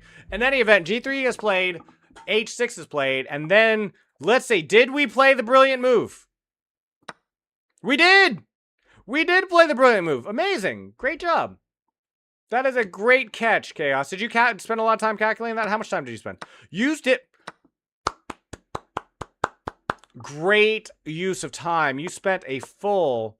You went from 3 minutes and 45 seconds to 2 minutes and 54 seconds. You spent almost a full minute on that move. 50-ish seconds. What is that? 51 seconds on that move. Beautiful. Love it. Love the time usage. Because you've correctly found out. Okay, I didn't think that was the follow-up, but that's the follow-up? Oh, yeah. Oh, no. Yeah. No, I see it. I see it now. Beautiful. That's just absolutely a beautiful move. The take cannot happen now because then you have queen e6 coming in, and it's like there is so much pressure on this king. He's got nowhere to go. You're gonna minimally win all the material back. He's gonna have to sack like mad, and he's still got his pawns back here. This really goes to show you why having that early development is so crucial. That is a great catch. Great catch. My goodness. A double brilliancy. Brilliant. I mean, it was the same idea, but wow. Wow. That's not what I thought the follow-up was, too. That is not at all what I thought the follow-up was. And then you take. Best move. the knight comes back for the defense, but it's just not enough. It's just, let's see, you have, minimally you can play here, right? And just cut off, yeah, that's the best move apparently. That is apparently the best move. I don't know. I feel like there's other moves that will work just as well. Like you could go here almost even. I mean, I would, does this, no, that doesn't work. Okay. Does not work at all. Just sacrifice the knight. It's a little late. What, does this also work? Yeah, this also works because then the king is forced forward, and then you can play the knight, and yeah, your opponent is just absolutely getting absolutely hammered. Okay. Great catch. You move the knight forward too. Very good catch. That was very natural. That was my first thought as well. The knight comes out, but it's just too late. Yep, you can win that. Is that really the best way though? I feel like there was a cleaner way to win that game from there. Is there not? I guess he does. I guess he is still covering the light squares on the queen side. So just win the queen. I'm surprised that's the best move. Whoa, whoa, whoa, whoa, whoa, whoa, whoa, whoa, whoa, whoa, whoa, whoa, whoa. Okay, you decided you didn't care about defending this because you were so far ahead, so you went in for the juggler. But what is bishop d6? I mean, I get that the pawn is pinned, but this pawn is completely well guarded. I mean, and there's got to be a tactic here as well. Like, I feel like there's really an easy tactic. There's minimally though, he can just come in and check and take your rook though, right? Am I wrong? Can he not just fork you now? And isn't he just fine over here? Do you have knight takes a1 as a mistake? After Q's Essex and NF6, you should look at BG6 plus anyways line. After queen takes e6 and knight f6. Queen takes e6. Okay, and knight f6, you should look at the b... Which one? I'm sorry. You mean from this position? Or did you mean from this position? From which position exactly? From here? Yeah, I guess. No, you're wrong. What does the computer say? The computer does not like this move. I just don't understand why. Why does the computer not like this move? Because of knight c2 check. Isn't that what I said? Isn't this what I said? King f1. I even said that. And then it's not take, huh? Well, then what? Do we take the pawn? Oh. Threatening the queen. I mean, I mean, I don't understand why this is an inaccuracy. Why is that an inaccuracy then? Why is that what did the computer think you should play? King f1. It thinks you should move out of this check. I don't get it. What's the difference? Like if you move king f1 now versus moving it later, like after the check, it transposes into what I think is the same thing. It's just a slight computers. Computers, you gotta love them. So so the check comes in. This leads to, no, what does this lead to? Hold on.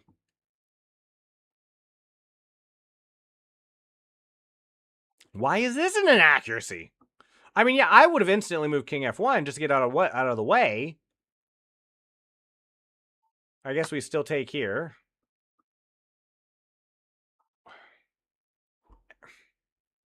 Is it because I don't have this square anymore? Why is that an inaccuracy?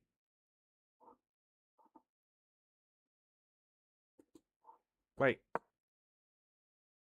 Lime look at 16. Q's Essex NF6. Because 17. of castle. BG6 plus, you should see the winning idea. So because of the castle is there, I don't get why this is so much different than the last line. This is hurting my head. Okay. Look up 16, queen e6, knight f6, bishop here?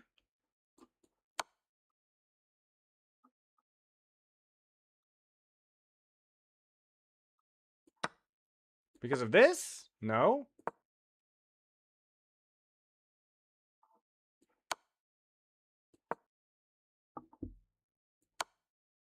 Is that why? Because you win the queen? Very cool. That's a neat puzzle. That feels like something from Puzzle Rush. That feels like a level 40, low 40 puzzle. It's not the only best move, right? But that is quite an interesting move. You are right, Suzuya. You are quite right. That is very cool. Very cool indeed. Because it forces out the king into the fork. Beautiful. Beautiful. This order moves, though, like Queen D2 being an inaccuracy is weird to me. Okay, and then it just exactly like you planned. And then it's just mate for... Chaos, I think this is the only move I instantly saw was wrong in this entire game. This is... This is definitely wrong. A little bit imprecise on the finish. Just a little imprecise on the finish. What is the easiest way to close out the game from here? Do we cut off the escape square or do we check? I mean, there's nothing wrong with doing it. We just kind of shuffle then. Okay. So we shuffle back and forth. We just cut off the escape square. And okay, he's got no more smooth, so just a waste of move, and then we just come in for the finish? Is that it? Wait, what? Oh, I'm blind. We just move the night back. Oh, okay. It's late. Did I mention it's past midnight here and I've been playing chess for 8 hours today? Okay. Okay, not the cleanest of finish. Wait, where are we? So you sack your queen. He misses it! He misses he misses taking the queen. Was he going to win from here? Let's find out. Yeah, he was going to win from here. 2 rooks. 2 rooks and a knight better. But he misses it. And then you go back. Okay, that's fine. Yeah. Yeah, now we just bring in the queen, I imagine. You sack a pawn. And you lost on time. Oh my god. I wasn't even paying attention. Chaos. What a... Sure. Let me look. Move 14. That was quite a roller coaster. I can't believe you put me through all that just for you to lose on time. I didn't see that coming. That was the biggest top 10 anime deaths. So, you wanted to know, I'm sorry, what if black played queen takes g4? Well, the biggest thing is you have too much pressure over here. I didn't calculate it exactly, but you could just take this pawn. Yeah, okay. That was my first instinct. What else? What was that the best computer move? Yeah, knight takes f7. Right there.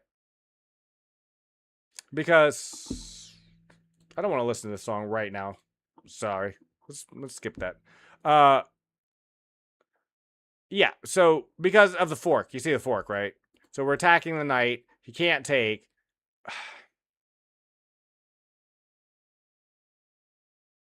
What does he even do from here? He's got no attack. Push the pawn, maybe? Okay, that's terrible, apparently. The computer wants knight b to d7, and then just lose the rook. Yeah, that's what happens. That's what happens, Chaos. King to... No, he can't play... Yeah, he does... Yeah. He does not have to play king to f7, but if he doesn't play king f7... like if here... If he doesn't take king f7, then you just take the rook. Like if he plays like here, then you just take the rook. And if he tries to protect the rook, what then happens? Knight d6 check. Right there. Apparently. Why? King d8. And then we just start gobbling pawns. And again, this is just a miserable position in general. Like, you're just winning too much over here. Your knight is just running rampant through the entire enemy's base.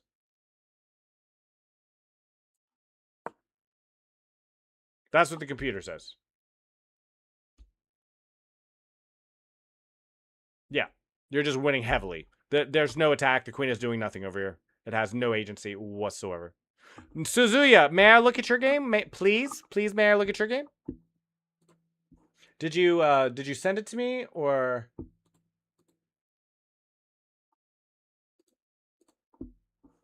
I would love to look at your game though. I would absolutely adore looking at your game.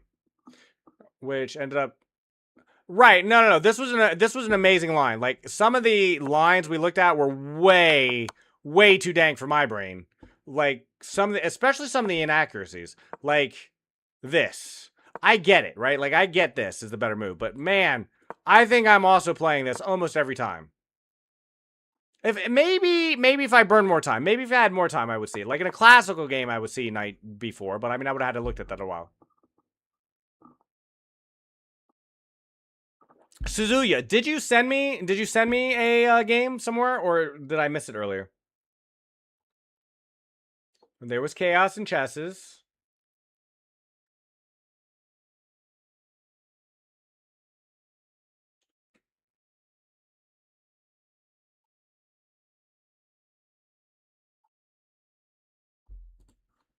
No, earlier I asked your favorite players because I was curious. I said mine were, Reshevsky, Judith Polgar, good one.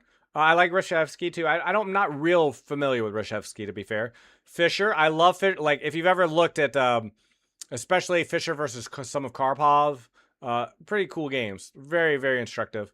Beth Harmon. Ooh, Bourdais? I'm not sure I'm real familiar with Bourdais, but I know who Beth Harmon is. I wanted to show you a game between La Bourdonnais and McDonald without engine. Sure. I will turn the engine off. I would love to do that. How do I, can I just Google it? Or like, what's the best way for me to get a hold of the notation?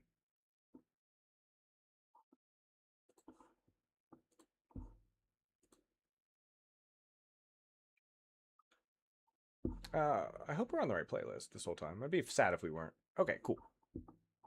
Yes. Hi, Ithatai 3i. Reki, how's it going? I am so sorry for earlier. I was like, someone amazing person came into chat. Let me share the game. We're looking at Suzuya's right afterwards. I'm doing absolutely nothing else. So right after this game, we've already got this pulled up. So we're looking at this one, but then right after this, I would love to look at your game. Okay, we're gonna post this in here just so I can take a look. Oh, it doesn't like the format. All right, we'll just look at it here. There is. Let me see if I can just make sure it looks good on stream, so we can take a good look at it. What's the best way to do this? We'll fix it later. We can always fix it later. It's fine. No problem. Hello. Hello. How are you doing this evening, Reki? You're not still online, are you? Are you done with your stream? All right, let's take a look at this. Whoa, I went all the way. Let's go one at a time. Is this still clear? It's not, is it? It's not. I adjusted the board a little bit, and then that happened. Who was amazing? There was a person named Charlie who has never played chess before, who woke up one day and said he wanted to challenge himself. He's very analytical, and he is going to play chess for the next year. He's going from 0 to a year, and he's going to try to hit 1,700 in 1 year. I'm a freaking cool guy. You are very freaking cool. You're wrong. Okay, sure. Let me see if I can do that. Invert board. There we go. All right. Oh, that's why. Okay, perfect. Is it clear? Can we see pretty good? So this is between Louis de la Bourdonnais, Louis de la Bourdonnais versus Alexander McConnell, played in 1834. Wow. Let's see what this looks. I did it again. Hold on. So we have an E4 opening. All right, we have a dragon. We have the beginning of a dragon. Okay, still could be a dragon. All right, D4, I'm not really familiar with, like, these lines. His morning is 6 a.m. in the morning, no IN stream. and watch a movies. That's cool. It's 12:24 in the morning here. I'm looking forward to some sleep, but my bedtime isn't for another 36 minutes. So I'm going to take as much of the stream time as possible to spend some cool time with Suzuya and with Chaos and with Reki, one of the coolest people I know. So they exchange the knights? No, they actually trade. All right. I'm willing to bet this is all pretty well-known theory. Wow, I really hate Black's position here, though. This is very uncomfortable for me. Okay, so Louis de Le Bordenes is playing as Black, but I gotta tell you, I get it. I'm sure it's good. I'm sure it's well theory. This is very much out of my comfort zone. I would be very uncomfortable as Black in this position. These white lines seem much more simple and easy to defend and attack from. We got a pin happening. It's a very interesting start to the game. I can't click on the board. I'm so used to clicking on the board. This is a little bit weird. 18-4. Did that work, by the way? Please tell me that speaker bot worked, or did I miss it? Oh, you used SR. This should be your comfort zone, not out of it. As Black? As Black, I normally play the Scandinavian. I normally play D5 lines. My bedtime is not or my I play bedtime. I play the dragon. Like, you know, I've played this, but like from here usually, and I get it. He's playing D4, and I know it's the Rosalimo. That's what it is, right? I'm not wrong on that, right? The Rosalimo. Playing against the Rosalimo as the dragon is very hard for me because G6 never even gets played here in this opening. So it's a little out of my comfort zone. This is so extremely solid. I'm sure it is. I'm saying it's unknown to me. It's like I've never played this opening before. My bedtime is not my bedtime. Awesome. Awesome. It's 6 a.m. there. You don't even need to go to bed. You need to wake up. You need to get some coffee. Get some hot chocolate. Maybe a croissant. A little bit of charcuterie. I'm hungry right now. I'm thinking about food. Okay. D6. After it's the beginning of a Sveshnikov or a Kansas Sicilian, but the trade allows a easy play for D7, D5. Yeah, I mean, in any of these lines, whether it's the... He forgot I'm a secret agent. I think almost every move where you open with C5, whether it's transposing from any defensive line, certainly for the dragon, you're always eventually looking to push to D5. And I'm sure this gets it there a little bit faster because of the trade on the C6 square. He forgot his secret. Yeah.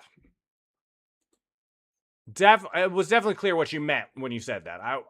I don't know what a Sveshnikov is, but I do know what the Kalashnikov. Okay, this seems very natural, logical move. Queen E2.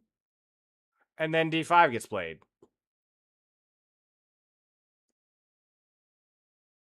Trying to analyze his position. Takes.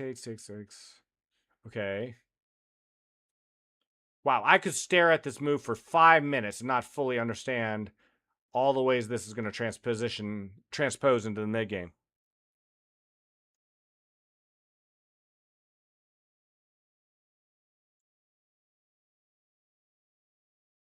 White is just like a tempo behind.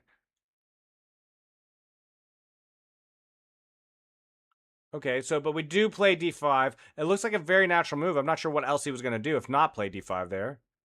Oh, wow. Trades? No. No way I thought a trade was happening on F6. I thought maybe pawn takes pawn, then bishop takes knight. Maybe. But there's no way I thought that. Why trade the bishop here? I'm sure it's fine. I'm sure it's well-known theory. I'm sure they know what they're doing, but... Okay, now Black has a bishop square, has a bishop pair, has the F6 bishop, fortify the center. The bishop is still, the white knight hasn't even come out yet. Very cool. Now I'm very happy. Like, I would love to play Black at this point. I don't know why trading on F6 was so good. I wonder what the computer says, because I think that's crazy. I think it's absolutely nuts. I mean, I'm sure it's not bad. I want to be clear about that. These people both of them are like well above me. But it's just, I would never in a million years think to trade the bishop, because I like this bishop. This knight isn't really making any major threats that I'm worried about or can't defend against. I guess there is a lot of pressure on the e4 square now that I'm looking at it. That's what I'm saying. I could stare at this for a good while.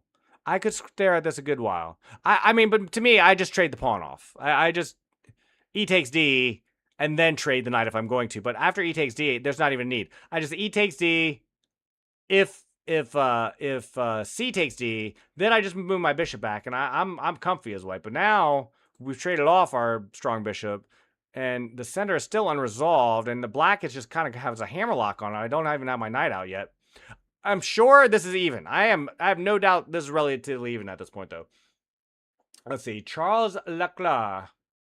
I think it's pretty good for black, no, but mostly equal, I guess. Maybe. I don't know. We're not doing the engine. We're just going purely on our own intuition. I'm willing to bet black has the lead in this. He may not be winning, but I'd say he's definitely taking the advantage. The knight guards the light squares in the center, which he's weak. Take on f6. I'm not saying it's not logical. I'm just saying I wouldn't have done it. Clearly, I have no idea. I am sure Alexander McDonald knew exactly what he was doing when he took that knight. I just don't. It was very, very much. That's like, this is grandmaster play versus, little me. So, castles. 100% castling there, too. Okay, makes sense. A5? Black has a positional advantage. Yeah, it feels like it. It feels like it at this point. Although now a5, like, you would almost always play a5 and go bishop a6 here. Really? Really? Really? I mean, I get the threat. I mean, I see it, but that's such a committal move, and it...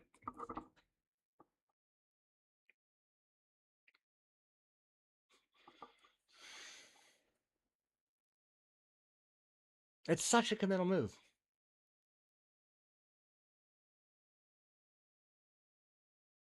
Fiv is smart because black's LSB will want to use the a6 square. True. I get that. And I get that there's a fork there that white has to deal with. I don't know. It seems... It's such an aggressive move. I mean... this pawn structure, like the A pawn was already the weakest pawn in the chain.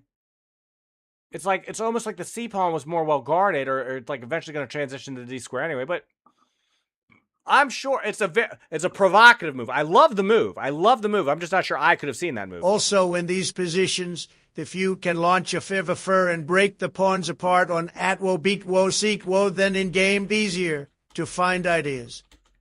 If I to break the pawns apart on each other.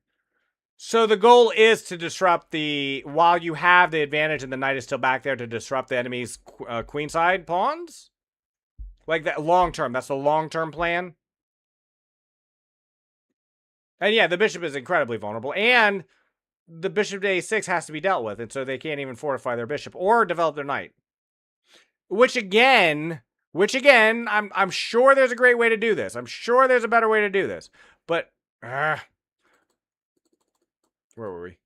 So I am sure this is a fine move, taking the knight. I have no doubt it is. But it also takes a little bit of time to deal with. Whereas if we just traded off the pawns now and moved our bishop back. Yes, essentially, the pawn is better forward. This does it with threats. Right. Is good chess. It is. It is very good chess. Very good chess. What's up, man? Reki, we're almost done with this, and then we're going to take a look at your game. Do you have your game ready? You can either you can send it to me on chess.com, or you can put it in chat, and I would be more than happy to look at your game. Okay, this is a5. I do appreciate it. So the pawns do get traded. Yeah, so takes, the only move. The rook alleviates the threat on a6 while also making its own threat on d5, alleviating some of the pressure, if nothing else, on the bishop on b3. threatening to actually get a little bit of tempo out, because the bottom line, it looks like if white gets their knight out, if it could have an extra move just to develop its knight, I think white is fine here. At like minimum, I think it's okay. Might even be slightly ahead. It's just it's so far behind because of the very fast nature of the d7 to d5 push. Okay, so yeah. See, it feels like white is just always half a move behind. Half a move behind. I would not have thought d4 would have been right away, but now that I'm looking at it, it's perfectly logical. Perfectly logical move. What? What? Hold on. C4? C4. I didn't even consider that. I need to guess move for it. Oh, cool. Let me pull that up. We'll look at that right after. Thank you so much for Reki. I'm looking forward to looking at that. Okay, so plays c4, kind of. I mean, obviously there's no en passant, but doesn't this just really kind of hinder the bishop? It doesn't do it. What does it do? What is it? Furthermore, bishop a6 is still a threat. I mean, I imagine bishop a6 is getting played next, right? No, because that will block off a4. We can't play a4 if we do bishop a6, at least not right away. But do we really even need a4? Because he did the... Yeah, no, I'm playing bishop a6 here, I'm fair certain. No, maybe not. No. Hold on. Let me think. It's too passive. What I'm saying is too passive.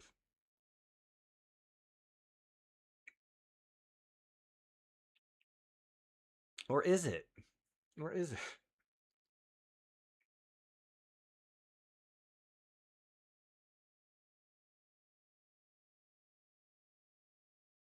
I don't get the point of c4. I don't get the point of c4.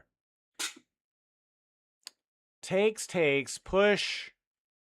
1, 2, 3. It gives the ability to expand out. Queen. The queen's, yeah. Okay. There's no way it's a4. No way it's a4. Gotta get the bishop on.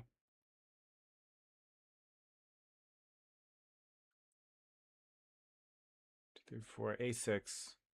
No, I think a4. Sorry, a4. I think it is a4. We play a4 here, yeah? Queen to b6. Oh, this is so above my pay grade. This is so above my pay grade. Why queen to b6? Suzuya, why? c4 was a brilliant move. c4 was a brilliant move. Okay. I think with c4 they can try to close the diagonal of b6, while also if they can remove both the d and e pawns from black, then suddenly they have queenside expansion majority. But they can't en passant. Those pawns aren't going anywhere. But the more I look at it, I don't see any way to exploit the c4 because the knight is coming out and to help guard the c4 pawn. There's no way to dislodge it from c4 either, but the bishop is so bad in the meantime. But I feel like at some point, things are going to get slowed around, and eventually the c4 pawn is just going to fall, is what it felt like. And I just don't know what b6 accomplishes. It feels like the knight is coming out. The bishop goes back. The bishop goes back. Okay. This bishop on c4 will rejoin the game. Okay. I mean, obviously there's a poison pawn on b2. Let's start with that. The queen can't take b2 for reasons that aren't immediately clear to me.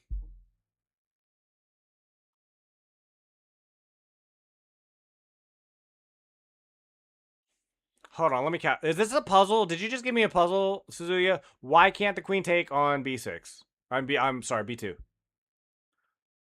Queen takes bishop h7. Okay. Okay, I see it. Okay, fair.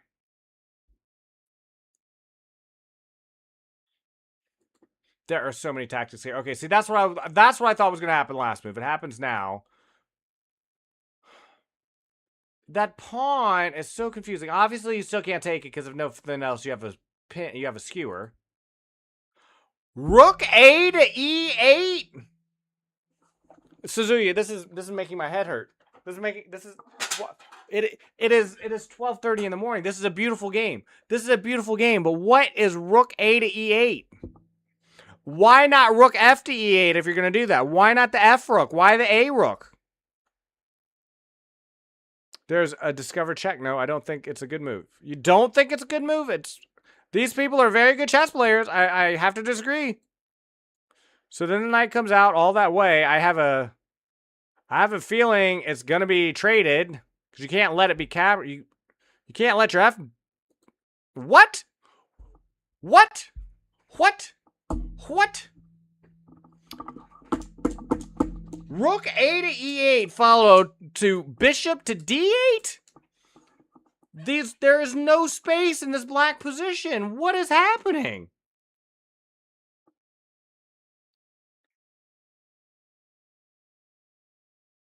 Okay. I'm following you. Then we push the pawn, sure. I think F5 was being prepared after Riyadh. Okay. But we don't need our rook there for that.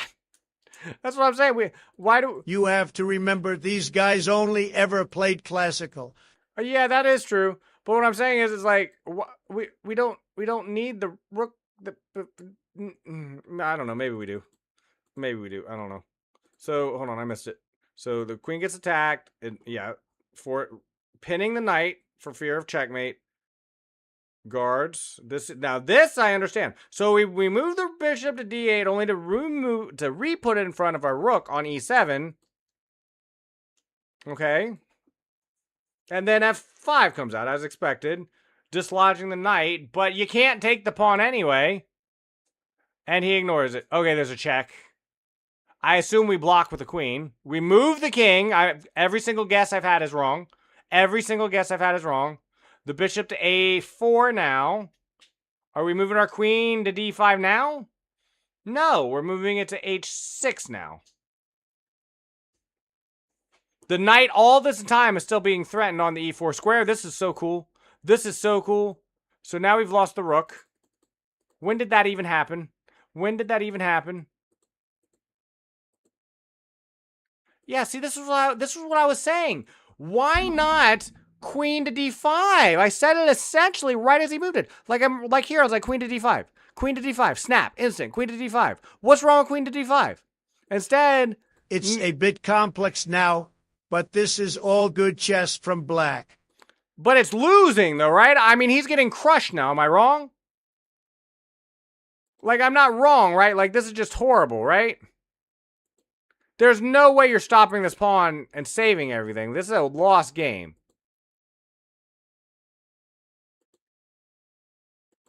Okay. Maneuvering the bishop pair instead of just taking the bishop. Okay. Oh, shoot. So, dang it. Where was I?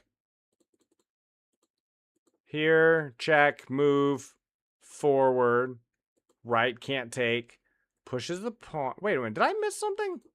Where were we? Okay, yeah, okay, so moves the bishop back. We'll have to know about the Reki Gambit. I am going to look at it in literally about 60 seconds to 120. We're almost done with this. I'm almost done with this. This is making my head hurt. So you ignore it because it's covered. Why? I'm so confused. Why rook F to... Oh, no, I see it. Never mind. I see it.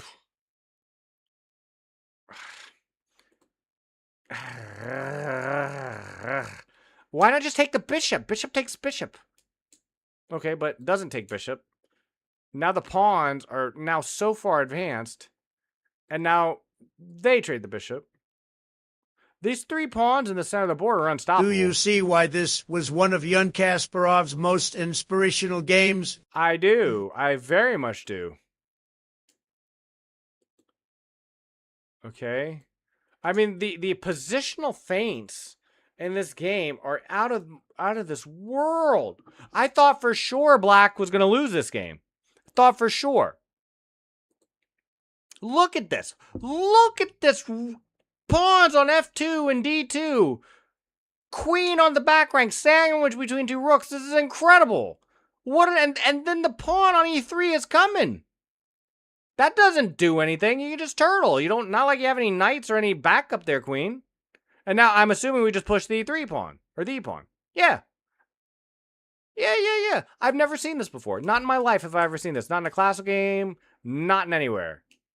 That doesn't do anything. We just push the E pawn. Or we take. I think both works, right? Like pushing the E pawn here works just as well, right? E3 works. E2 works perfectly well. Perfectly well. Yeah, E2 is just as good. It might even be better. Am I wrong? Doesn't E2 look like it's amazing?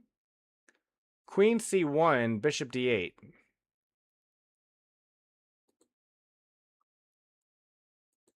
Where?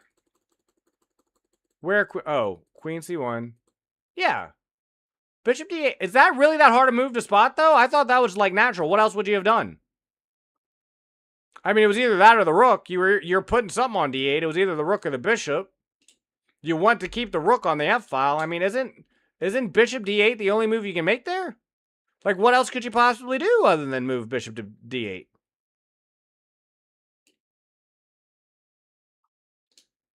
Okay. Regardless, this is amazing. I think E2 works just as well. And then we have 3 pawns on the 7th. 3 pawns in a classical game between 2 high-level masters. Incredible. Incredible. Incredible. Okay. That's crazy. Drop everything at the first rank. He said no to the queen sack and then proceeds to drop everything at the first rank. That's nuts. What an amazing... You know what? Actually, hold on. I want to bookmark that. I want to look at that more in depth when I'm more awake. I'm going to look at that game later also. I want to see that later. I bookmarked that so I can take a look at it later. Wow. Reki, are you still... Amazing final position, lol. Really was. Really, really was. Incredible. Never seen anything like that before. Reki, are you still about? We're going to check out your game right now, good sir.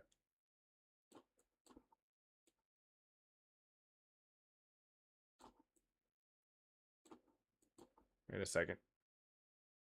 There we go. Am here, dude. Hey. All right. Let us see how you did. You are If you scareless, want to Reki, find play you this the back. videos on it, you should be able to find some analysis on it. Suzuya, I really appreciate you linking that. I am going to be looking at that. I 100% am. All right, let's do a game review. Fix don't be like Frankie/Gary. Let's switch it around. Frank, I don't know who Frank Gary is, but I certainly will not be like Frank Gary. I see that you're the Black Pizza. I recognize your name. Suzuya, thank you so much for sharing that game, though. They're very cool. Very cool position. All right, you played, okay, there's a lot of blunders in this game. A lot of blunders, a lot of misses. Okay, that doesn't mean much. This is just the computer talking. Let's see how the game unfolded. Let's see. So this is the Reki Gambit is what I hear. So this is very book. We got E4, E5, at knight F3, knight Frankie C6. is someone I know. Well, I won't be like Frankie because I don't know Frankie. D4 takes. That's all book. We have our first off-book move, which is knight to G5. That's a very committal move. I don't know what the knight is doing out here. He's just chilling, looking at your pawns. And so you bring your knight out. I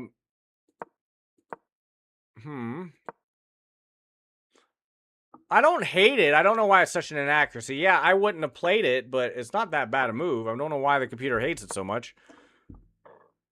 Okay. We have bishop C4. There's a few ways to deal with that. You can move, for example, knight to E5 to both guard the F7 and attack the bishop at the same time, giving you time to defend this. You could also push... You could also just push D5. I think D5 is actually better. I think knight E5 works, but pushing also works because it's guarded by the pawn and it guards it off. What do you play? Yes. Yeah, I really like that. The D5. game was played back in 1834 as well. Hi! Hello! Proof hello! that chess How is this players going? were insane before standard chess theory, early 1900s, and before engines. Laberdenize played at Paris It's a Club very good move. and practiced Beautiful. over and over. Takes. He that's was fine. the goat before. Now you have the open file you can take. You could also still play knight e5. That is definitely an option as well. That is cool to know, Suzuki. That's really cool. Kai, thank you so much for coming by. I do apologize if I was a little bit quiet earlier. I couldn't get my audio quite right, and I was teaching someone who's brand new, literally played his first 2 games of randoms in chess.com, and I was just helping him out. He's got a goal to go from 0, playing no chess, to within 1 year being a 1700. So I thought that was pretty cool. And it's just got 3 losses in a row. Oh, wow. Close, too. So you take. Not sure about the take. Yeah, I mean, there's no rush to take this. You can certainly come out. I mean, I like knight e5. I don't see what's wrong with knight e5. I think knight e5 is a perfectly good move. So it forces off this and protects the f7 pawn at the same time. Not a problem, though. It's not like taking, I think, works. I don't think there's necessarily anything wrong with it. The computer says oh, I see what it is. So if your opponent castles, he can bring in the rook and really hammer you on the open file. Let's see what actually happened, though. So pawn takes pawn, knight takes pawn, and then he sacks the knight on f7. What is knight f7? Okay. All right. Yeah, you still have this open file, but taking is fine. I don't think there's anything wrong with king takes f7. It's a little inaccurate, but it doesn't change much. And then the queen comes out, putting extra pressure on the pawn. Obviously, you have to defend it, or you have to block it, but you move back. Okay. Takes, has to happen. Now you play queen e5. The main problem with queen e5 is you, A, run into a pin, potentially, but your square on f7 is so weak, and there's a check here, which forks the king and the knight. So queen h5 check wins the knight outright. You can try to block, but that would just be checkmate. But instead, he pins it. Okay. And you defend. Cool. Smart. Best move. Great move. What is bishop f4? He's threatening, but I mean, there's just too many ways to defend Risk that. biscuit. Risk biscuit. 27-1. That's one match. You played a 90-minute match, and then you just lost 27-20. Oh, wow. Wow, I just realized. When you said you went 27-29, I thought you were talking about kills for a second. I don't know why. I had the wrong game on the brain. You're talking about, like, it went into... What is that? Like... 14... 30? You went in 30 overtime? Wow. I don't know what G6 is. By going G6, you now are losing the pieces on the E5. Let's see if the opponent takes. He does. Then you attack the queen. Yeah. You attack the queen, that's fine, but you're still just lost a knight. So the queen takes your pawn. You pin the bishop. That's great. He can just guard it. Yep. You check, he can just attack you, and now you're still... No, wait a minute. Let me look. Yeah, you're still down. So he can just block. Be completely fine in this position, and then look to castle. Wait a minute, why is that an accuracy? Knight c3? Oh, come on, that's not a big deal. Attacks the queen. I get it. You might have wanted to wait until he castled, just so that's a bigger threat. Like, I don't know. I highly recommend a5 here. Bishop a5. But the computer likes it. The computer says bishop c5 works. So, queen c4. And then you decide to play g5. You said, I want to dislodge the protection of the bishop. That makes total sense to me. He's not obliged to take is the only thing. And honestly, he...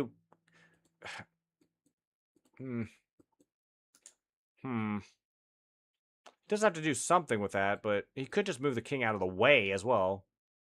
Right? I don't know. I like knight d2, though. Yeah, if takes... Yeah, the queen's there as well. What am I thinking? G3. I don't think there's anything wrong with G3. You do get the check in. He's forced to run. You chase. Why is that so bad? Don't underestimate me. I don't underestimate you, not at all. Not even a little. The king gets on his bicycle and starts running away. This is why you need to move to the second rank, because to prevent moves like this. Instead, he moves directly into the worst possible square and then is forced out onto c2. Queen comes in. Logical. White is still winning very heavily here. Not even close. And yeah, now the king escapes. The pawns come forward, but there's no threat there. He can just move a4, and now he's got an escape square as well. He chooses to check. That's fine. It doesn't do anything, though. What? Your opponent completely throws away the game and runs into a4. This is terrible. What is he doing here? Why is he... What is this? What is this move?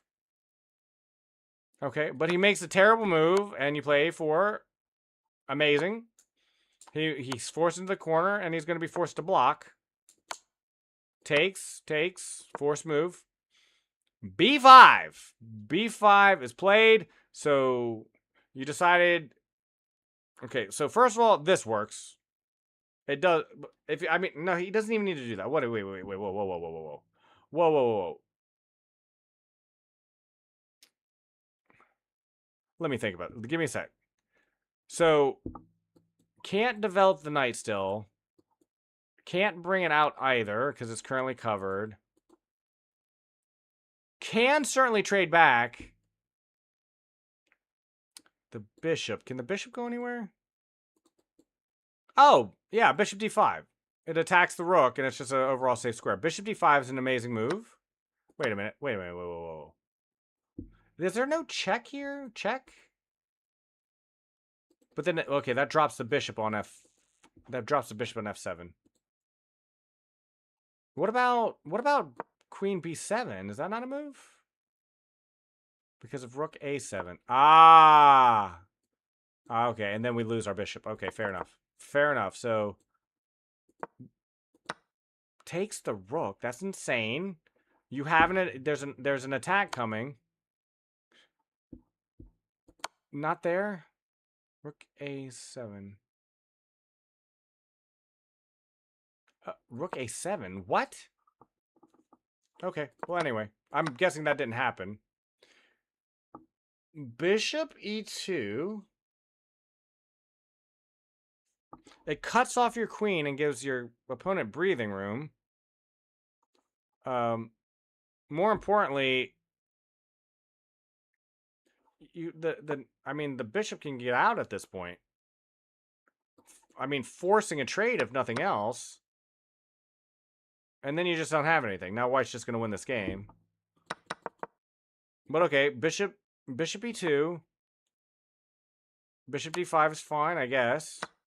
Forced move. Takes. Forced.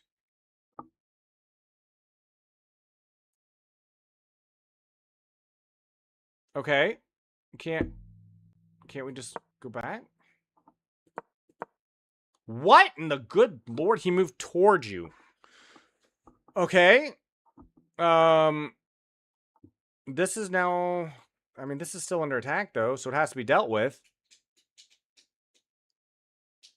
This was... I cannot believe this was played.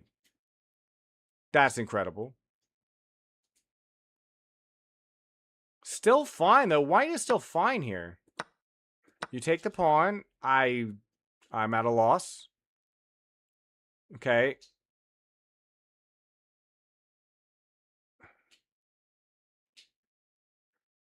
Yeah, this is a neat tactic. He can just take the bishop. Because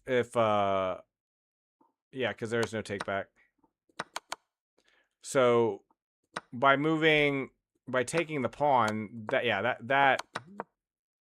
by taking the pawn, this allows just the queen to take with check. Oh yeah, that's a fork. It forces the queens off the board. Gambit. Yep, that would be a GG. That would be a huge GG. What actually happened though? He checks, fine. What?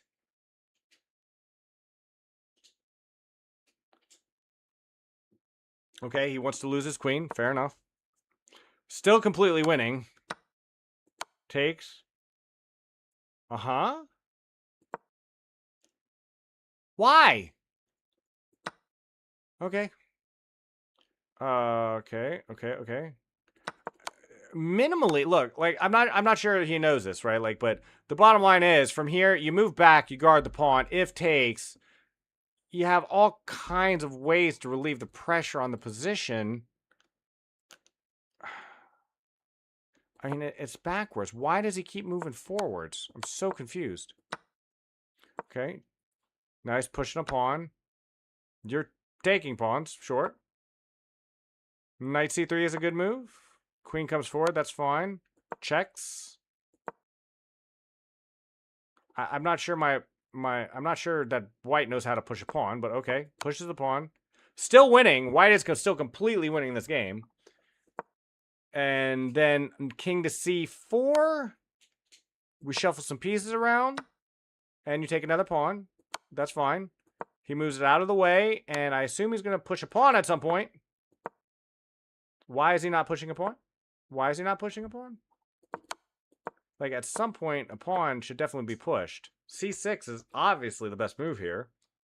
I mean, it's only 2 squares away from queening. He has to get a new queen to win this game, or it's got to at least consolidate his pieces, but he chooses to do neither. Plays knight to b5. Check. Okay, he hides the king. I mean... What? Rook. The computer likes rook d1. Ah, yeah, that's an amazing move. I mean, I'm... No, wait. Ah. They all win, though. I mean, they all win. So he checks. Now is he going to push the pawn? Tell me he pushes the pawn. No, he does not push the pawn. Continues not to push the pawn. Now he pushes the pawn. Okay.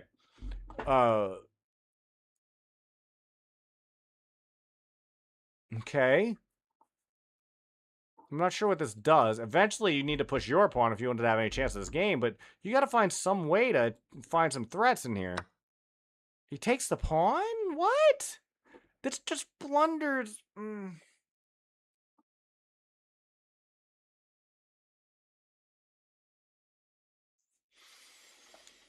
Okay.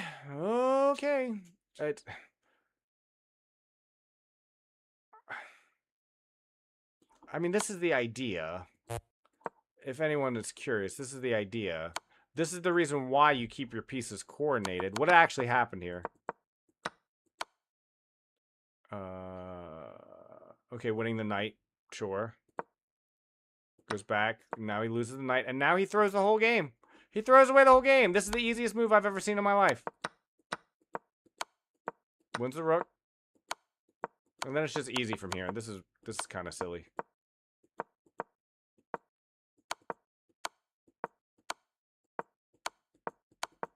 Wait a minute. What? Hold on. Did I just see this right? Hold on. One sec. Slower.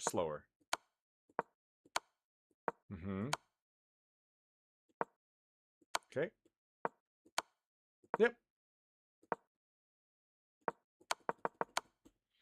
Wow. That's a very interesting game. Very interesting game, Reki. Very, very, very interesting game. I had to think about that one. There's a lot that happened here, especially in the end game. Can I show you my first game? It is 1 a.m. here. It's literally my bedtime. I have to go to sleep. I'm streaming again in 6 hours, Reki. I have to go to sleep. Can you show me next time? Please? It is, I was supposed to be off a stream an hour ago. I haven't brushed my teeth. I haven't done all my nighttime stuff, and I'm not even ready for bed yet. But thank you so much for the game, Reki. That was very interesting, especially in the late game. I don't know why your opponent spent so long pushing the pawn. But yeah, moving his rook. I don't know what this move is here. I just don't know why. He's at the edge of glory. He's so close. His pieces are coordinated. Everything is kind of defending itself, and then he's like, "No, I just want to give everything. I want to give the whole game away." It's very strange to me. Very strange to me. But you played it well after that. Like, you cleaned up. Once he made that mistake, you pounced on it, and you got all his pieces. So that was a great game. Very cool. Reki Gambit, I invaded like seriously. Oh, I don't know what the gambit was. You gambited the whole game. Like, in other words, like, from right about here. Right about here. It's like your opponent has a massive edge that he maintains throughout the entire game. Like, you were just losing the game the entire time, like, through all of this. I mean, white is just winning. That's the whole point. The whole point is to lose the whole game? Yeah, I mean, you got it, though. It's like he made one mistake and you pounced on it. Lose position and win. Fair enough. Fair enough. Even after this, it's still a draw. See, that's what's so crazy about it. It's still a draw, even after this, and he just kind of messes that up, too. Yeah, still a draw. Yo, Lime, how long are you streaming for, damn? Too long. I should have been off over an hour ago. I've streamed for like 10 hours today. I need to be. I had someone come by, Jace. I do apologize. I saw you come in earlier. I just I'm gonna actually pause Spotify. I'm getting off literally right now, Jace. I just wanted to apologize to you and everyone else. You can recommend this song next time. I'm so tired. I haven't had a proper meal yet in a little bit while either. So I'm gonna get off. I just wanted to apologize. Someone came into the chat who is brand new to the game. He was looking for a little bit of help, a little bit of instruction. I was very happy to do that. It's been a while since I had a chance to coach someone. He dropped some subs. I watched some games. It was an incredible time for me, but unfortunately, I didn't have the stream completely set up properly for that, so the audio was a little bit off, and I couldn't quite pay attention to everything that was happening in stream. But yeah, Charlie was amazing. I wish him nothing. Absolutely nothing but the best. I've got him as a friend, and I'm going to be watching his progress. Thank you, Jace. Thank you for saying. But I am getting off. I have to go to sleep. I'm already past. I was supposed to end an hour ago. I was supposed to go to sleep by now, and I'm going to get off. So I will talk. How are you sleeping well after seeing this game? Have no amazing problem. sleep, twin. No problem. Chaos and Chess, no problem at all. Have a good night, everyone. I'm streaming twice I'll tomorrow. see you tomorrow. Morning and afternoon. No, morning and evening. No afternoon stream tomorrow. 7 to 11, and then again 8 to midnight, just the same as tonight. We're gonna have a lot of fun this week. A lot of cool things are coming. Have a good day.